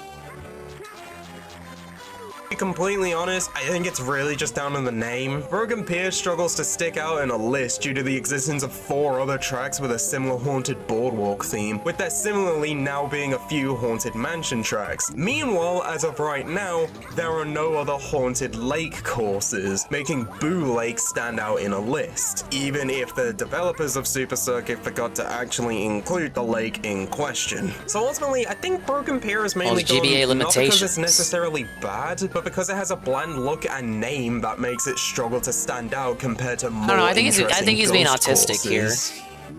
Broken Pier doesn't stand out if you put all of them together. I don't think so. I disagree.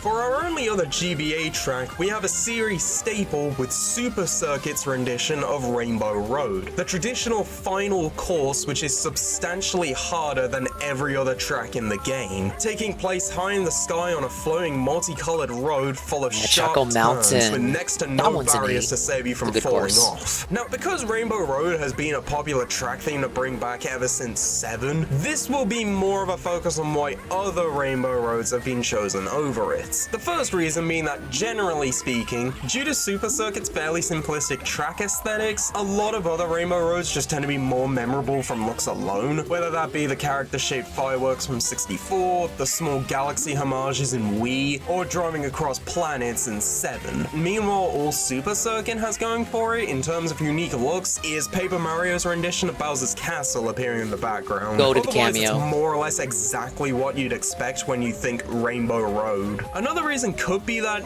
even by the usual standard of a Rainbow Road's difficulty, Super Circuit's rendition often proves to be exceptionally hard for newer players, mainly due to a lot of the track being surrounded by jump ramps, which, whilst it does allow for some good shortcut opportunities and rewards more masterful players, it also means it has a much sharper learning curve compared to the average Mario Kart course due to how easy it is to hit the jump ramps by accident, making fall-offs arguably more common than if they just had nothing on the sides. Potentially due to this and its aforementioned lack of a unique look, this is often regarded as being one of the weaker Rainbow Roads in the series, with the general lack of support to see it return being the final nail in the coffin as to why we've never seen this rainbow in the sky again, though it's far from the last to become nothing more than an illusion.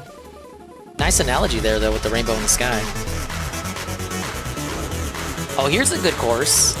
I'm actually surprised this one never came back. Moving over to the GameCube with Mario Kart Double Dash, we have Mushroom City, which sees you navigate the multiple pathways throughout the city, all the while avoiding oncoming traffic and head-on collisions with other racers at points when the different roads you can take meet. Now, to be honest, this is the first track where I struggle to actually come up with a reason why it hasn't come back. Because they're dented, they wouldn't know a good course fit. Hit them in the back of the head. Creates a very dynamic layout and way for races to play out. But the best I could come up with being Nintendo just felt it was too similar to other tracks that had a slightly bigger following, such as Toad's Turnpike from 64 or Wii's Moonview Highway. Did he pull that? Even then, he pulled that out of his ass. Still enough differences in what they do with the theme of a nighttime highway that they still feel like completely different courses. If you have any better explanations for why Mushroom City hasn't come back, then feel free to let me know. But frankly, I'm at a dead end and can only assume it hasn't come back for the simple reason that the dev team just haven't got around to it yet due to prioritizing other tracks. Saving it for the next one, dude. Oh, this is another lost one. Probably one of the more divisive tracks in the series with Wario Coliseum, a course which is functionally the... Look, I like the idea behind the video, but a lot of it is like theory coping. Like, he doesn't have proof for any of these. Oh, they just forgot about it. Oh, there's like too many other similar courses.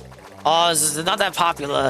It's like, what are the metrics we're using to qualify the popularity? Did you run like a poll or something? Where's the poll at? Where's the sample size? I'm being extra, but only because he's being extra. Like, cite your sources, sir. Like, this is like supposed to be an MLA essay. Exact opposite of Baby Park, where instead of being an incredibly short track which goes on for 7 laps, it's a long track that only lasts 2 laps, consisting of big jumps, vertical spirals, and big turns, all set in a caged dome within a stone coliseum. Now, when complaining about this track, there's usually 2 things that come up. Those being a distaste for the theming, as a lot of the track is just iron grates surrounded by more iron grates, with the but it's Wario, so that makes it cool. being more of an afterthought, and the other is, unsurprisingly, the track's length, as similarly longer courses like 64's version of Rainbow Road have always seen a split reaction, at least prior to the introduction of section tracks in 7, where instead of completing 3 laps, the course is split into 3 sections, which helps alleviate the tedium by only having you go around the track once. Now personally, I think if the course is left as is, I don't see much chance of it coming back, especially when Double Dash has a far more popular arena theme track with the previously mentioned Waluigi Stadium. But maybe if they found a way to either extend the track and make it sections, or switch up the route during the second lap in a sort of similar manner to 8 Deluxe's renditions of courses like Peach's Gardens and Calamari Desert, it could help make it more digestible. Okay, we got a boss. Give up, Yoshi! You act throwing maniac! Oops! Forget that! What? Whatever. Boss time. Whilst maintaining the long track length that's core to its identity. Otherwise, I'm doubtful we'll see another battle take place at this Coliseum. Oh, he was teasing like the secret way to beat the Piranha Plant, I bet. Hey, Bowser's Castle. GameCube version. For our third stop at the Koopa King's place, we have the most Double memorable Dash's Bowser's rendition Castle. of Bowser's Castle, which features hallways filled with thwomps, iron grates over a lava pit leading to a vertical upward spiral, a spinning fire bar room, all ending off with a series of sharp turns leading to a fire-breathing Bowser statue. Now overall, this is actually a pretty decent course, and I think the fault with it isn't so much the track itself, but how certain circumstances likely stopped it from appearing in later entries. First, like better Bowser Castles tracks coming back. Due to that system's limitations, they mainly stuck with courses that were popular, but also didn't have much going on, so they'd be easy to include. And given this is a track with a lot of hazards, including a giant fully modeled Bowser statue, it just completely missed the second criteria altogether. And whilst it does have its fans, it's nowhere near Baby Park or Yoshi Circuit tier of popularity. Then to jump ahead, it's the only reason they picked Baby Park for DS while we're at it. Bring back Bowser Castle 1 from Super Circuit, with Mario Kart not really being into bringing back multiple tracks of the same theme until 8's DLC. Finally, both Wii and 8 likely didn't, due to a lot of the elements from Double Dash's Bowser Castle getting redone in Wii and 8, such as the firebar hazards, hallways with thwomps, and most notably the giant Bowser statues which attack racers. Now, these 3 tracks do still have enough differences between them to still call them unique, but it is hard to argue why a retro course should be brought back when a lot of its ideas have I had so much trouble with this boss growing up, the GBA version. I didn't understand that you could ricochet eggs, so I would always do the boss like this. See this? I would always fight him like that, like just kind of like cheesing it with the hover jump.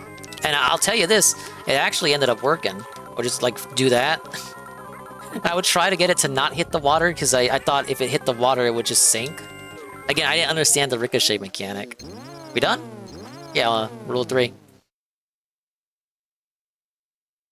It's actually not that difficult once you get the mechanics of the hover throwing down. We gotta redo it because I missed 1 fucking coin. Already being reimagined as part of a new course. Overall, GCN Bowser Castle is fine, just an unfortunate victim of circumstances preventing it from making a true comeback.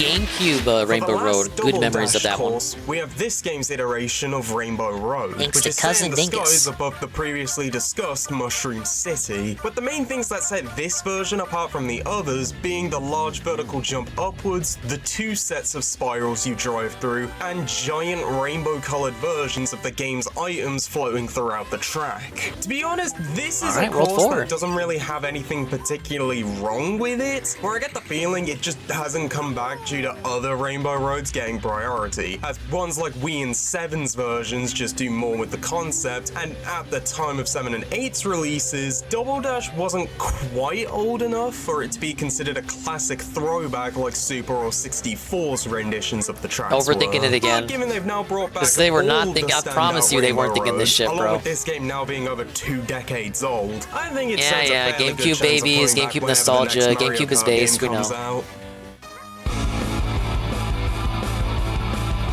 Is Simpsons hit and run music? It is. Moving back over to handhelds, we have the opening track of Mario Kart DS with Figure 8 Circuit, which Now wait a minute, this course came back in Smash. In the shape of an 8.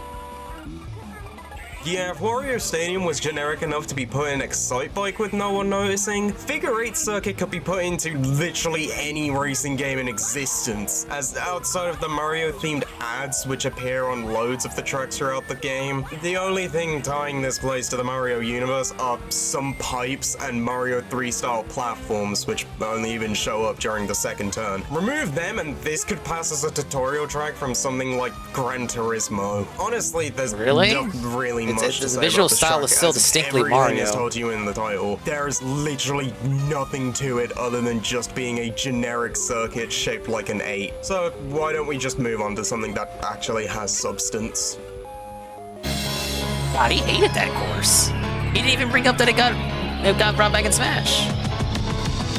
Returning to a familiar face, we have DS's version of Bowser Castle. The course having you race through the entry. Well, I would say this one is the most forgotten Bowser's Castle track. Climb up to a roundabout filled with burners, before circling up a tower, driving across a spinning cylinder, with it all ending off with a big jump towards some moving platforms and iron grates over lava. Overall, I think the main sticking point against DS Bowser Castle isn't so much the track layout and hazards, and more so just a general lack of spectacle. More specifically, it doesn't really have any standout aesthetics or visuals when compared to other Bowser Castle tracks, or even some of the more popular DS courses like Waluigi Pinball or Airship Fortress. The only super memorable set piece being the drive across the top of a spinning cylinder. However, I think if they just tweak the visuals slightly so there's a bit more to look at, or maybe do something more with the few times the track offers alternative routes, this could be a very solid pick for a retro Bowser Castle course in a future installment, provided they don't just do the usual pattern of bringing back one of the GBA Bowser Castles.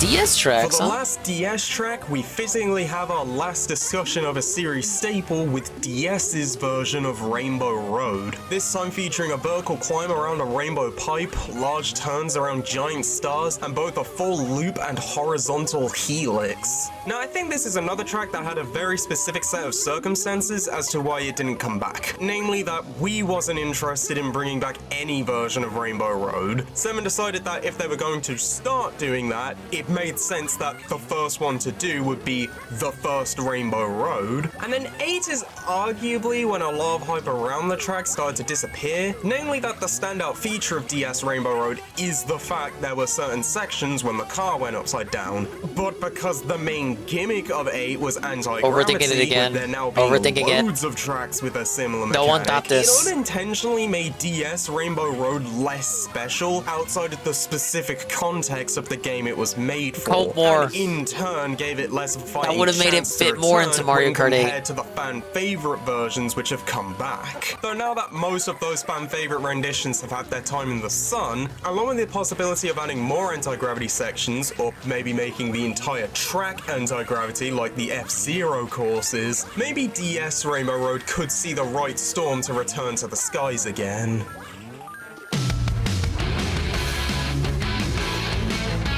Wanna cry about Wii Luigi Circuit? You wanna talk about mid-courses? Next up, we have our first look at the last home console entry we'll be looking at today, with Mario Kart Wii's opening track, Luigi Circuit, which is pretty much just a fairly simple racetrack covered with a bunch of Luigi signs, a giant Luigi statue, and a Luigi hat on top of the stands. If you couldn't tell from the description, this track is another that suffers from Wario Stadium syndrome, in the sense that if you remove the character's face being plastered all over the course, it quickly becomes a super generic racetrack you could easily slap into any other racing game. Admittedly, it's not as bad as Figure 8 Kind of an Circuit, as oversimplification Luigi of it. Circuit does at least have an off-road ramp and a bunch of boost panels on the final turn. Yeah, though, but it's frankly, still being less distinctly generic Mario. than Figure 8 Circuit isn't exactly a If high you took bar. away all that On stuff, top of that, it's just the other Luigi circuits like I've appeared context, throughout the no series visual are identity. just way more interesting, with Luigi Raceway in 64 having the hot air balloon and tunnel, Super Circuit's version having the stormy weather and Luigi Blimp, and Double Dashes having racers speed past each other with no barrier in the middle section of the track. All of this not even mentioning the courses that take inspiration from the Luigi's Mansion games. So overall, this track is the unfortunate mix of both being incredibly generic and the least interesting course to be based on the man in green, leaving it in a position where the only reason I can see it being brought back is just general Mario Kart Wii nostalgia, thanks to it being the game's first course, which isn't even that strong. all the since kids it's that grew up with far this from a game, fan that favorite game are now track like for in their that 20s game. and shit.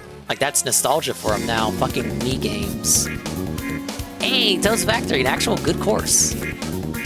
If there was one fan favorite track that people were surprised didn't return in the Booster Course Pass, it was Toad's Factory, which sees you race through the factory where the item boxes used throughout the series are made, going past Yeah, the presses 360 is that retro convert now, regular Carl. brick Eat blocks it. into them, weaving between Eat item it. boxes and crates being carried on conveyor belts, and after a long turn with more belts, you jump out from the back of the factory before ending off with a final dash across a mud pit surrounded by heavy machinery. Given the very unique theming and the general popularity the track has amongst Mario Kart fans, this is another course that seems to be more a victim of circumstances, namely in the sense that whilst it is a popular track within the wide span of the entire Mario Kart series, Mario Kart Wii is effectively an entire game of popular tracks. So whilst bringing back Toad's Factory seems like a good idea on paper, that means you would potentially be passing over on tracks like Mushroom Gorge, Maple Treeway, There's some Moonview truth to this Highway, one.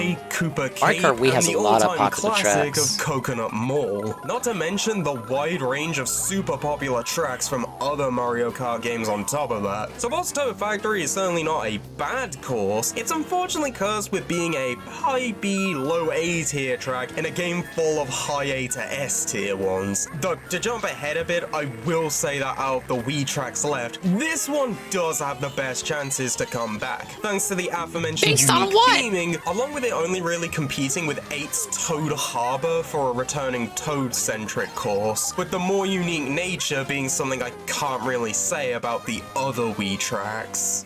Name a harbor stage in Mario Kart, you can't.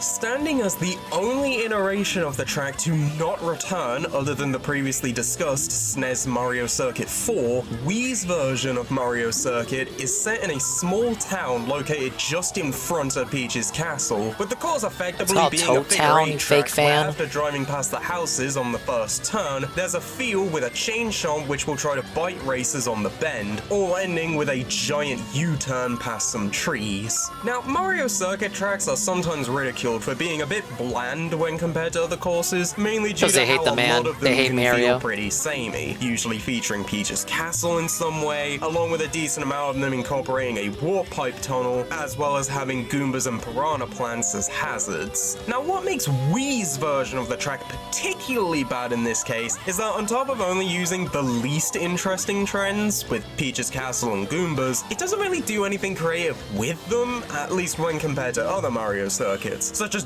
Double Dash placing the Goombas in a bumpy road to make it slightly harder to dodge them, or 7 making the castle part of the race course instead of a background element. And Man, on you're in the that fairly fucking castle for bland like track 5 layout, seconds. Get and out of this ends here. up being one of the more generic Mario circuits, which, as mentioned, is a course theme that is already ridiculed for being bland, ultimately leaving us with a very generic track which, outside of potential Wii nostalgia, or to just finish up all the Mario circuits, I don't see coming back anytime soon.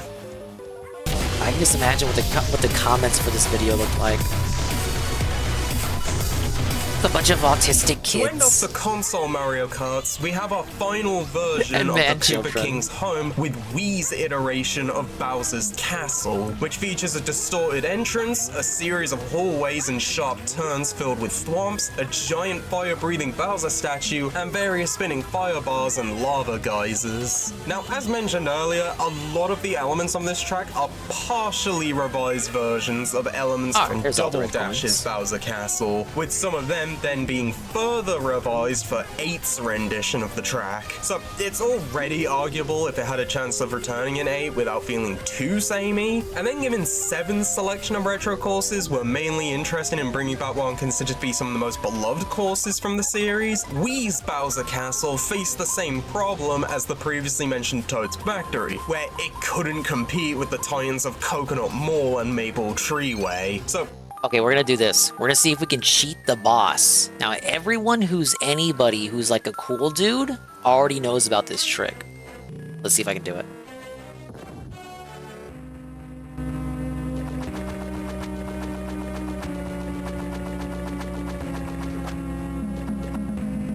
It's actually fortunate that I got to try to stage twice. Let's see if I can do it.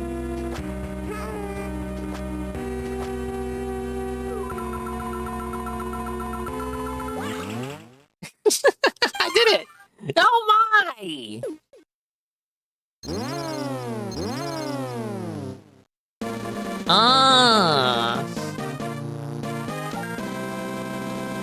I'm learning cheese? This is back when Miyamoto was based.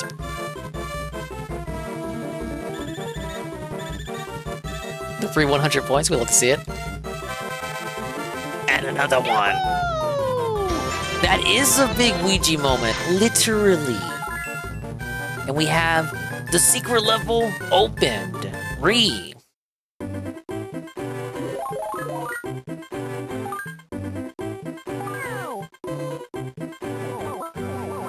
Okay, you won't see this in DSP's run of Yoshi. Where's his run of secret levels? Non-existent, that's where. Extra 3. More monkey madness. Oh god, this is it's an athletic course. Thank you, Goki. Alright, back to Mario Kart. Whilst it might have had factors that prevented it from coming back in 7 and 8, assuming a future Mario Kart 9, or 10 if you consider Tour to be 9, has a Bowser Castle which doesn't use the same elements consider Tour as for the fourth mainline. time, I think Wii's version of the track Trolls are gonna be so has the rolled best when they shot reveal at the next one. It's returning. like Though, Mario Kart 10. Admittedly, there's some bias in the statement, given I just personally like Wii's version the most. Who knows? Maybe they'll attempt the impossible and make a version of SNES Bowser Castle 2 that's actually fun. Either way, I look for what they do with the classic penultimate course for years to come. The penultimate. Oh, we hate the woohoo stages. Don't cap for this one. Moving on to our last entry on a Nintendo system, we have Woohoo Loop, or Woohoo Island Loop. Yeah, that's how you do it, Mr. Pun, but that's a secret way to beat the boss. In power regions from Mario Kart. If you go any further on that platform than I went, the boss battle will start. 7. This being a section track which has you travel across almost all of Woohoo Island, the central location of various Mii-centric games in a giant circle, with this being the first Mario Kart track set outside of the Mario universe, not counting the Pac-Man themed courses from the Namco-developed Mario Kart Arcade GP 1 and 2. Like some of the other tracks we've talked about, this this feels like a course which had a lot of very specific reasons as to why it didn't come back. To start off, it likely didn't come back in the original release of Mario Kart 8, as whilst not a hated track or anything, it's not usually considered to be one of the best tracks in the game. There's so many better tracks than 7 besides the fucking Woohoo tracks. In favor of ones that were instant fan favorites with DK Jungle, Piranha Plant Slide, or Piranha Plant Pipeway in Power Regions, I actually didn't like that Music Piranha Park, course. or Melody Motorway. On top of that, since Nintendo have admitted that the main purpose of their mobile games is to advertise the games on current Nintendo systems, it's arguable Is that an admission or just common due sense? to either wanting to only focus on courses that are set in the Mario universe, or the general Wii series just not being a supported franchise at the time of Tour's release. With the only new entry to come out during the time frame Tour was getting new content being Nintendo Switch Sports, which isn't set on Woohoo Island and instead takes place in a new area called Oh my Sparko god, bro, they did Meaning not. It wouldn't really make sense to use They a were Woohoo not- Island track to advertise a game it's not in. And to top everything off, since the track selection for the I Booster promise Pass you they was were not thinking entirely about Switch based around bringing Sports. stuff over from Tour, it meant Woohoo Loop was never going to be added from the get-go. So altogether, Woohoo Loop likely didn't come back due to not being popular enough to be in 8's base roster, and the Wii series' lack of support stopping it from appearing in Tour and, by extension, the Booster Course Pass. Speaking of Woohoo, Yeah, turns out that the only courses from 7 that didn't get brought over to 8 and Tour were the 2 tracks set on Woohoo Island, the other one being Mako Woohoo, or Woohoo Mountain Loop in Power Regions, which like Woohoo Loop is also a sectioned course, but this time around, in addition to the track being set in the evening instead of the day, you start on the beach and follow the mountain trail that goes around the volcano. Both the course this one had and the a island real stupid itself glitch are named online. after Mako If you Woohoo, did the with the cut track right, you ending cut the via whole a giant course. gliding I know, because I did that section glitch all the back down to time. beach. Now, I think Eventually it's they fair to say patched that it. Mako Woohoo wasn't brought back, but more or less the exact same reasons as Woohoo Loop. So I don't think I need to delve too much into it, though I will take the opportunity to talk about something I didn't get the chance to previously. Due to these 2 being the only 7 tracks to not return, it can lead to the easy conclusion that they will probably never return due to the Wii series in general just not being super relevant anymore. However, whilst I think that could be a reason it wasn't put in Tour, a mobile game made specifically to advertise new releases, I don't think it will stop it from appearing in future entries, as whilst neither of these courses did return, the Woohoo Island themed battle mode map, Woohoo Town, was brought back for 8 Deluxe's revised battle mode. Wow, so there was if nothing. Nintendo are willing to So there's bring back nothing the against battle mode Wii's map, or I'm the more Wii than confident in series or saying Wii that Sports or one any of day that shit. we'll You just like fucking eventually see schizo at least moment. one of the Woohoo Island tracks come back. Though which one they'll go with, I'm not certain.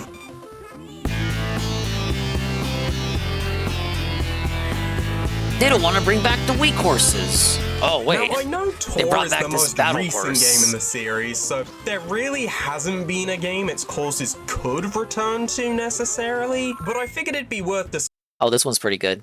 So this course appeared only in the mobile game, and it didn't even come to Mario Kart 8 after all the DLC. This is the only course that is going to be lost to the mobile game once it goes offline. Discussing the only new track for the game which isn't included as part of the Booster Course Pass, that being Piranha Plant Pipeline, which sees you drive through several caves via a series of giant warp pipes, which seems to have been loosely based on either a scrapped or test course from Mario Kart DS that was left over in the files for the final game. Personally, I think there's 2 potential reasons this was singled out as the only Tour track to not be brought over to 8 Deluxe. The first is that the course itself was added on the 12th of July 2023, the exact same day the 5th wave of the Booster Course Pass released, meaning it might have been a case of that by the time Piranha Plant Pipeline released, it was too late to include it as part of the track list for Wave 6, which had already been decided on. Sort of like how Smash Ultimate wasn't able to include an ARMS or Xenoblade 2 If the developers don't rep keep in touch until with the each other, second maybe. Fighter Pass due to their games not being announced until after the roster for the base game game, and the first fighter pass had already been finalized. The other reason is that the name of the track could have potentially caused some confusion, as on top of being very similar to Piranha Plant Cove, another tour track which was included in Wave 6 of the Booster Course Pass, it's also fairly close to the Mario Kart 7 track Piranha Plant Slide, which was included in the base version of 8 Why can't as Piranha part Plant of the have multiple Lightning Cup, tracks? with the mix-ups of track names being made even worse in Power Regions, where the 7 track is instead called Piranha Plant Pipeway, reducing the differences in course names from one word to one syllable. So all in all, Piranha Plant Pipeline missed the cut for the Booster Course Pass due to releasing way too late and having a name that was too similar to other tracks from both the game it originated from and the game it could have been ported over to. Assuming tour tracks can still return in later Mario Karts, Kind of I can wild see that this it's one like returning lost in given a how mobile unique game the now. theming is. It's not gonna last. And with that, we've covered every course in the Mario Kart series that has been lost to time. I'm interested to know which of these tracks, if any, people would want to see return in Mario Kart 9 or 10. So feel free to comment your thoughts on any of these courses. Personally, I want to see either DS's Rainbow Road or one of the Woohoo Island tracks come back. Before this video ends, however, in order to cover my bases, I'll present a quick highlight reel of the tracks that only returned in Tour for the people interested in that. And otherwise, thanks for watching. I really covered all his bases. What is this highlight reel? What is this music?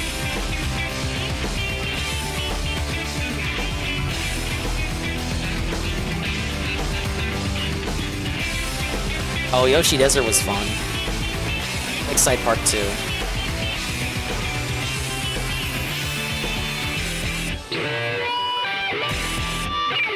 Oh, Wario Shipyard. I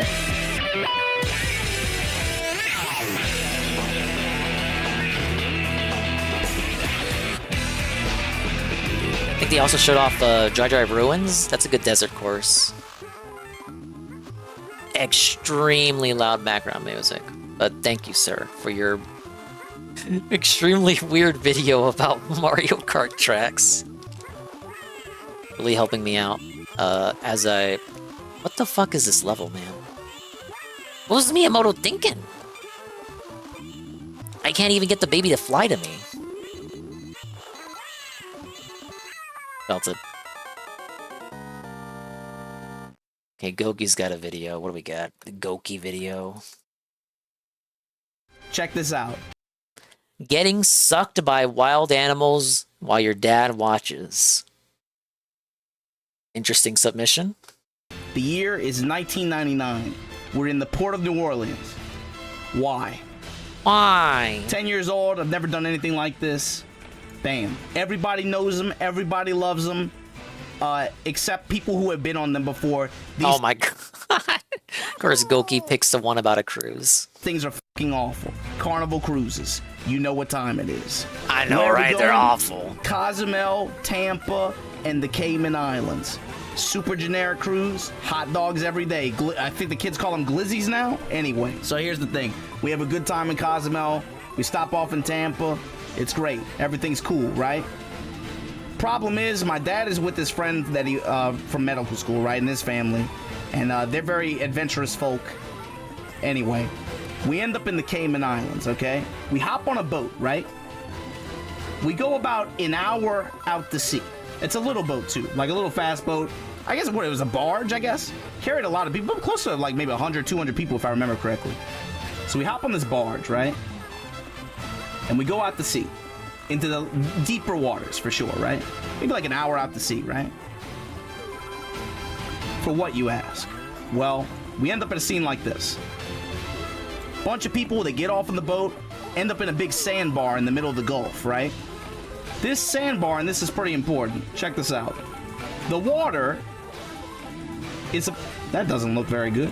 The water, let's say in the middle of the sandbar, let's say that this is about... Stage. Fucking... I love this stage. 5 feet. Let's say like 2 or 3 inches, right? So, if you're a normal, you know, non-small adult, no problem, dude. You're standing up in a sandbar. Now, why are we out here in a sandbar in the middle of the Gulf of Mexico? That's just, that's crazy. That's insane. What kind of parents would take their children to places like this?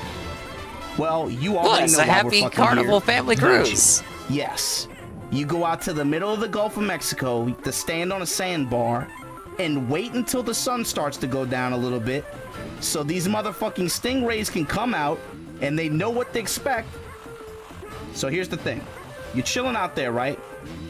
And here's the thing. They give you these, the tour guide gives you these little, I guess you can't see it in his hand, right? You gotta look in his hand. I want you to imagine something like a long cylindrical object that out the bottom of it, the stingrays, the way they eat is they suck, right?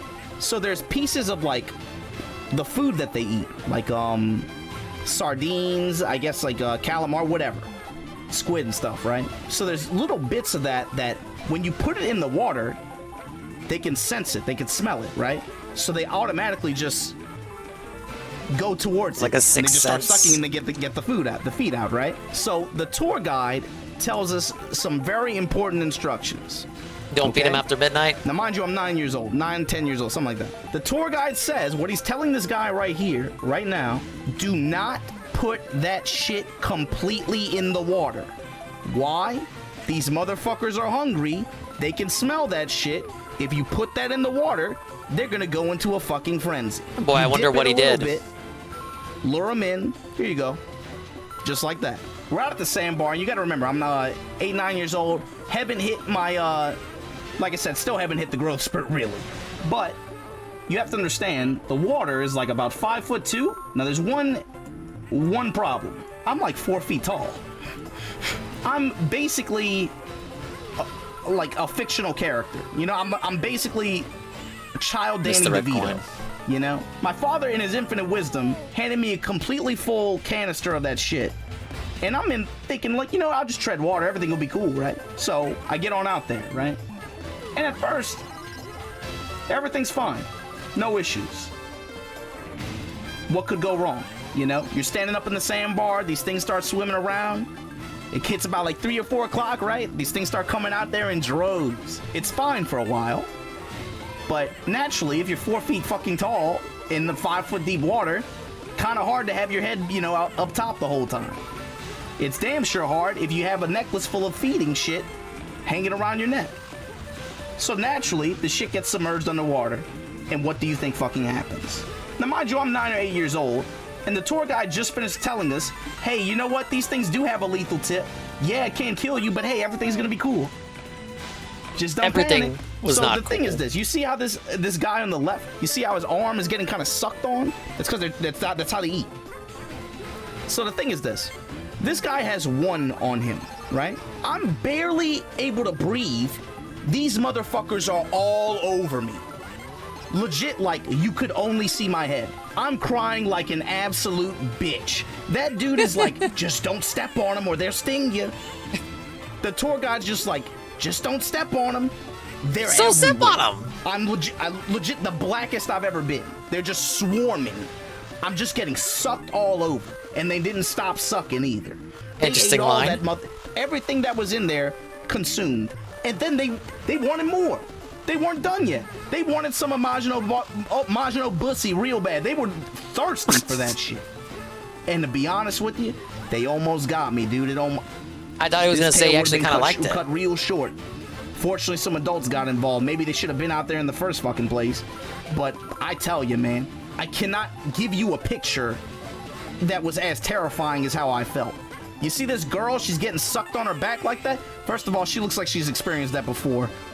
Or maybe not. I don't know. But like I said, imagine like questionable 20 of joke. those. I legit was covered in them. And they're huge too. And the thing is, you can't move because if you step on them, you already know how that shit's gonna end. This was no good, bruh. I got back on that fucking barge. I sobbed like a fucking child. I was just crying. I'd never been that terrified in my fucking life. Where's my dad? Excellent question. Excellent question. I don't know. He was out there just talking shit. Probably drinking or something. He's just woo.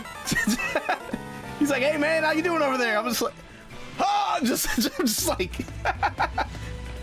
Hey, that's typical parents, right? You're You're in like a life-endangering situation situation, and they're just laughing at you. The best part about the story Many is, such cases. Oh, as fuck. if to vindicate This is Shy my Guy. position, this business is no longer a business. Gee, I wonder why. It only took a celebrity to catch a fucking barb in the chest for them to say, hey, maybe this isn't that safe. You know? Like I said, bro, it's one of those things I'd rather admire him from afar. Yeah, pour some Maginot Hennies out for Steve Irwin. I would have never thought in a million years that's how you go out. But then maybe I did know. Maybe I was on to something. That's the Stingray City story. Can you guys remember any time that you've been super afraid of, or some wild, crazy shit happened to you?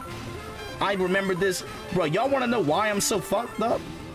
Probably because I had a brush with death from fucking stingrays. Maybe that's why. Anyway, talk to me.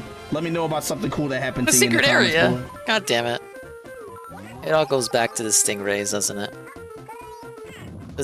Does he always start his stream out with a silly story? It's not silly, it's reality. That shit actually happened to him, bro. Thank you for the video redeem. Okay, that led to nothing. Thank you. Did I miss anything? I did not. It just depends on how he's feeling. Okay. Same thing for me. Like, honestly. I think I'll do this level, and... Oh shoot, it's already been 4 hours. Yeah, this will be the last level then. Oh, I killed a song request by accident. I meant to kill the YouTube link. There we go.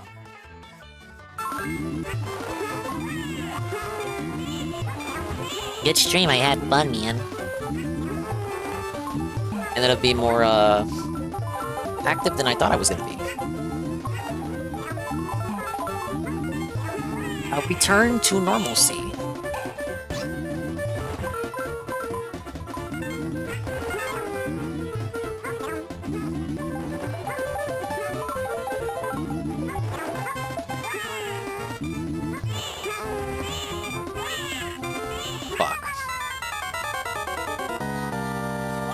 Literally, what was Miyamoto thinking? Like, seriously, Miyamoto. Come on. Oh, you think this is a bit inhumane?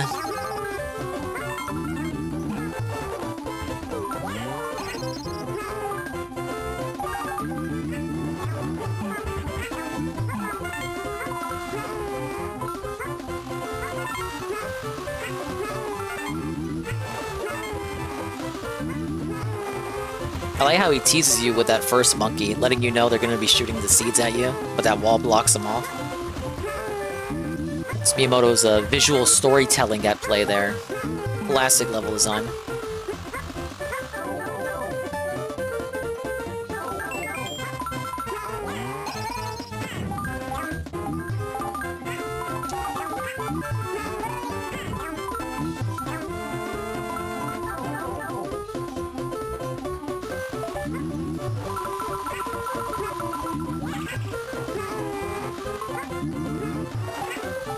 It's like a rhythm game almost.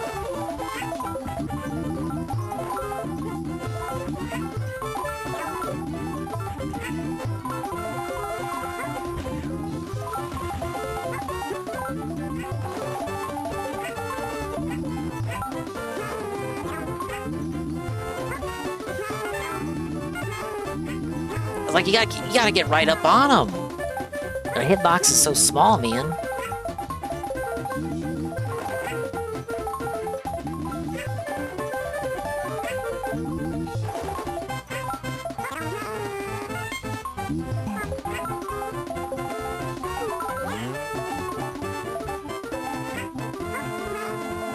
Okay, out of it, that Shy Guy is gonna spawn right after I get to a certain point. Of course, that guy respawned. I literally just went off stage.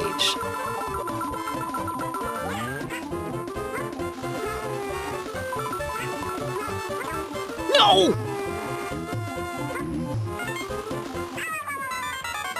You know, I should have figured that was gonna happen to the red coin.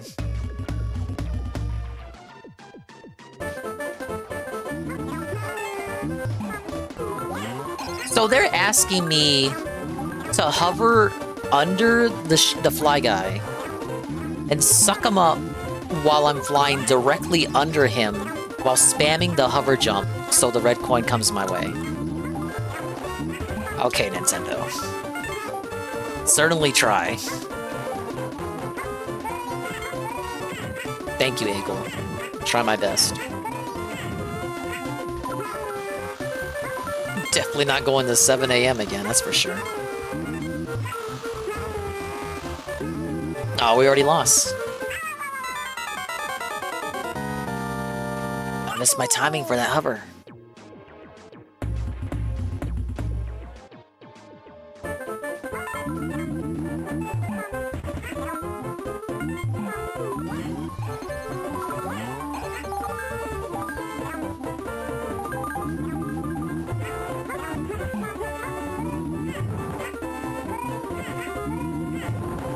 It's almost an insult that they shower you with the stars. It's almost insulting, even.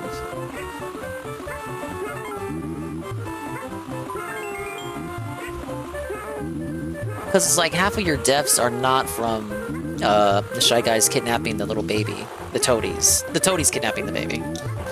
Your deaths are from falling into bottomless pits.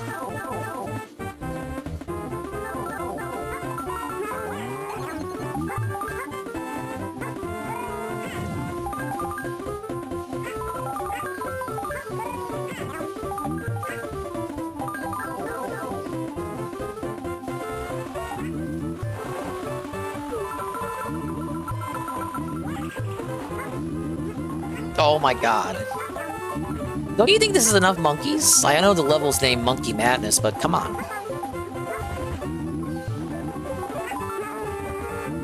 Oh, that was almost an L.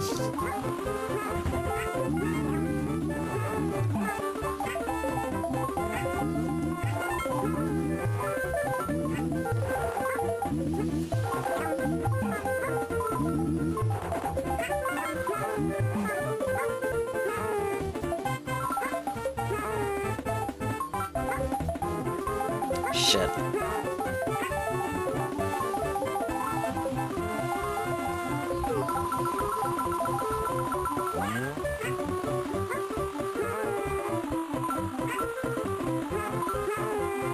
Are you fucking for real? It's because of that fucking tap-tap. I need like a full set of eggs if I'm gonna come up on that guy. When the felt is stingrays, I'll try. I don't think I have more of that egg power up either.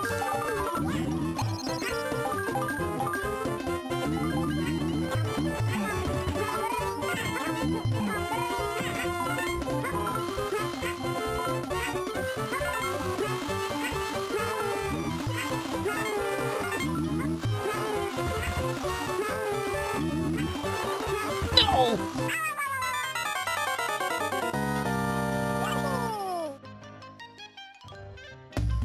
Good music to be playing for this segment.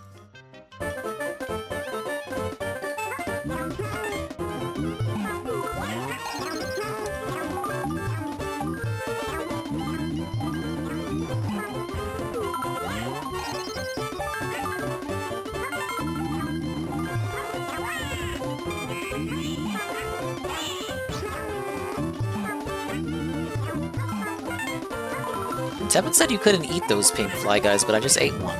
Maybe they changed that in the GBA version.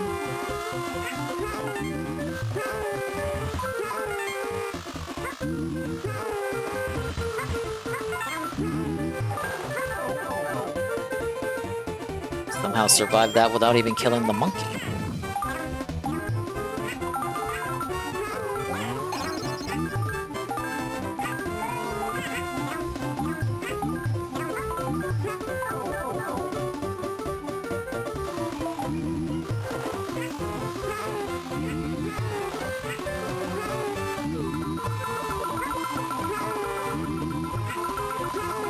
Shit.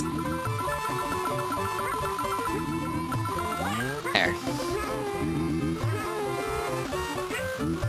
Yeah, I need a lot of eggs. I need a lot of eggs for what I'm about to do. No!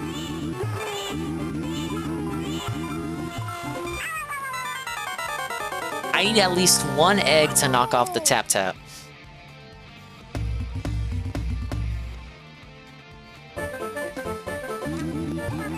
Who designs these stages, anyway? What am I saying? It's obviously Miyamoto.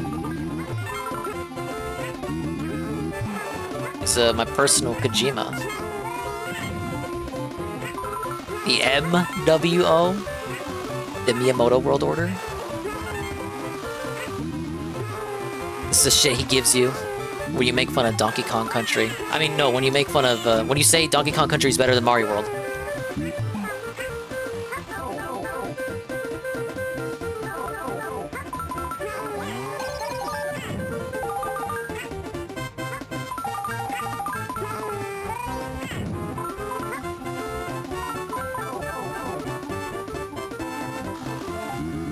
Okay, now we're down here.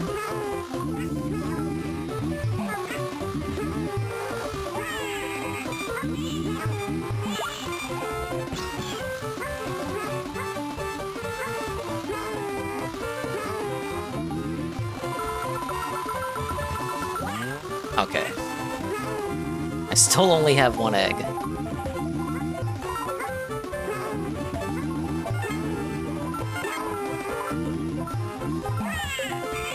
That's okay, that's fine. It's fine. There's nothing wrong with that.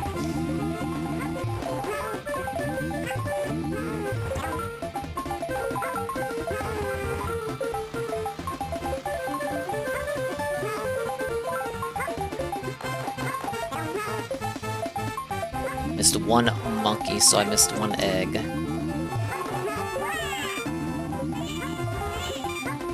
I don't care about the star points because I just get them back later. I got tons of those items. I probably should not be getting hit this many times.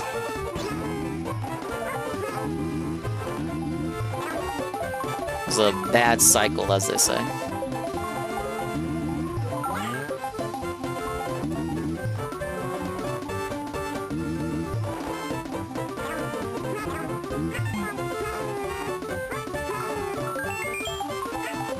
Okay.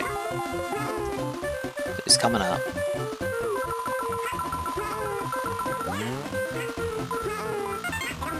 Got it.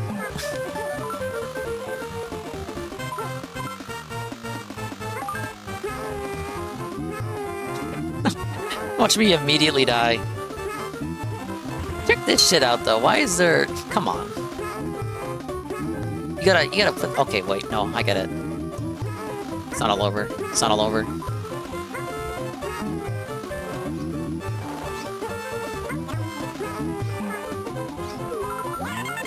There we go.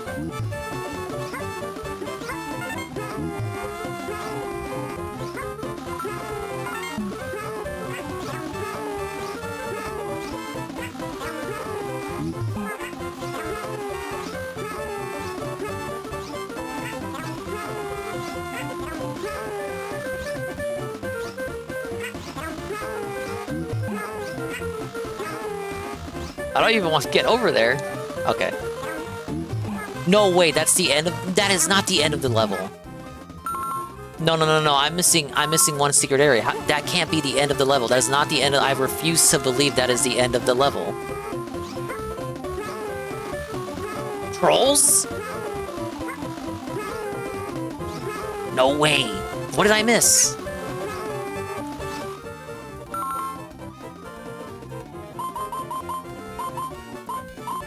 Magnifying glass is gonna help me.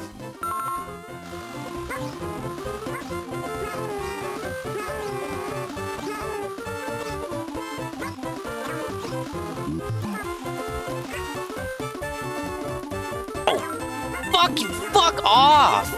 Oh no! Fuck! Worst level in the game.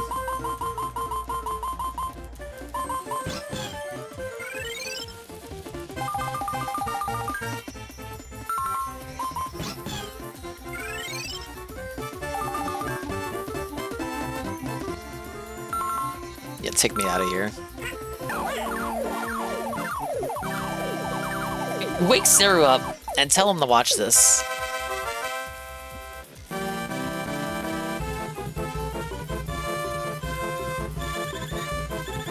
Let him know how much fun I had.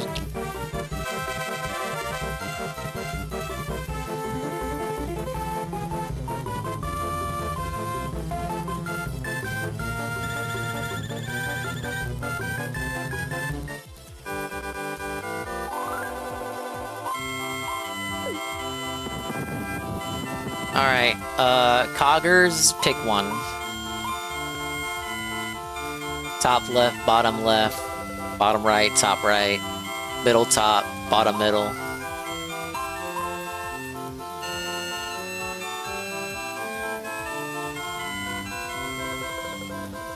Coggers could help me win big. Middle down, okay. Fuck you.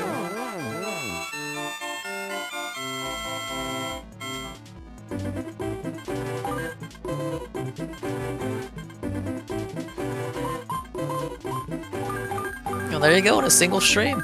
Some levels we have to do more than once, but yeah. All 100. Your world 4 of 6. And the slowest Yoshi's Island 100% playthrough you've ever seen. Really wish I could go longer, but it wouldn't be good for my health. I already didn't think I would go on this long. We're officially 5 hours in, which is still less than the average Dingus style stream. Well, suspend the save point and continue at a different time. Maybe more tomorrow, maybe something else, who knows, who cares? You'll be here anyway, correct? We're gonna find someone to rating call it. Yeah, drink some water and go to bed. Well, I was sipping on some OJ. I'll probably get some water now. Because I'm out of OJ. Dingus, you can't leave me now. Well, sorry, bitch, it's gonna happen. Sorry, home, I don't know what you want me to say, you guys.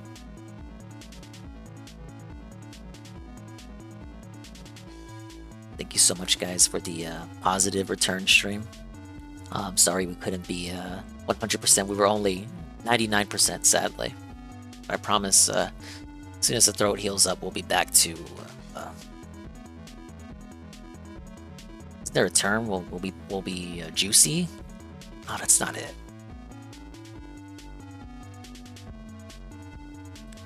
It's not sexy. I want to say sexy, but it's not sexy.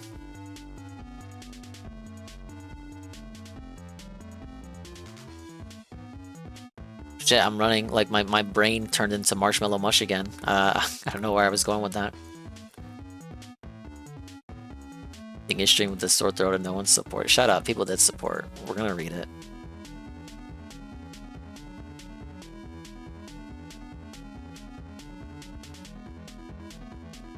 Let me pull this up so we got someone to raid.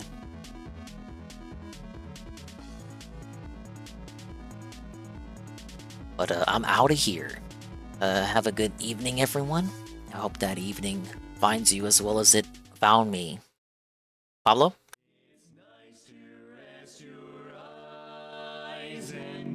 Take it easy. The stream's over. Bye-bye. Adios. Anytime. We'll see ya when we see ya. And if we didn't see ya, then we didn't see ya. But if we did see ya, then we saw ya. If we didn't see ya, hopefully we will see ya next time. Big ups to the dingas, the dongas, and the swollen __ ones. And made it to the end of this very sickly stream. Gonna have to listen to this on the rewind and just listen how different I sound from like the last couple of streams to this one. Because I feel like I sound like a corpse. But enough beating on a dead horse. Big ups Eagle, Coggers, DeBlock, Carl, bye Carl, Mr. Pun, Goki, Sinzakroy, and Lee actually may have made it to the end of the stream. What the fuck? Ivan, Seal, Zuki Wookie, Nurgle, super strange times. We have respected lurkers like Almighty Tevin. It's live right now. Alpha Elite TV, Peaches Game, Pim Pam, Aqua Saber, Big Ben, Cerulean 86, DJ Filthy Rich, D Scythe, King DD Duke, Knock, Kiangoon, Perez, Rent Check, Sardgard, and well, everybody else. Let's pull this up here. We did have a lot of positivity. I do appreciate it all. You didn't have to do it, but you did it, and I do appreciate you for doing it. And it means the world, man. Well, before I even started talking, UNFW won Tier 1 for 27 months in a row. Fango, the re-up Tier 1 for 2 months in a row. Benjamin, Big Ben, the Tier 1 27 months in a row. Too Quick 2, the re-up Tier 1 for 9 months in a row. Almighty Tevin to give the Tier 1 to Jay Wisso. Mr. Pun, give the Tier 1 to Squishy.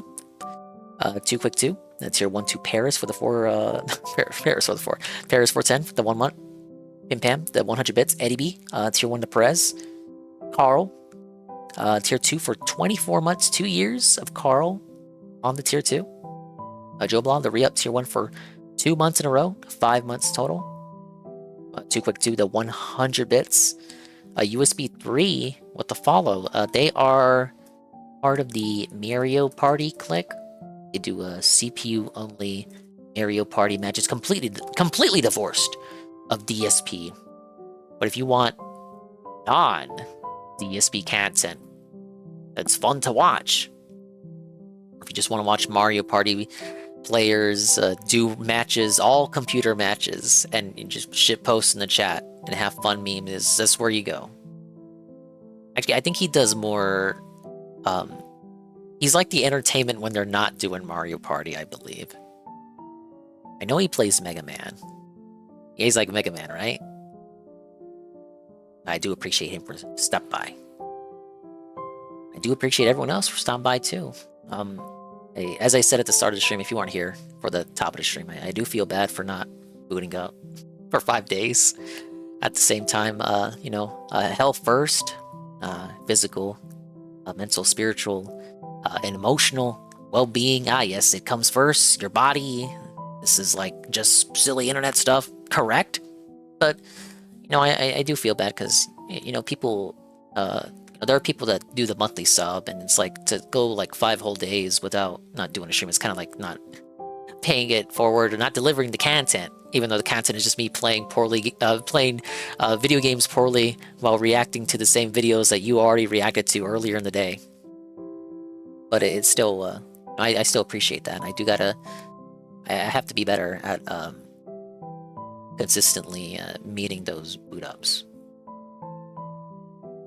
But I suppose if you were to have any excuse, literally your own physical health kind of comes before any other excuse you kind of concoct. Like most people are willing to accept that. It's like, okay, Dingus, we get it. You're dying, or at least you claim you're dying.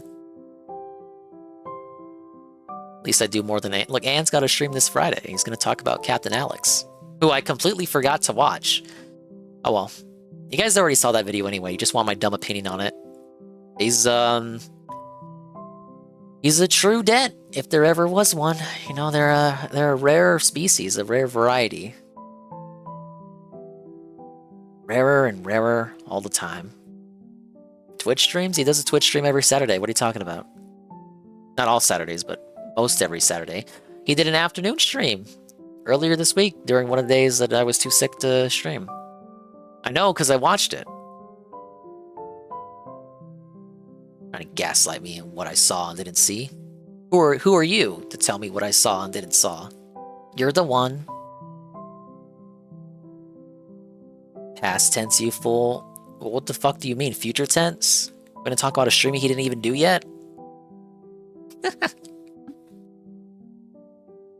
I should be at 100% soon. This doesn't seem to be anything serious. I've had shit like this before with the throat, where it's not 110% dingus. It's, the dingus isn't swollen, it's flaccid.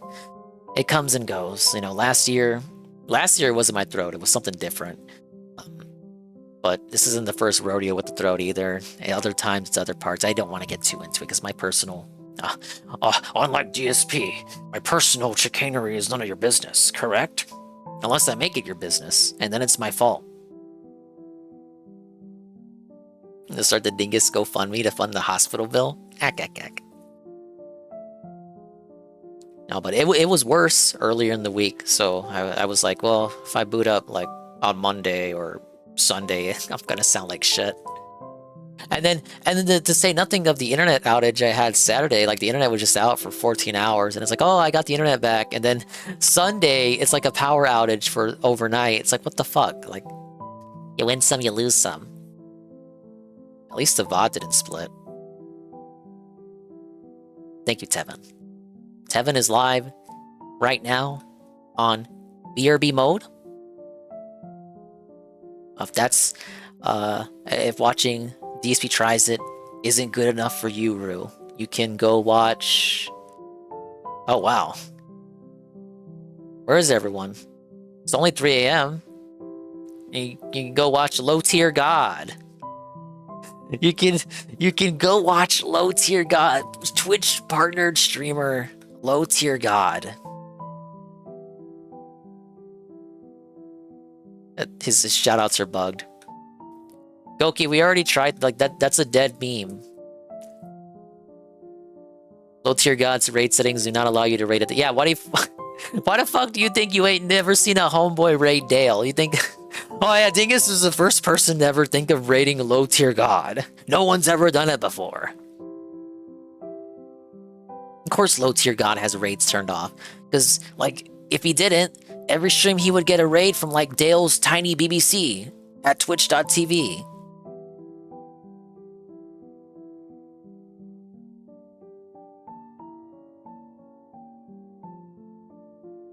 So it goes.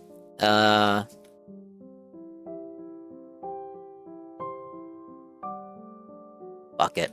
We're gonna send you to Thorny, who I've not raided in forever. They're a part of the Sangers VTuber clique. They know nothing about DSP. I'm literally just sending you there because everyone else is dying. And I'm not tuned into their streams in forever. They're playing, what is this? Lethal Company? You guys like that game.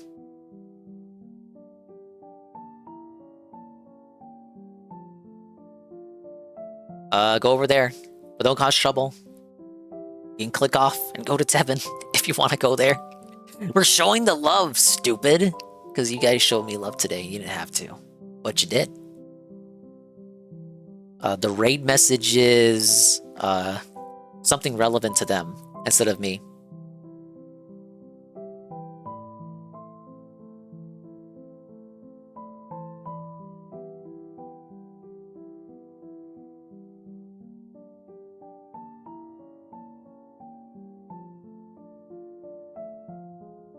Oh, I got it.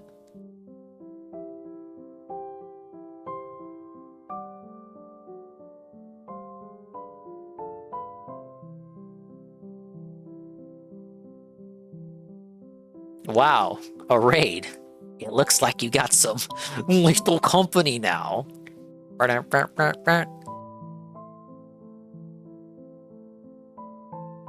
there you go, that's it. Hopefully back tomorrow, feeling better than I did today. And you can show me all the stupid videos in the world. You can play all the stupid games in the world. Thank you so much for the positive return stream, guys. Bye-bye. 5 seconds. Take it easy.